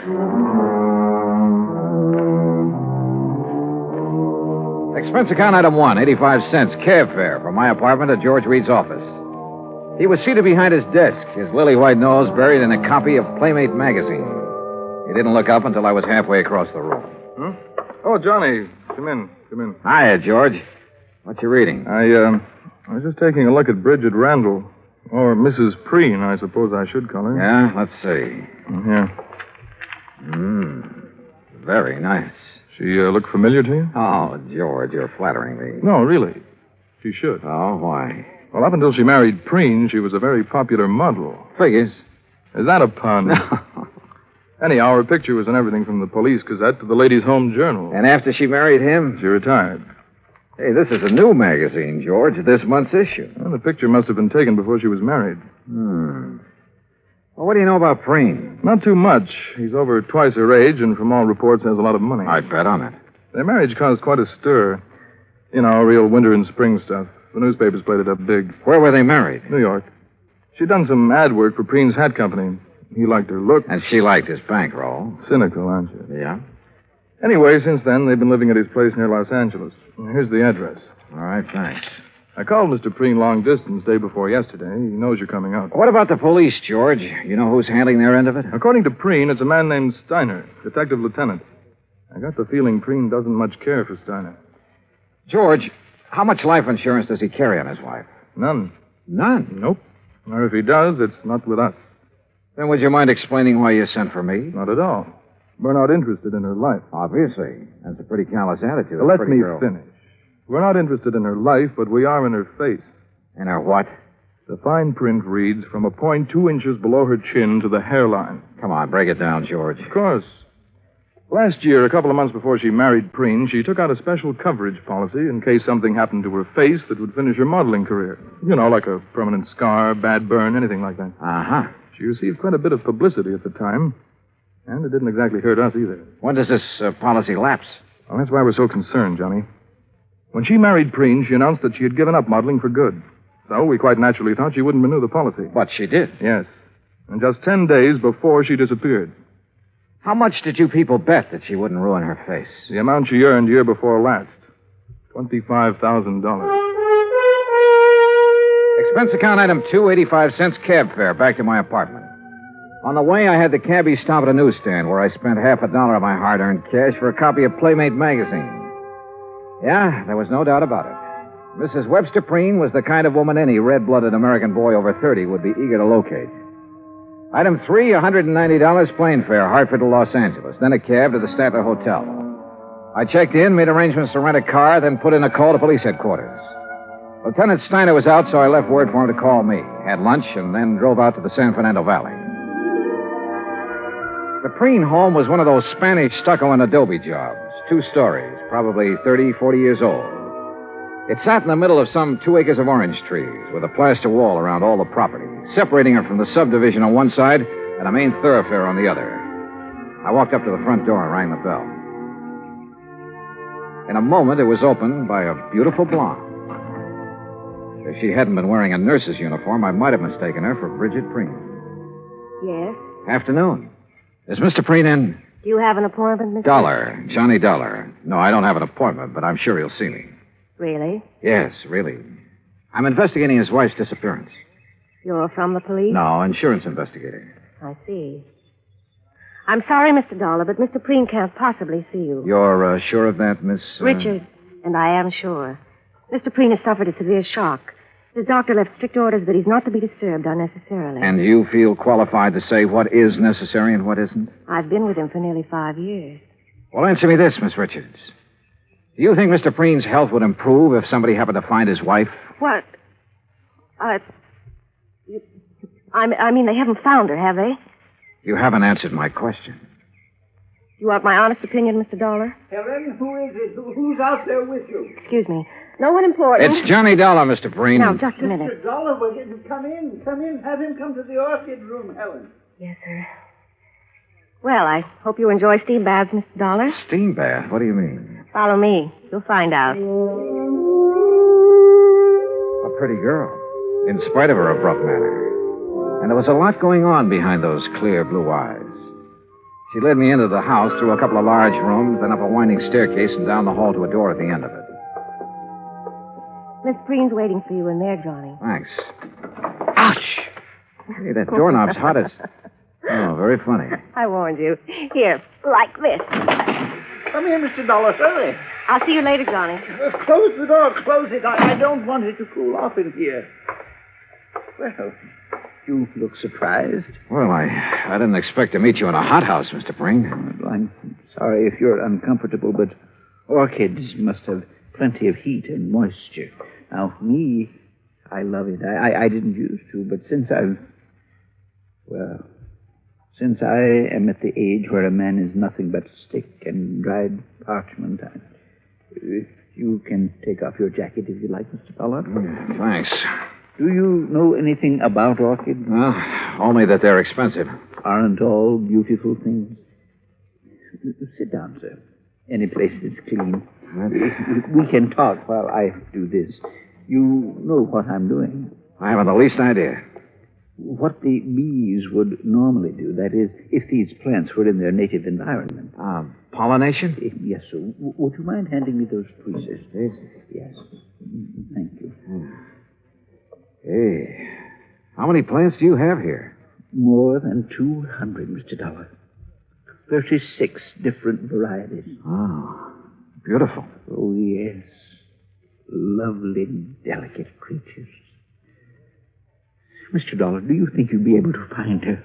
Well, I'm going to try. I'd appreciate it. I have so very few things left these days.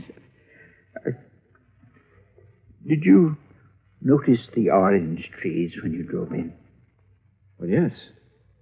When I bought this house, the land on both sides was nothing but orange groves. Beautiful orange trees. Green, growing things as far as the eye could see. And now it's a housing project. Yes, well, Mr. Preen, I understand you aren't entirely satisfied with the efforts the police are making to find your wife. And you understand correctly. They have done nothing but ask me the same asinine questions over and over again. Have you talked to them? No, sir. I felt that I should see you first, get all the information you have. I will cooperate with you all the way, Mr. Dollar. All right. When exactly did she disappear? Just 10 days ago. She'd come down from our place up at Lake Arrowhead, where she'd spent Saturday and Sunday. Uh-huh. We had planned on going up together that weekend, but I developed a cold. Oh? The evening she returned, I retired earlier than usual, and then when I awoke about 11:30 that night, she wasn't in her room. I called to her, searched the grounds, then waited up. But she never came home. I see. Was anyone else in the building that evening? No. We were alone. Rather, I was. Any sign of a injury to her face, blood, anything like that? Nothing. Uh-huh. Do you remember if she made any remark earlier? Anything that had given you some indication as to whether she planned to go out? She had no plans. She was tired from the drive home, had already put cream on her face and her hair up in curlers. But... Yes? Well, she did say something about wanting to go back to Arrowhead the next day. And you're positive she didn't that night? Mr. Dollar, my wife is a very beautiful woman and an extremely vain woman. She would never leave this house with her hair in such a state. Oh? And even if it were brushed, she wouldn't leave on an overnight trip without taking along a complete wardrobe. All right. What do you think has happened to her? I don't know what to think. If I did, I wouldn't have gone to the police. A few minutes later, I left the lonely old man with his orchids and started toward the stairs. I was about halfway down when I suddenly felt as though I'd forgotten something. Only I was sure I hadn't. Still, something was wrong about this setup. I was trying to figure out what it was when Miss Richards called me. Johnny? Yeah. I'm in here. Better put your jacket on. You'll catch cold. Yeah, well, you better let me worry about that, huh, nurse? Helen, Johnny, I'm sorry I was so rude. But I thought you were just another detective who was going to upset Mr. Preen. Now, what makes you think I didn't? Because he didn't shout at you. Does he usually shout at detectives? He ripped into Lieutenant Steiner yesterday morning. Oh? You know why? Well, the police have a crazy idea that Mrs. Preen's body could be buried somewhere on the grounds or upstairs in the hothouse bed. Well, how do you know that? Well, they've been after him trying to get his permission to dig. If they were really serious about it, they wouldn't need his permission. They'd get a warrant. Johnny, you don't believe Mr. Preen killed his wife, do you? At this moment, I have no reason to. Well, everyone knows what a kind and gentle person he is. What about Mrs. Preen, Helen? Well? I hate her. Why? You, care for him? I don't like that. All right, sorry. He's a fine man, a gentleman. There aren't many left. No, I guess not. He called Mrs. Preen extremely vain. Would you go along with that description? It was made for her. Suppose something had happened to her that night. Suppose, well, something that scarred or burned her face. What do you think she'd do? If she lost her beauty, she'd kill herself. Even if she threw away $25,000 by doing it? I know about that policy, but even if it was doubled, she'd still do it. Why? Because she wouldn't have the nerve to face her friends? Friends. Bridget Preen never had any friends. But that isn't what happened to her. What did? I don't know, but I'm sure she's dead. Why? Why, Helen? Johnny, please. Tell me. Now, come on. I know you have a good reason for saying that. Now, let's have it. All right. Come over here. I put them away in this drawer. See? Well, what are they? Caps. What? Plastic dental caps. Actresses, models wear them over their teeth to give a perfect appearance. Bridget wouldn't leave a bedroom without them. Where did you get them? I found them on the floor of the garage 2 days after she disappeared.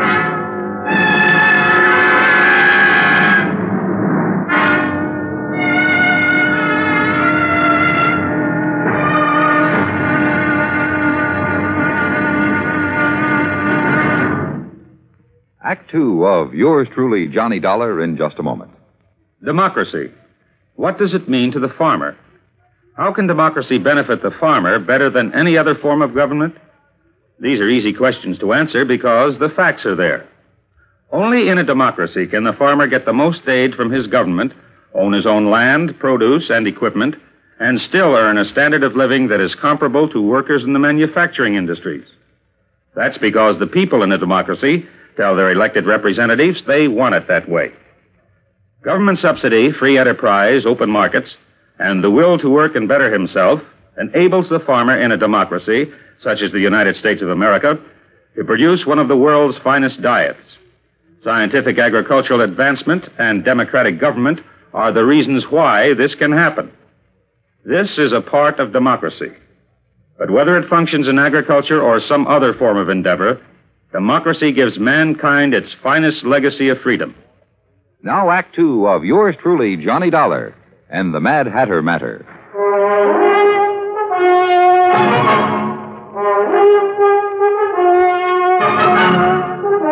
Helen, Mr. Preen's nurse, gave me the set of dental caps that Bridget Preen had used to beautify her teeth. And after telling her not to mention them to anyone, I drove back to my hotel in Los Angeles. Along the way, I racked my brain about whatever it was, something that had bothered me at Preen's home. Then as I passed the newsstand in the hotel lobby, it hit me hard. I had been in almost every downstairs room of Preen's house, and not once had I seen a single picture of the beautiful and vain Bridget. In my room, I was about to call Preen and ask him why when somebody began pounding on my door.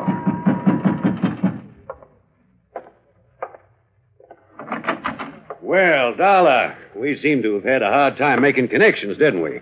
I'm Steiner. Oh, how are you, Lieutenant? Fine, just fine. And I think I've got our little case all sewed up. That's so? Yep. You mind if I rest? No, go right ahead. Thank you. See, we've been checking back on Miss Preen's activities for the past few weeks. Uh-huh. Been making quite a few weekend trips, ain't she? I wouldn't know. We figure she found herself a new man, a young man, and took off for parts unknown. What about her clothes? Why didn't she take them? She didn't want to take what old Preen had given her. She's too proud. A little too proud to be true. She had enough things paid for out of her own money to last a good many years. Oh, now, Dollar, you guys let your imagination run away with you. Now, you look at this realistic. Here's a girl in her 20s married to a man who's content to sit home and wait for the golden chariot.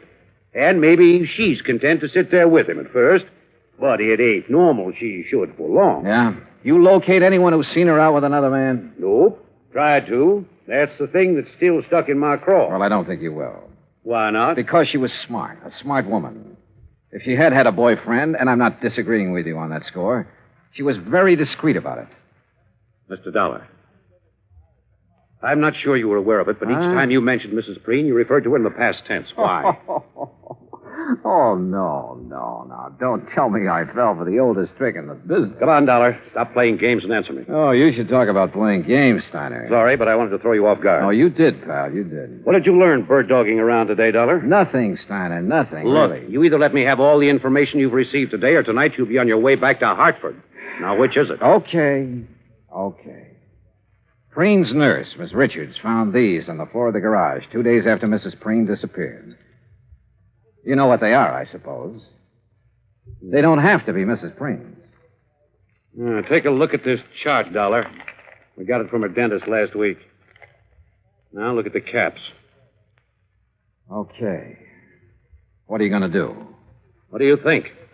Arrest Webster Preen for the murder of his wife.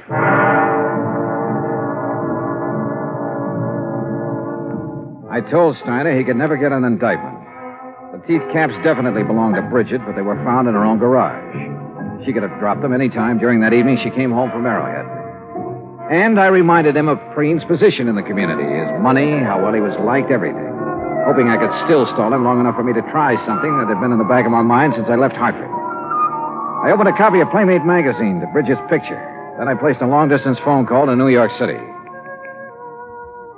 We're ready with your call to Mr. Howard, Mr. Dollar. Okay, thank you, operator. Go ahead, please. Hello? Hello, Mr. Howard. This is Johnny Dollar, insurance investigator. Yes, Dollar? A client of ours has her picture in the current issue of your Playmate magazine. Oh, yes. Lovely girls, Mr. Howard, her name is Bridget Preen. Bridget Preen? Or Randall. Bridget Randall. Oh, yes, I know her very well. Well, where is she? We aren't sure yet. Mr. Howard, I've got to know when that picture was made and the address of the photographer who shot it. Have you got that? Yes, you just hold on. Now, I remember now I was surprised to see Bridget after all that talk about retiring. Yeah. Yes, here it is. Photographer's a new one as far as we're concerned. What's his name? Tracy. Russell Tracy. Address? Box 17. Got it? Box 17. Lake Arrowhead, California. What? Lake Arrowhead. You ought to know where that is. Yeah. Yeah, I do. It took me a little less than 2 hours to drive up to Lake Arrowhead. When I reached the village, I stopped in at the post office. Yes, sir. What can I do for you? Well, I'm looking for an old friend of mine. He's got a place up here somewhere. What's his name? Tracy. Russell Tracy. Oh, yeah, sure. Nice little cabin on the lake, about a half a mile down toward the left. You just follow the road. Okay, thanks. The cabin just before you get to Russell's has a big mailbox out in front with the name Preen on it. Got it? Preen? Yeah, I sure have.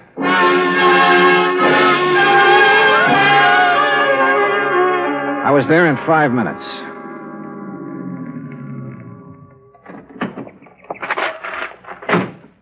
It was small, 2 rooms at the most. A dog came from the direction of Preen's cabin to bark at me, then went back into the woods again.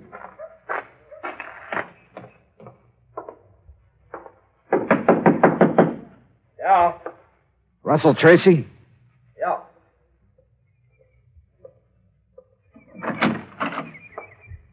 Who are you? Name's Dollar, insurance investigator. May I come in? Yeah, come on in. Thanks. Oh, Mr. Dollar, what's this all about? Bridget Preen. Oh, wait a minute. You wait, I'm friend. not... That's a very good picture of her in Playmate. You tell her you sold it? Yes, I did. When? The day you decided to submit it?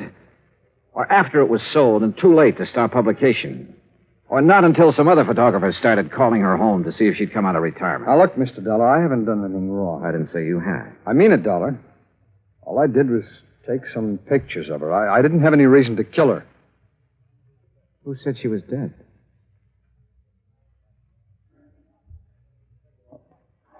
Dollar. Sit down. I'll give you the whole story, at least all I know of it. Go ahead. Bridget liked modeling. She liked it better than anything else, I guess. And when she found out I was a photographer, well, she was over here most of the time. What about the day she disappeared? I'm getting to it. I'd needed some money a few weeks before that. I needed it bad. I had a run-in with the law in Texas a couple of years back. I haven't been able to hold on to a good job since. Go on. Well, I had this one shot of her, and I knew it was right, so I sent it in without her knowing about it. When did she find out? Well, like you said, photographers called her house. Her husband answered one of them. You ever meet her husband? Yeah, a couple of times when he was up here. He knew you were a photographer? He's been trying hard to get back at me for taking that shot of his wife. How do you mean? There's a dry well out in the back, about 20 yards from the fence line. After he killed Bridget. He killed? Yeah. Yeah, because the next morning I was out with my dog and we found her face down in the well. I guess he figured the sheriff would find her before I did, and figure I did it. How do I know you didn't? If I had, I wouldn't have dropped her in my own well, would I? Besides, why? All right, she's still there. No, I took her out that same morning, and it's a good thing I did, too. The sheriff and some detectives from L.A. were up here and nosing around the next day. Why would Preen want to kill her, Tracy? All right, now, don't ask why, but Bridget was in love with me. The night she went back to L.A., she was going to tell him. I guess that, on top of the picture, was just too much for him to take. Dollar, you believe me, don't you? Why didn't you report this to the sheriff? I've got a record, Dollar, and Preen's got more money than he knows what to do with. Besides, there's no proof of what I've just said. It'd be his word against mine, and you know who'd come out on top. Where's her body now? I'll take it if you want. Yeah. Bring your camera. My camera? And plenty of film. Don't ask me why I trusted him. I couldn't answer. Except, like he said, he didn't have any reason for killing Bridget. He led me deep into the woods, into a clearing. And there, well, he'd done his best to make her comfortable. We removed the rocks, and Bridget she was very dead. Expense account item 4, $5.20. Assorted phone calls, Arrowhead Springs to Los Angeles. I've been hoping you'd call. Is Mr. Preen there? Yes, right now he's up with his orchid. Have you seen Steiner? Oh, yes, he was here this afternoon. He took Mr. Preen away with him. But in about an hour, Mr. Preen came Now, look, home. Helen, you stay there, but keep out of his way. Do you understand? Oh, Johnny, really, you're talking like he's a criminal. Helen, do just as I say. I'll be there as soon as I can.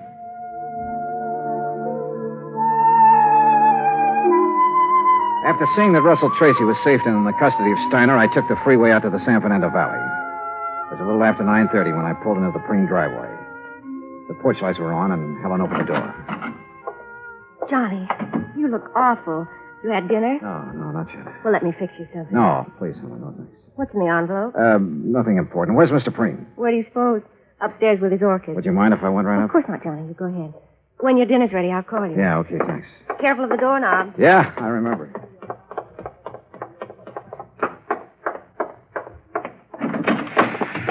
Well, Mr. Dollar, I didn't expect to see you back so soon. Hello, Mr. Preen. Didn't dress for us again, I see. You'd better take off your jacket, Mr. Dollar. Afraid I'm not going to stay long enough to bother. Oh, well, now that's too bad. Beauty such as this isn't often seen, Mr. Dollar. I disagree with you, sir. What? I think I have something here that's every bit as beautiful as any flower in this hothouse. Well, now, you have aroused my sporting instincts, son, and also my curiosity. What have you... Here. Oh, no. Oh, no. She was Please, beautiful, no. wasn't she, Mr. Preen? Here, she's very beautiful. But here... Oh, no. Look at this picture. Taken just a couple of hours ago. Yeah, what about this one? What about it, Mr. Preen? What do you think of your handiwork? Proud of what you've done, Mr. Preen? No. No, please. No more, please. Why did you do it? I had to. I had to. She was going to leave me. Like everybody else had done. Everything does. She was going, and I couldn't let her. I just couldn't let her go. The hunch had been right. After he'd killed Bridget, Preen had not been able to face the many photographs of her about the house, or any pictures of Bridget, as we learned. One photograph had caused her death. The others we took later put Bridget's husband away for the few remaining years of his life.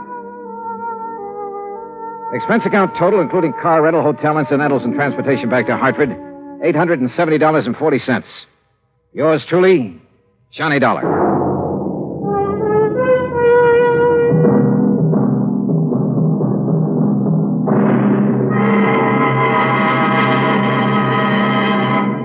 Now here is our star to tell you about next week's story. Next week, a fishing trip that could be very pleasant. Except that one of the fishermen is deaf. Join us, won't you? Yours truly, Johnny Dollar.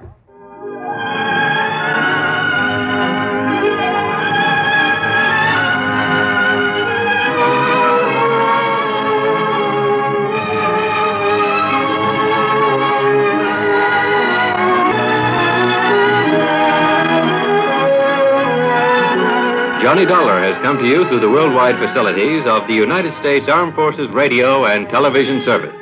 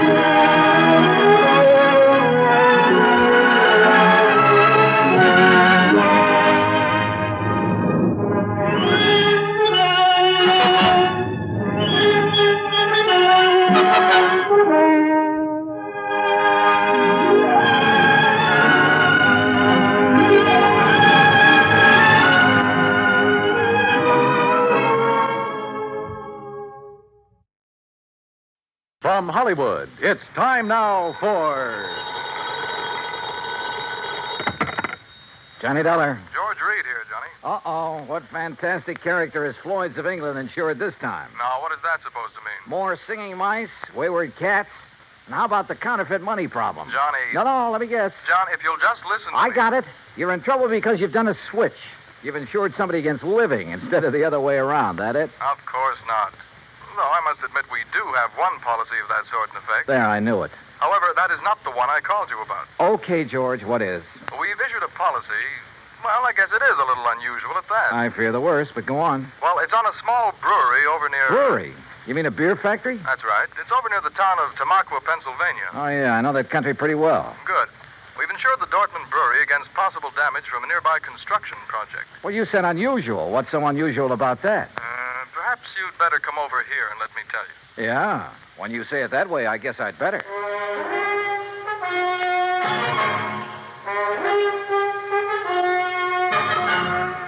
Bob Bailey in the exciting adventures of the man with the action-packed expense account. America's fabulous freelance insurance investigator. Yours truly, Johnny Dollar.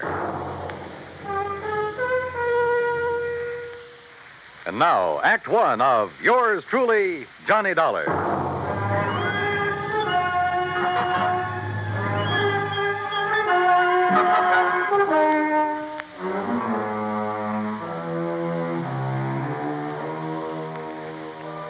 Expense account submitted by Special Investigator Johnny Dollar to Floyd's of England, North American Office, Hartford, Connecticut.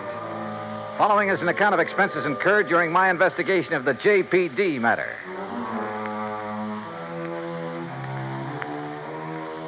Expense account item 1, $1.10, taxi from my apartment to George Reed's office, where he promptly dragged me over to a large map tacked to one of the walls. Here it is, Johnny, between the towns of Tamaqua and Frackville, Pennsylvania. On a little river that's called Pinxatawney Creek. Old Indian name, I believe. Uh-huh. The Dortmund Brewery is just about here. Yeah.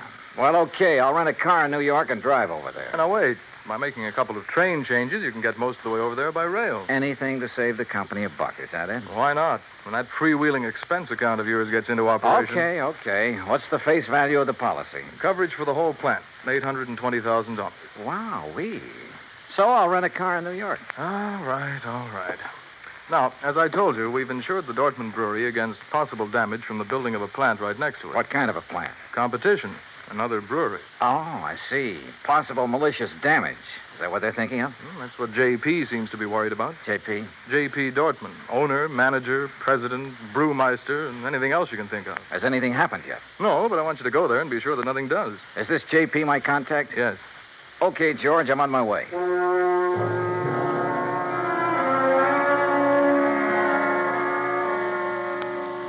Expense account item 2, $935, fare and incidentals, Hartford to New York. Item 3, $50, deposit on a drive-your-own car. Item 4, 50 cents toll through the Holland Tunnel. I cut straight across the top of Jersey, crossed the Delaware at Phillipsburg, and finally pulled into the little town of Tamaqua shortly after 6 p.m. Items 5, 6, and 7, $12.20. For dinner, a place to rest my weary head, and breakfast the next morning. The Dortmund Brewery sat on the western bank of Pinxatawney Creek, about 5 miles out of town, and looked as though it had been sitting there for 1,000 years. It was a small affair, and the old frame buildings were badly in need of a coat of paint. Just north of it rose a towering cliff, and on top of that cliff stood an array of cranes and machines and bulldozers that are used on modern large-scale construction jobs. I parked my car at the entrance to the office building and was greeted at the door by a large, raw-boned woman of about 50 with straggly yellow hair and wearing a faded blue cotton dress that looked as though it hadn't been ironed in years. Something I can do for you? Oh, why, I'm looking for Mr. J.P. Dortmund. Mister. That's a laugh. Is it? Why? Because I'm J.P. What? That's right. Anything wrong with it? Well, Hey, wait a minute. You another of those lawyers from that job up on the cliff come to fancy talk me about not having to worry in the world about what they're doing to me up there? No. And how I better mind my own business. What do you mean, no? My name is Dollar, Johnny Dollar. I'm here on behalf of Floyd's of England. The insurance company? Well, now, that's different. You come on into my private office, Johnny. Her private office was furnished with a battered walnut desk, some ancient filing cabinets, and a couple of straight wooden chairs. Nothing else. Hardly the kind of an office you'd expect for the president of a company worth $820,000. There's nothing fancy about it, Johnny, because there's nothing fancy about any part of my brewery. But that isn't what counts. We've been here ever since my great-great-grandfather built it up. And all we've cared about is making the finest beer in the country. Gretchen? And we do make it, too. Gretchen, can't you hear me out? Yes, J.P.?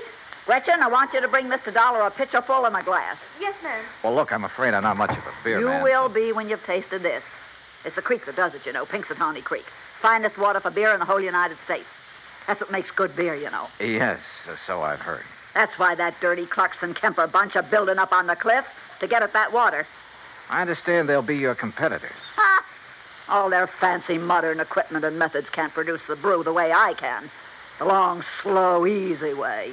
With all the good old-fashioned apparatus. The old country methods. Yes, I see. Why, Johnny, we make our own barley malt. And we grind it by hand. And we come up with a wort that's second to none in the world. The old-type sparger, too. And the hopjacks.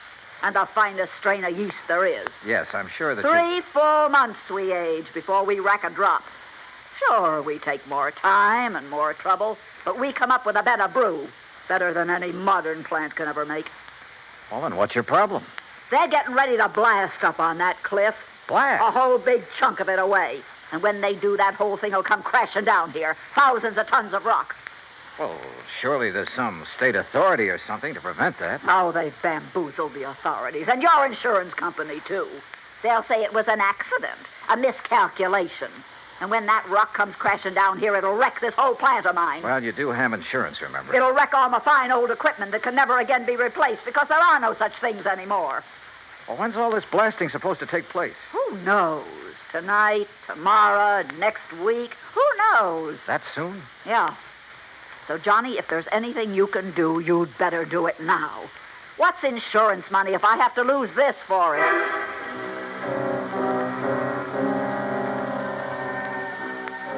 Who knows? Maybe she was right suspecting her rivals might try a stunt like that to put her out of business. But it all seemed a little too far-fetched. And yet, when I think of some of the unscrupulous things that have been done to put down competition, maybe she was justified in suspecting this Carlson Kemper crowd of... Yeah, maybe she was.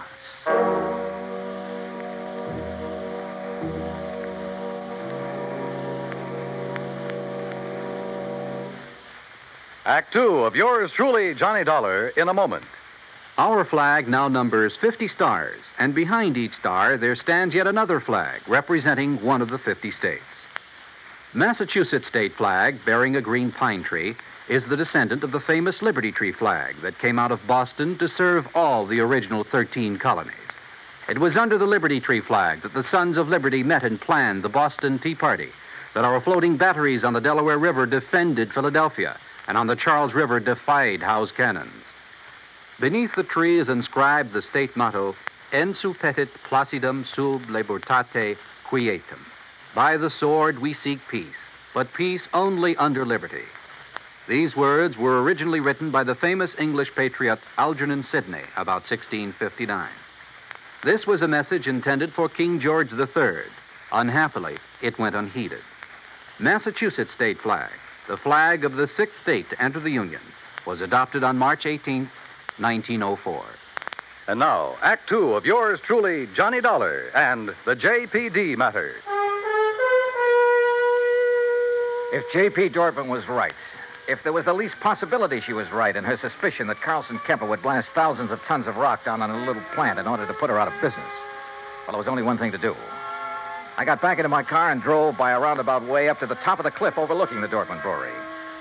There in the middle of the vast array of heavy construction equipment, giant cranes, trucks, huge cement mixers, and so on, I found the main construction shack. And by a stroke of luck, one of the partners in the proposed new brewery, Mr. James Carlson. That crazy old lady's being absurd, Mr. Dollar. You really want the truth, well, I think she'd welcome our smashing that antiquated brewery of hers out of existence.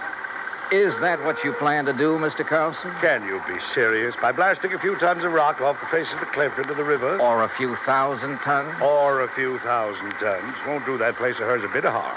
You're sure? Of course I'm sure. Only thing I'm not sure of is why she stays in business. What do you mean by that? Well, she can't be making any money. The methods she uses were out of date in this country 50 years ago. The product's good, sure. But today, you've got to snowball.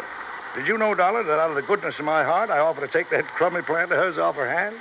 Or because her location is better down next to the water supply? Oh, partly, sure. I offered her nearly $500,000 for her spot. $400,000 to be exact. But no dice. She just kept bothering us, trying to get out a lot of injunctions against our building there.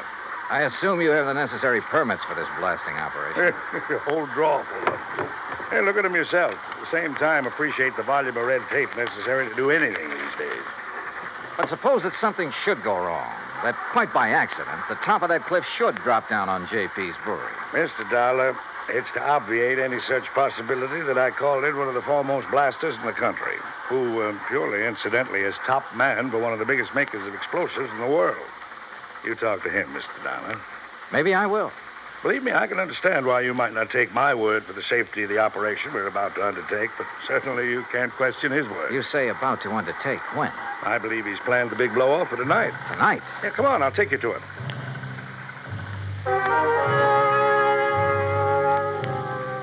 We found this expert, Mr. Sidney Crutchfield, in a small, tidy shack set out near the edge of the cliff, working over a series of complicated diagrams with a busy slide rule in his hand. And I must confess, he turned out to be one of the most interesting men I've ever met. Tall, slim, and gray-haired, he had a quiet, easy, yet confident manner that completely belied his hazardous occupation. This was the man who had done the dynamiting for some of the biggest jobs in this country, had moved mountains and rivers in the construction of huge dams, had blasted the way for some of our vast highway networks. As you can see by the dates on these sheets, I finished planning this blast over 2 weeks ago. But I find that constant checking and rechecking never does any harm. Mr. Carlson tells me you plan to set off this blast tonight. Yes. Actually, I shall push the plunger at exactly 2 o'clock tomorrow morning. If Mr. Carlson is ready. Don't you worry about it, Mr. Crutchfield. We're moving the equipment and the shack's away right now. Excellent. And at the time of the blast, no one is to be here but me. That's what your contract says. And that's the way it must be. For safety, Mr. Crutchfield? Well, call it a fetish of mine. Uh-huh. And there'll be no damage to the brewery plant down below? I'll stake my reputation on it. Come, Mr. Dollar. If you like, I'll show you how I've made the sets for this blast. We spent the rest of the day inspecting every tunnel, shaft, and drill hole into which the explosives have been packed and fused. And the artistry of this man was evident from the word go. By 6 p.m., all the machines and shacks and equipment had been moved back from the edge of the cliff that was to be blown off. The place was deserted, except for Mr. Crutchfield and me. And now, you must get into your car and leave, Mr. Dollar. But if there's no danger... Please. I prefer it this way. Surely you're not still concerned about the blast? To be honest about it, no. Not one bit. And I wasn't, at the moment. Yeah, this amazing man simply couldn't do anything wrong. I would have staked my life on it. But by the time I'd driven the long, curving road to the Dortmund Brewery below, had found the place not only deserted, but completely shut down, a funny little hunch began to grow in the back of my head. Even the office building was dark as far as I could see. With the help of a business card, I slipped the lock on the front door. And then I saw the thin streak of light under the door of JP's private office. I thought I heard something in there. The office was a shambles. Account books and papers scattered all over the place. A couple of cartons. The drawers of the crusty old files were open and, for the most part, empty. Somebody had been hastily packing and removing all the important papers. But why? I'm sorry, Johnny. Oh, what? Sorry. Oh! And you seemed like such a nice boy.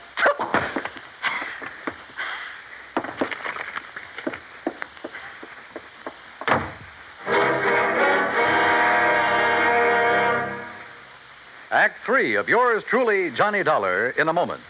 Anyone who has survived the rigors of basic training is familiar with a great variety of milk that is dished out periodically in the armed forces. Now, there's frozen milk, concentrated milk, frozen concentrate, and good old powdered milk.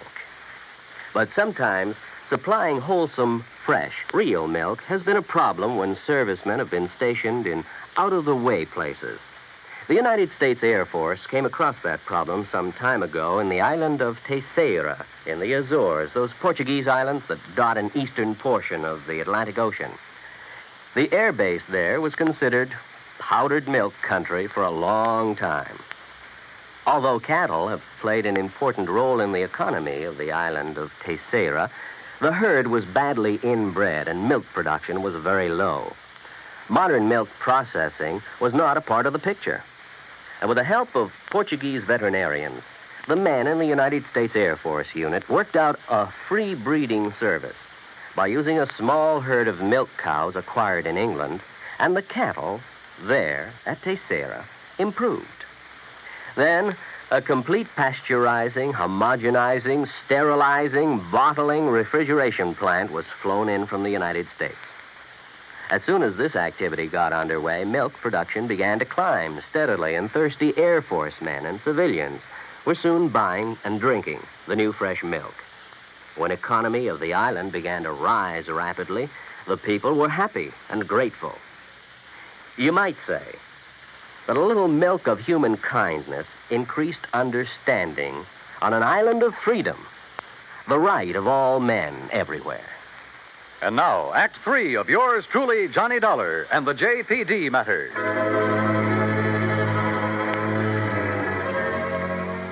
When I came to in the office of the Dortmund Brewery, my head felt as though it had been split wide open. The sash weight that had been used on it lay beside me. But why had J.P. struck me down from behind the door where she'd been waiting for me? And why, before that, had she been hastily packing a lot of business papers, bills, and so on to take away? A couple of them still lay under me where I'd fallen. It was several minutes before I found strength enough to roll over and try to push myself to my feet. As I did so, I saw two things. One was a bill she'd overlooked in her haste to get away. A bill from Frankline Powder Company addressed to her personally. A bill for 21 cases of dynamite and some other explosives. The other was my watch. I'd been out for hours, too many hours. For according to my watch, it was 1:52 a.m., exactly 8 minutes before the tremendous dynamite blast on the cliff above was to be set off. And suddenly I knew where, somehow, by her plan, those thousands of tons of rock would land, and not harmlessly in the river below. And I knew why J.P. had left me here, so I'd be crushed by them.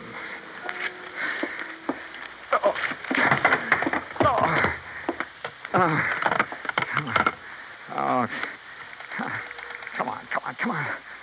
Oh, please, come on. Hello. Oh, please, hello. Operator, this is emergency. Yes, sir. Hey, look now, I'm calling from Dortmund Brewery. It's between... Yes, I know where it is, sir. There's a big construction. Carlson Kemper, that's the name. Well, sir, Up on the cliff above this sir, brewery here. I'm sorry, but those lines were disconnected late this afternoon. What? But look, surely there's some way to... Operator. I'm sorry, sir, but there's no way to ring them. Oh, no. Oh, I've got to get out. I just got to get out of here. Somehow I got to get out there and get it. Oh, no. Please. I got to get in there. Can I get in?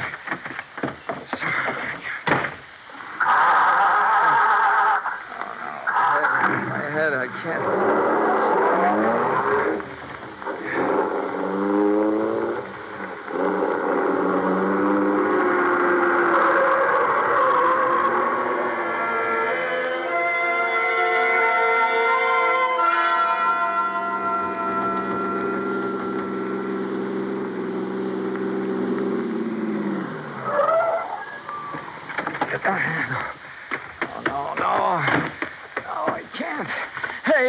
Hey, stop!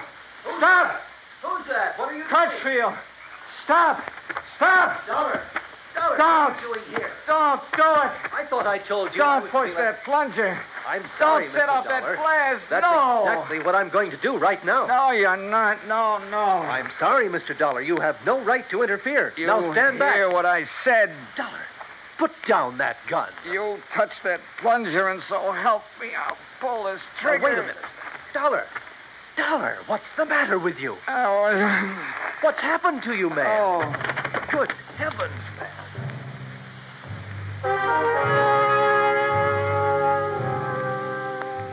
I guess it was just luck that I was still hanging on to that bill for the dynamite that I'd found. I guess it was luck that made Crutchfield grab it when he tried to keep me from falling. Made him look at it carefully by the light of his flashlight. But it was his good sense that kept him from going ahead and setting off that charge.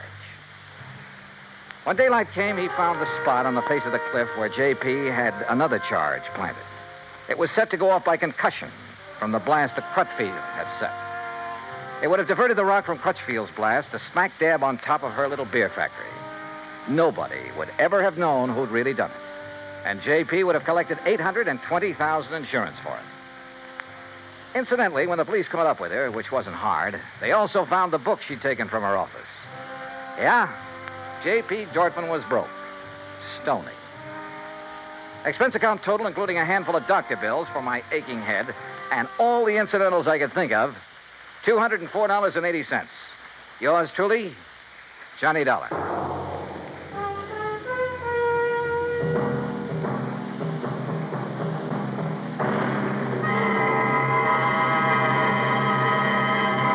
Our star will return in just a moment. Our flag now numbers 50 stars, and behind each star there stands yet another flag representing one of the 50 states. The origin of Hawaii's state flag has been the subject of much debate. It is now believed that it was the work of foreign advisors to King Kamehameha. Legend also has it that it was designed at the request of King Kamehameha by George Beckley, an English sea captain. The flag consists of 8 horizontal and alternating stripes of white, red, and blue, representing the 8 major islands in the chain. Also represented is the British Union Jack, a reminder of Captain Vancouver, who on his voyage around the world in 1794 gave King Kamehameha a British flag and the promise of British protection. The Union Jack is also a reminder of Captain James Cook, who discovered the Hawaiian Islands in 1778. Hawaii's state flag, the flag of the 50th state to enter the Union, was adopted in 1845. Now, here is our star to tell you about next week's story. Next week, the ideal vacation matter. But believe me, it turns out to be neither ideal nor a vacation. Join us, won't you? Yours truly, Johnny Dollar. Yours truly, Johnny Dollar, starring Bob Bailey, originates in Hollywood. It is produced and directed by Jack Johnstone, who also wrote tonight's story. Heard in our cast were Eleanor Audley, Gene Bates, G. Stanley Jones, Alan Reed, and Austin Green. Be sure to join us next week, same time and station, for another exciting story of yours truly, Johnny Dollar. This is Dan Cumberly speaking.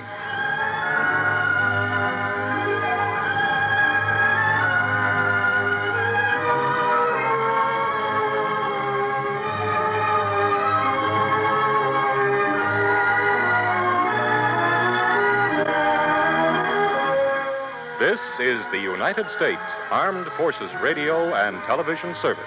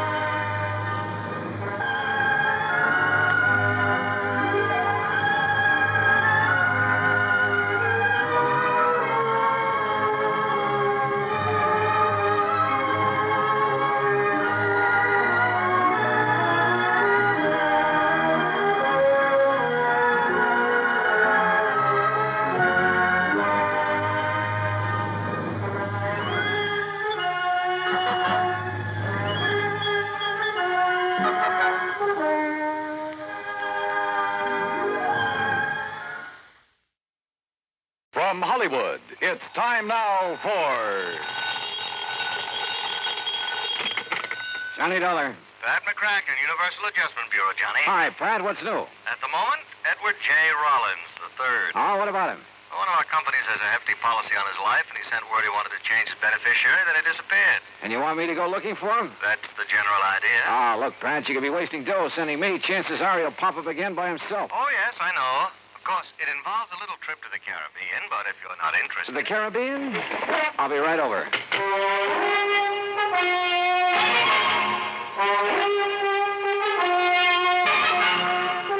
Bob Bailey in the exciting adventures of the man with the action-packed expense account, America's fabulous freelance insurance investigator. Yours truly, Johnny Dollar. And now, Act One of yours truly, Johnny Dollar.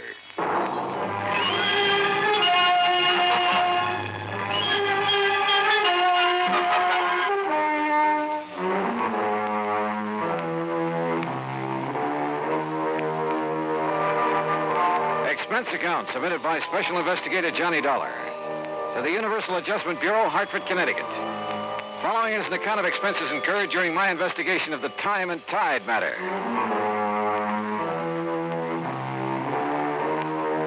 Expense account item 1, $1.20 cab fare from my apartment to the offices of Universal Adjustment Bureau and Pat McCracken. Now, the mention of the Caribbean did the trick. Sit down. Yeah, thanks. Now, what's the deal? Well, about 6 months ago, Johnny, Ed Rollins decided to marry a girl named Virginia Blake. And he took out a large policy on himself from one of our companies, naming her as beneficiary. Last week, he apparently changed his mind. Oh? Called from Nassau, said he wanted to remove Virginia Blake as beneficiary, and he was supposed to come to Miami to sign the papers. We had an agent waiting there for him. But he didn't show. What was he doing in Nassau? He had his cabin cruiser down there with 3 of his friends. Among them, Virginia Blake. Did you check Nassau to see if he's still there? Oh, we checked. His boat is gone. Now, the trail just starts in Nassau, Johnny. Where it'll lead is anybody's guess. Expense account item 2, $140 even, air transportation and incidentals to Nassau in the Bahamas. There, I found a man who remembered fueling up Rollins' boat a few days before. He'd heard them talking about working their way down through the Bahamas, skin diving, and then cutting over to Jamaica. They'd mentioned one place in particular, Crooked Island. Item 3, $50, transportation via chartered seaplane to Crooked Island. I spotted Rollins' cruiser in one of the coves, and the pilot set me down nearby. A dinghy with an outboard motor came over from the boat. It was Ed Rollins. You say you're an insurance investigator, Dollar? Yeah, that's right, Mr. Rollins. Well, what are you doing here? Well, I came to see if you were okay. Me? Well, why shouldn't I be? You were supposed to meet an agent from the company in Miami last week. You didn't show up. Oh, well, I changed my mind. You mean you came all the way down here because I didn't show up in Miami? Well, when a man with a hefty policy in his life disappears, the insurance company starts worrying. Yes, so it seems.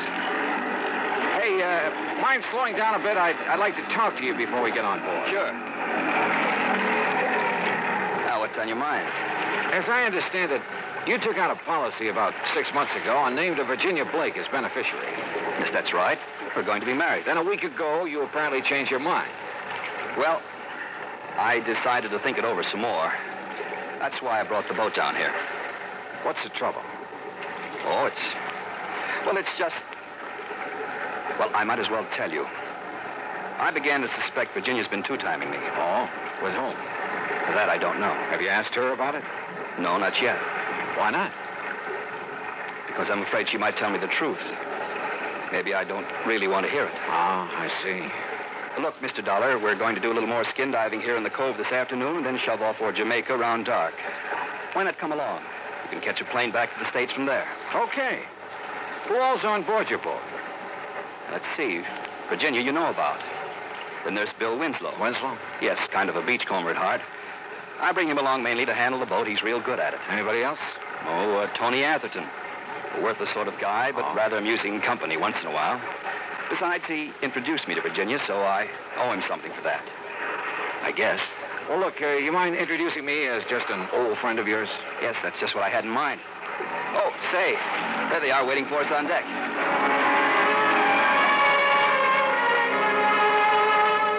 Bill Winslow was tall, lanky, blonde crew cut, deep tan.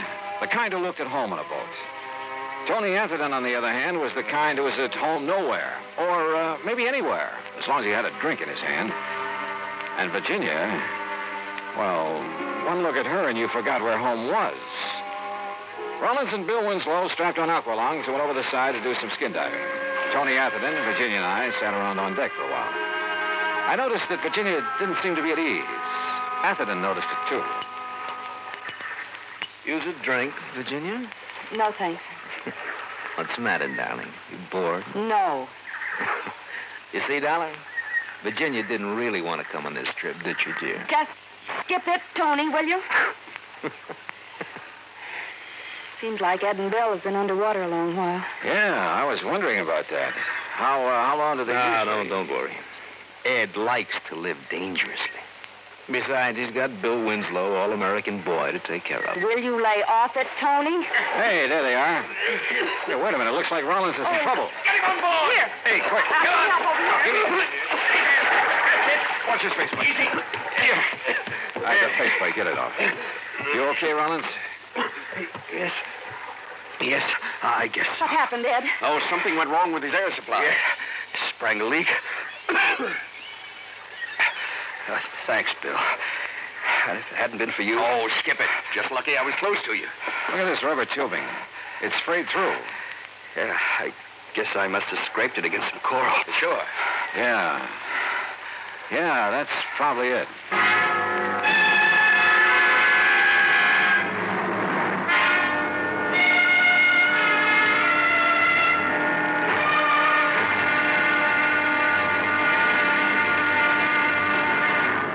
Act 2 of yours truly, Johnny Dollar, in a moment.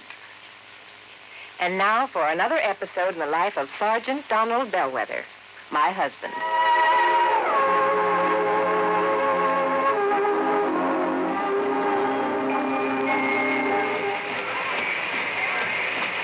Hi, honey. Did you fix the windshield wipers? I sure did, Reba. How's that? Oh, you fixed them. Good for you, Donald. Thank you, my dear. Well, that's that. Now, if it rains, we're prepared for it, huh? I feel better now. Oh, me too. A driver has to see the danger if he expects to avoid it. That's right. And also keep the back and side windows clear in rain and snowy weather. That's right. Oh, how about the horn? The horn? The horn doesn't work, Sergeant. Aren't you going to fix it?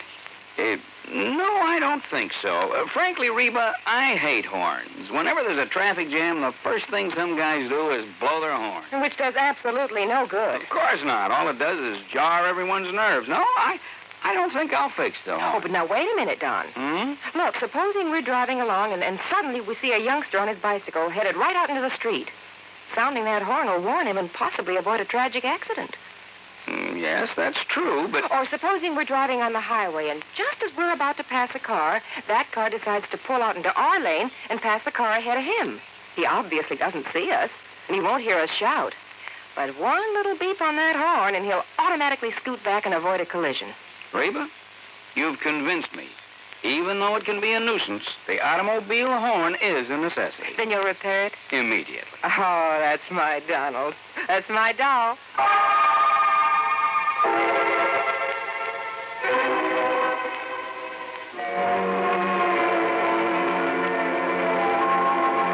And now, Act Two of yours truly, Johnny Dollar and the Time and Tide Matter. Ed Rollins seemed to regard his close shave underwater as an accident, so I decided to play it that way. But I wasn't convinced. Somebody could have tampered with his air hose. We got underway around dark and headed for Jamaica. About 10, I went up on deck for a cigarette. It was a dark night, but from the stern I could see two figures up in the cockpit. One was Virginia. The other at the wheel, I figured, was Ed Rollins. There was a long kiss. Then they lit cigarettes. In the light from the match, I could see it wasn't Ed Rollins at all. It was Bill Winslow. Dollar? That you? Ed Rollins. I guess he'd just come topside. But I didn't know if he'd seen what I'd just seen. If he had, he gave no sign of it. Johnny. You know that stuff I was telling you about? Maybe cutting Virginia out as beneficiary? Yeah, what about it, Ed? I think you better forget it. I've decided to go ahead and marry her. Well, I don't think I could get along without her. Oh, I see. Look, Rollins, it's probably none of my business, but there's something that feels... There's Virginia now up in the cockpit with Bill. Yeah, that's right. I thought she was below. Well, she must be doing some navigating. Yeah. Virginia? Virginia, honey, come on back. Oh, okay. Watch your footing. We're rolling a little. Yeah, it's a pretty heavy swell. How's Bill getting along up there? Okay, why? It's about time I relieved him at the wheel. I'll take over if you like. Oh, thanks, Johnny. But I enjoy handling the boat at night. Virginia, honey, you look sort of tired. Maybe you ought to turn in. I will as soon as I finish my cigarette. Well, I'll take over now. Enjoying the cruise, Mr. Dollar? Sure. How about you? Why not? According to Tony Atherton, you didn't want to make this trip. Tony's very good at remarks like that. Oh, I thought you and he were old friends. Let's just say I've known him a long time. How you doing, Dollar? Fine, Winslow. How's the boat doing? On course. We should reach Jamaica tomorrow night. Virginia. I think I'll go below now. I'll see you in the morning. Good night. He ever give you a hand? No, he's just the passenger type. Well, how about Virginia? Does she handle a boat? She can handle anything. Oh. She's a nice girl, Mr. Dollar. She deserves the best. Maybe that's what Rollins can give her. Maybe. You don't sound convinced. Good night, Dollar. When we do some checking, I went ashore and called Pat McCracken back in the States, asked him to find out what he could about any of them. He was to call me at a restaurant where we were having dinner. Winslow went back to the boat right after the meal, and Atherton drifted out to inspect a few bars.